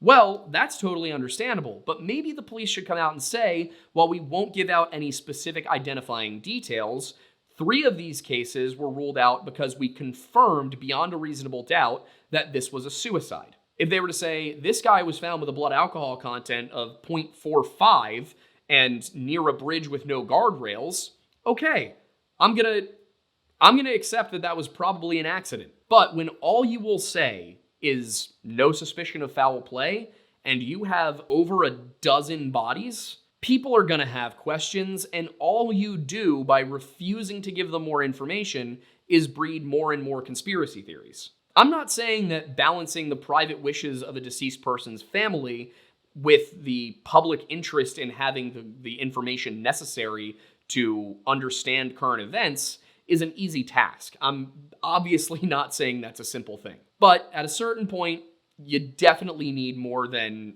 just remain calm, everyone. But hey, that's why we're here. We may not get everything right every single time, and there may be things that we missed even in this video. But the good thing is, you can always leave a comment telling us what we missed. And in future videos, when we address things again, sometimes just stuff comes up in context, because often, we'll be talking about one random thing and it's like, oh yeah, and this guy who disappeared in this instance, cities away, had a similar set of events. Whenever that happens, if you give us a comment where you're like, hey, you forgot about John Smith, then I'll go and I'll look into John Smith and be like, oh, okay, I forgot about John Smith. And next time we talk about something that relates to this, I'll say, by the way, we found out after doing the first video that John Smith disappeared under mysterious circumstances and seems to have been connected to this. So please engage, leave comments, tell us what you think, tell us if there's things you think we could be doing better, if I pronounced something wrong, anything of the sort. We are all ears. Please help us out. And if you want to support what we're doing here at the Lore Lodge, you can subscribe to us here on YouTube or on Patreon for just $1 a month. That gets you access to exclusive content. Oh God, we have to shoot a drunk folklore this week. I'm not excited for that. Isn't this the last Saturday of the month? No. Remember we said we were going to do it next Saturday? Okay. Because you have the party. Right. And it would not be good for me to do that before the... I thought we said we were going to do it before the party. Oh, we could, because Kat's parents are coming in next weekend, so... All right, well, we'll figure it out. Yeah. All right. Are you just going to leave all this in? I wasn't planning on it, but I can. Might as well. All right, well, anyway, so yeah, we're not sure when Drunk Folklore is coming. It's either this weekend or next weekend. If you're watching this video 4 months from now, it doesn't matter. Anyway, you can subscribe to us on either of those services to support us directly. You can also purchase our coffee from Tableau Roasting Company. I designed it myself. It is not just coffee off a store shelf. I had thoughts on the flavor profile. I also had thoughts on the victim profile, but those are different things. We're also in the final steps of getting our merch with Bunker branding approved and ready for launch. We will have an announcement about that coming very soon. Other announcements coming very soon. We are launching multiple new channels. One is going to be with our friend Celso, who's going to be doing mixology and service industry content. Another with our buddy Luke, who's going to be doing all sorts of music industry stuff, interviewing people. And then our last one is going to be Jody, who is going to be doing mental health and, strength through adversity, small business ownership, sort of content about, fighting through it and making something of your life no matter what's thrown at you. We will have announcements about all 3 of those channels coming up here. You can also catch our live show, The Lore Lads, which is every Sunday night at 7 p.m. Eastern, unless we say it isn't, but it's usually that time. We also put that up on Spotify and Apple and every other podcast platform you can get to, so you can catch it there as well. We also have several other channels already. Those are The Weird Bible, The History Hut, The Lore Lounge, and my personal channel, Aiden Mattis. Aiden Mattis is the one that has the most content on it currently, but The Weird Bible also should be getting something every month. We just shot another one very recently. And when it comes to updates for this channel and what we're up to, what's going on, new stuff, all that, the best place to go is our Discord. That is bit.ly/jointhelodge. With all that said, my name is Aiden Mattis, and thank you for stopping by the Lore Lodge.